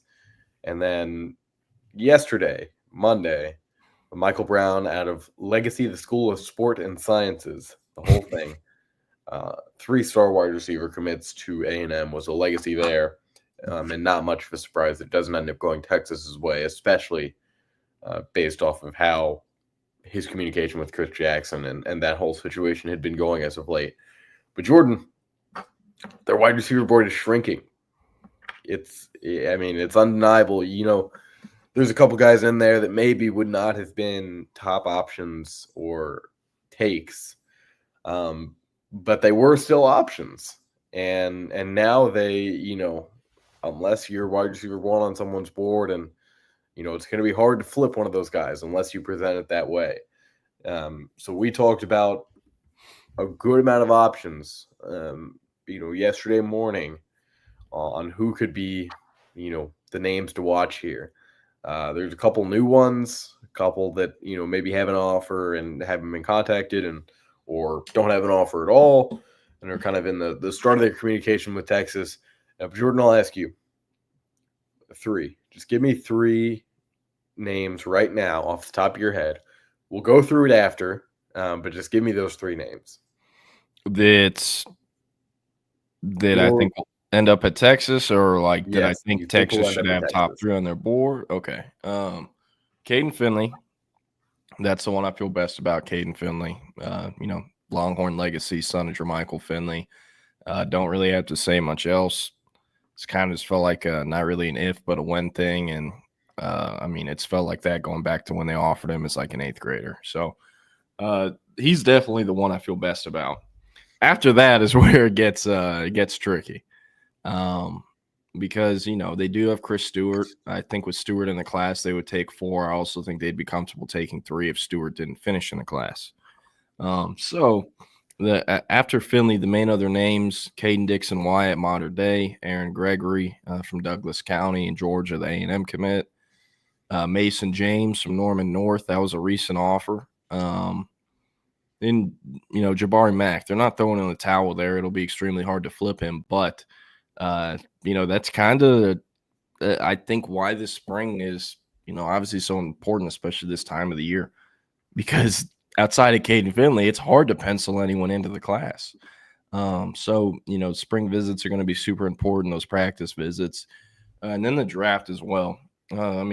Every school in some form or fashion that has a draftable player will get a boost out of it when it comes to recruiting, because, Matt Golden, 2nd, 3rd receiver drafted. What is Chris Jackson going to do? He's going to call his top 3 guys on the board and be like, hey, man, you see that guy who just got drafted? Yeah, I had 1 year with him. Imagine if you have 3 years with me. Stuff like that, right? That's usually the pitches that happen on draft night. So there's a lot of stuff they'll have to figure out at that receiver. And if you want to, I was thinking we could just go through, break it down player by player if you wanted. I don't know. What do you think? All right, cool. All right, you already talked about Caden Finley. So for the sake of time and our desire to talk about Pro Day at the end here, we'll skip that. Caden Dixon Wyatt out of Modern Day. You hit on it a little bit, but this one is all over the place. Right now I see visits to Alabama, Ohio State, USC, and Oregon, in addition to Texas. So if you're a big name team and you either made the college football playoff or have won a national championship in the last couple of years, or you're USC, you have a chance with Caden Dixon Wyatt.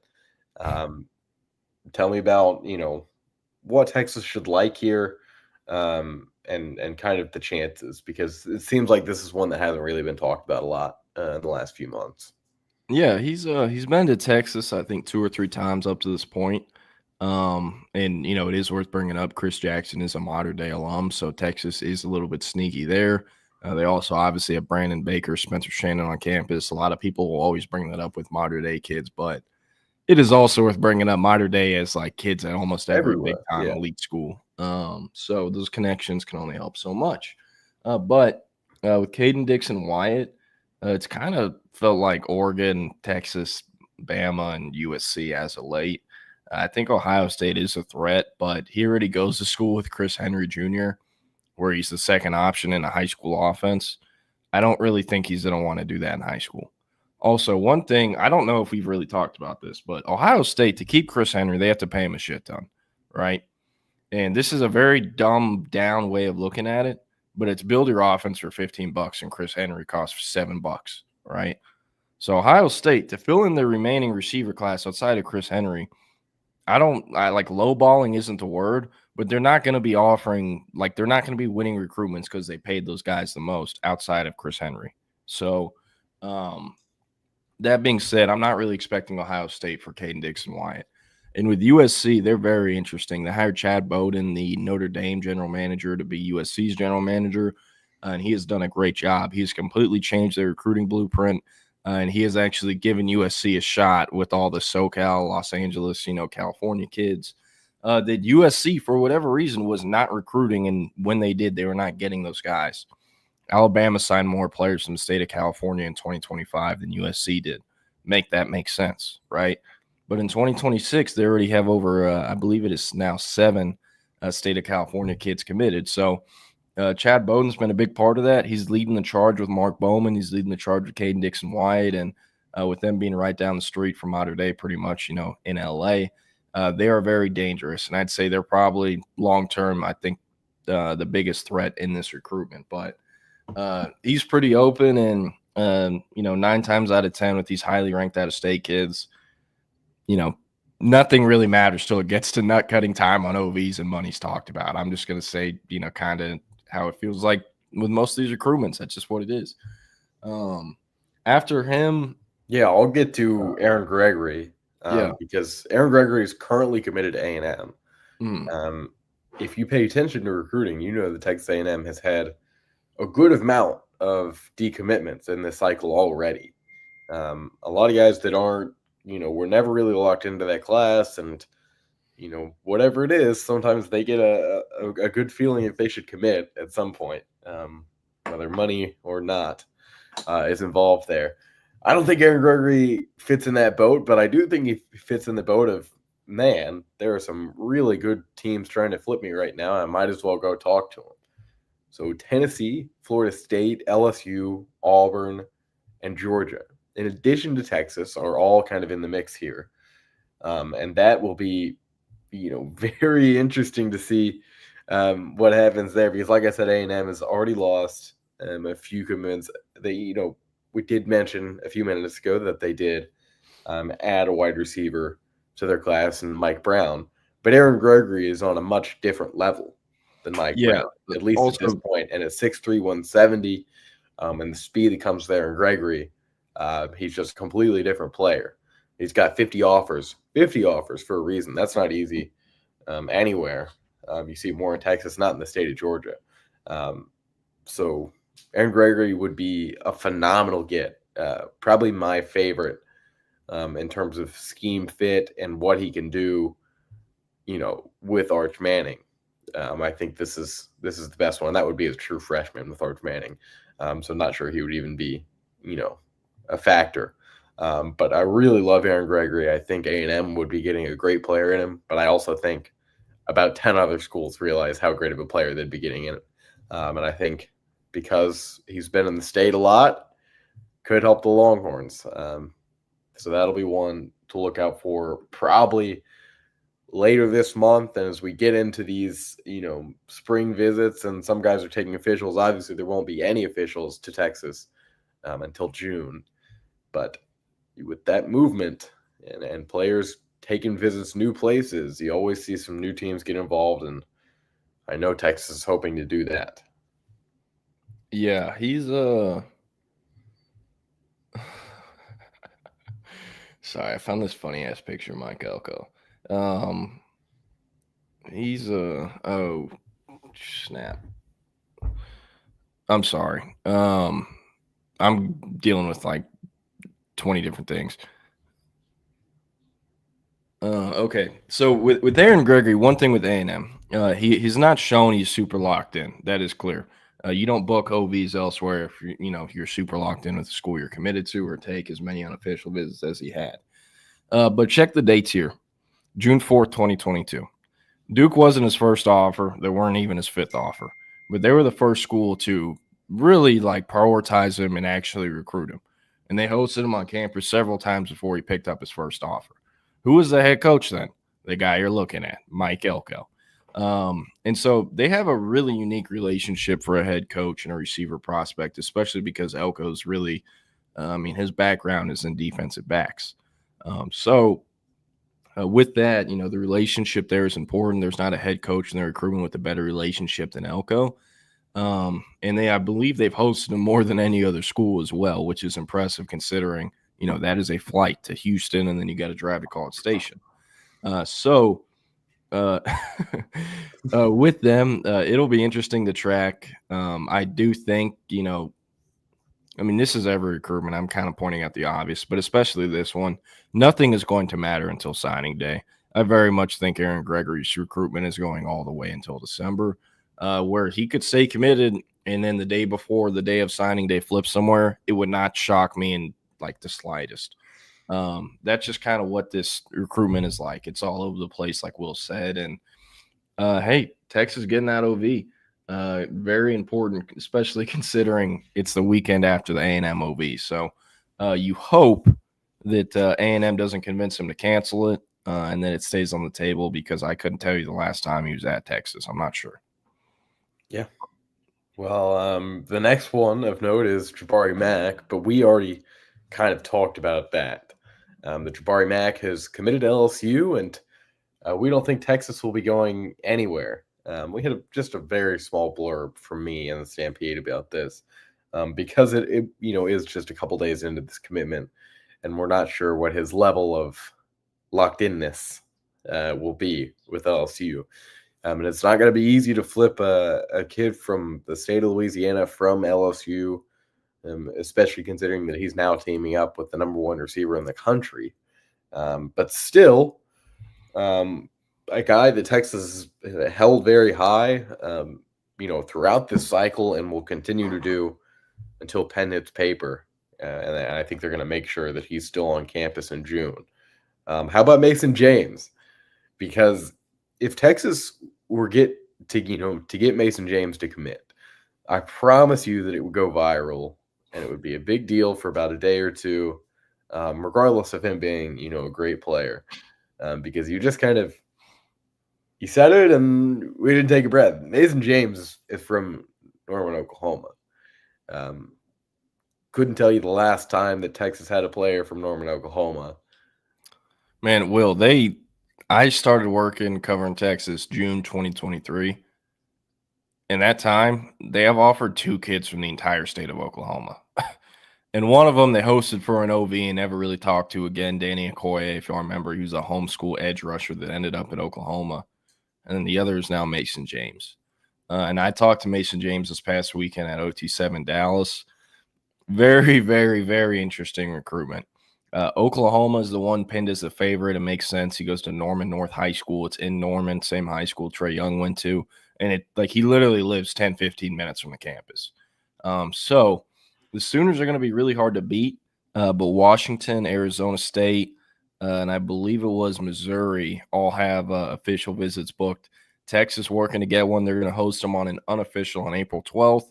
And he currently has an open weekend. So depending on how things shake out, he is looking to fill in that open weekend. And to Texas, Kansas State, and Notre Dame are the schools in consideration. He will be at Notre Dame this upcoming weekend, first ever time at South Bend. They only offered him in the last few weeks. So the Fighting Irish, they could potentially, I guess, become a contender as well. But spoke very, very highly of Chris Jackson. Chris Jackson, since the offer, has been on the phone with James and his parents every single day. So clearly shows his priority level. One thing, it is always you don't want to come off as an asshole or sound like a homer, right? In an interview. But, sometimes you can get uncomfortable. And I asked him, hey, I know Oklahoma, that's a school you have a lot of pressure on to go to and everything, and everyone's pinning you there. But, how important is coach stability? Because they have to win 8 or 9 games. So they're gone before signing day. And he's like, yeah, that's why I'm really looking around. And I'm really open to Texas and other places that have coaches that I think can be there all 4 years I'm in college. So that's important because, like I just said, they're getting fired if they don't win 8 or 9 games. So, with Mason James, could he commit to OU in the summer and end up in the Texas class in November or December? It's definitely possible. I think, if I had to put money on this, I'd only be doing OU. It's very hard to imagine him not ending up there, at least committing there at some point. But it is very interesting. It's a unique scenario.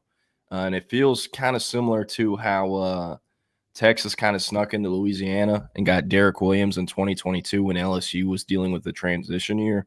Feels similar to that. Like any other cycle, I don't think Texas is getting Derek Williams out of Louisiana. Corey Raymond, that was one of the 2 years he wasn't there. One I'll be tracking, Texas, that visit on April 12th will be his first ever time on campus. So we'll have a much better read of how things are going to, I guess, project from there. But pretty polarizing recruitment for Texas fans, I'd say. Yeah, we'll get one more just so we can get a little bit of pro day stuff here. And at the end, old Booby, because, a few weeks ago and, really since the the announcement of the reclassification from 27, it seems like, things have not been trending towards Booby Feaster in Texas, being a thing. But, now, late March, seems like, with him coming back on campus, there's some steam there, regardless of how much momentum, a USC or an A&M or an LSU has. The Texas and Booby have, known each other for a very long time. And that relationship is still there. It's still there because Jackson's still there with a lot of the people on campus. So Jordan, you were able to see him. What did you hear about Booby and the Horns? Yeah. Another, this is just, I think, a great time of the year for recruiting. There's a lot of stuff going on that's notable. And, the way I like to look at recruiting is everything up until official visits is staging, staging. And I think that's where we're at right now. And with Booby, he's a kid that I've talked about with LSU for a long time. He's a state of Louisiana kid. It's really hard not to, picture him eventually ending up there. But they got Tristan Keys. And shortly after, they got Jabari Mack. And Tristan Keys is the number 1 receiver in the nation. Jabari Mack is the number 1 receiver in the state of Louisiana, top 100 overall prospect. And before those two guys, LSU already had 2 receivers committed, Kenny Darby and Ja'Kai Anderson. And now I don't think there's any way in hell LSU signs those 4 guys. Just go look what happened in 2025. Yes, they've gotten better with their NIL efforts, but I just don't see it working out. I'm not saying it'll be Keys or Mack, but there is no way all 4 of those guys, I think, end up signing. That being said, while Feaster could potentially be turned off LSU a bit now, considering they have 4 receiver commits and 2 of them are, top 100 prospects, including their number 1 receiver in the country, could he look elsewhere, give other schools, more of a shot? Yes, I think he will. And I think A&M and Alabama are the main schools that could benefit from that. They already have OVs set up. But Texas and Oregon, they're in an interesting spot. So right now, the summer OVs, A&M, Bama, USC, and LSU. And then he has 2 upcoming unofficials in April, or Texas, March 29th. And then he is in a 2 or 3 day unofficial visit to Oregon in April. And then in the last few weeks, he's seen Bama, LSU, and Texas A&M on unofficials. So with him, I think it comes down to Bama, A&M, LSU as of right now. I don't really see him going to USC, but at the same time, they need receivers, and I don't think have anyone committed and probably have a quicker path to the playing field than those other schools, as crazy as that sounds. So it'll be interesting. And also, like I brought up with Mason James in the Oklahoma staff, LSU needs to have an 8 or 9 win season too. And if they don't, that whole class could blow up and fall apart. So worth bringing that up for Jabari Mack, play the long game there, just stay on him. And then with Booby Feaster, just play the long game. He did say, depending on how the unofficials go to Texas or Oregon, he would very much be open to swapping out one of his OVs to go see Texas or Oregon on an OV instead. So, starting to come down to the wire. This is a kid who wants to commit end of June, early July. So the clock is ticking, and I mean, Texas has a shot to, I guess, better their position, prioritize them more, considering their receiver targets are now trending elsewhere. It seems like it. It definitely seems like it. And receiver recruiting is always fun because there's usually some big personalities. And although there haven't been too many this year, still a pretty fun position to watch. Okay, Jordan, we've got our last 10 minutes here, and we've got about 2 hours until Texas Pro Day.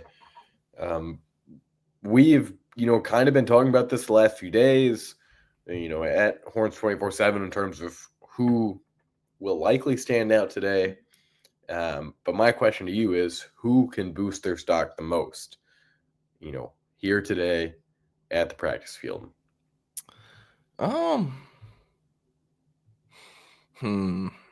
Okay, I'm going to go outside the box. I'm not going to include someone who participated at the combine because I feel like that's more fun. So with that being said, I'm going to go Silas Bolden and David Benda. Silas Bolden, he's obviously tiny, and he will have to run fast to be able to play professional football.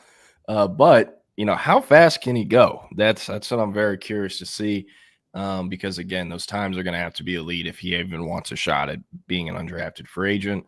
And then with the way the NFL's changed their kickoff return, the return games in the NFL, like that could be a roster spot. Look at Kevontae Turpin. So I think he could definitely make himself some money today.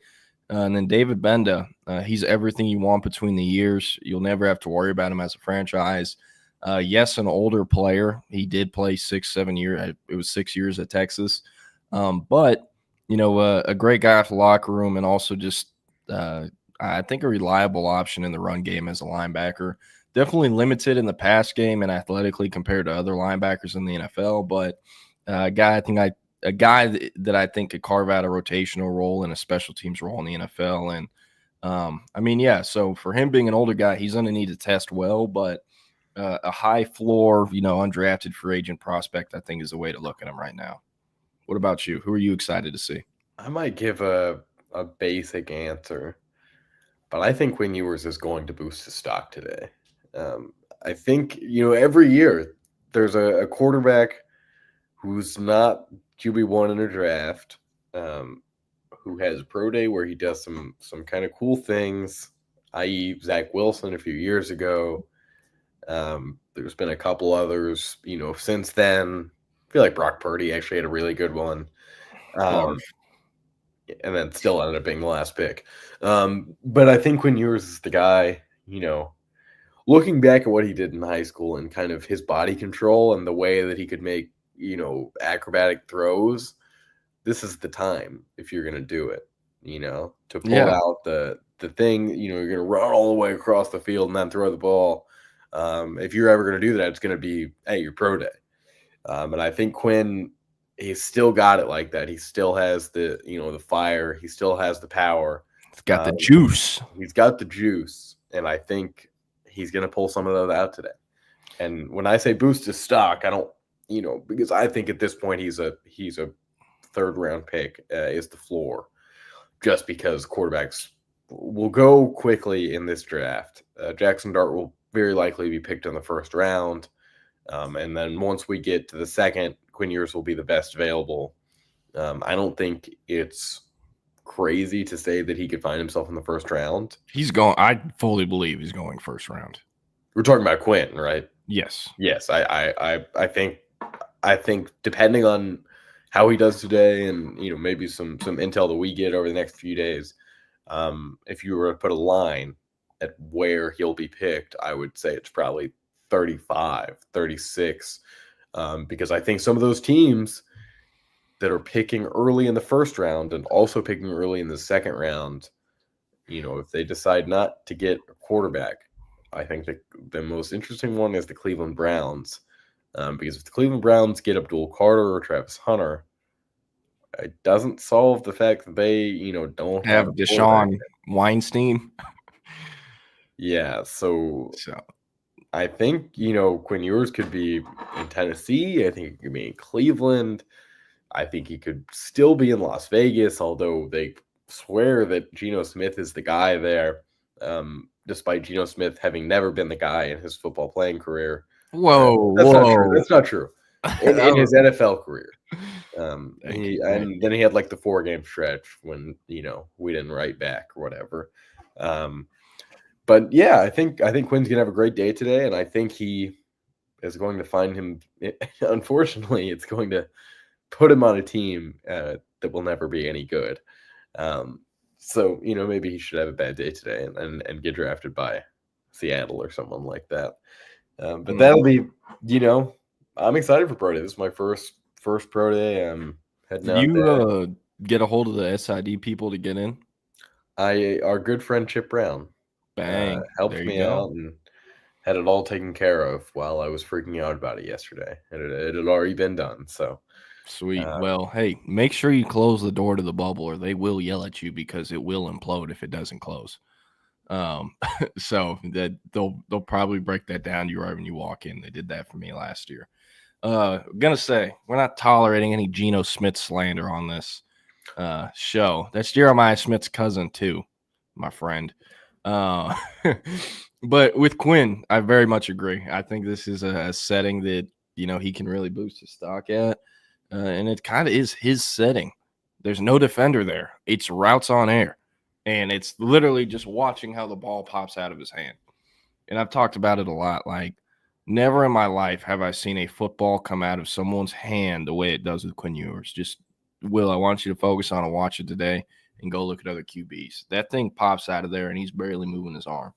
So with him, I can't wait till there's that Zach Wilson throw of him where he's rolling out to the right and throws it 50 yards down the field because Texas and all of their fans are going to push that out everywhere because, that's what happens at pro days. So hopefully he gives us like his Rizzler face or something after he makes that throw. Add some twang to a personality maybe, but definitely agree with you. Think this is a major stock up event for Quinn Ewers. And again, definitely think he's going in the first round. If Kenny Pickett can go first round, so can Quinn Ewers.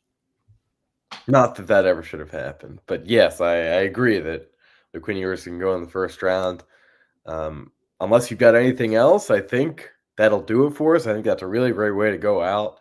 Some optimism in the next few hours to see Quinn Ewers and him, boosting his draft stock and the potential of, getting a 4-year deal with a 5th-year option. That's a big one. Texas having a quarterback taken in the first round would be a big milestone for Steve Sarkisian.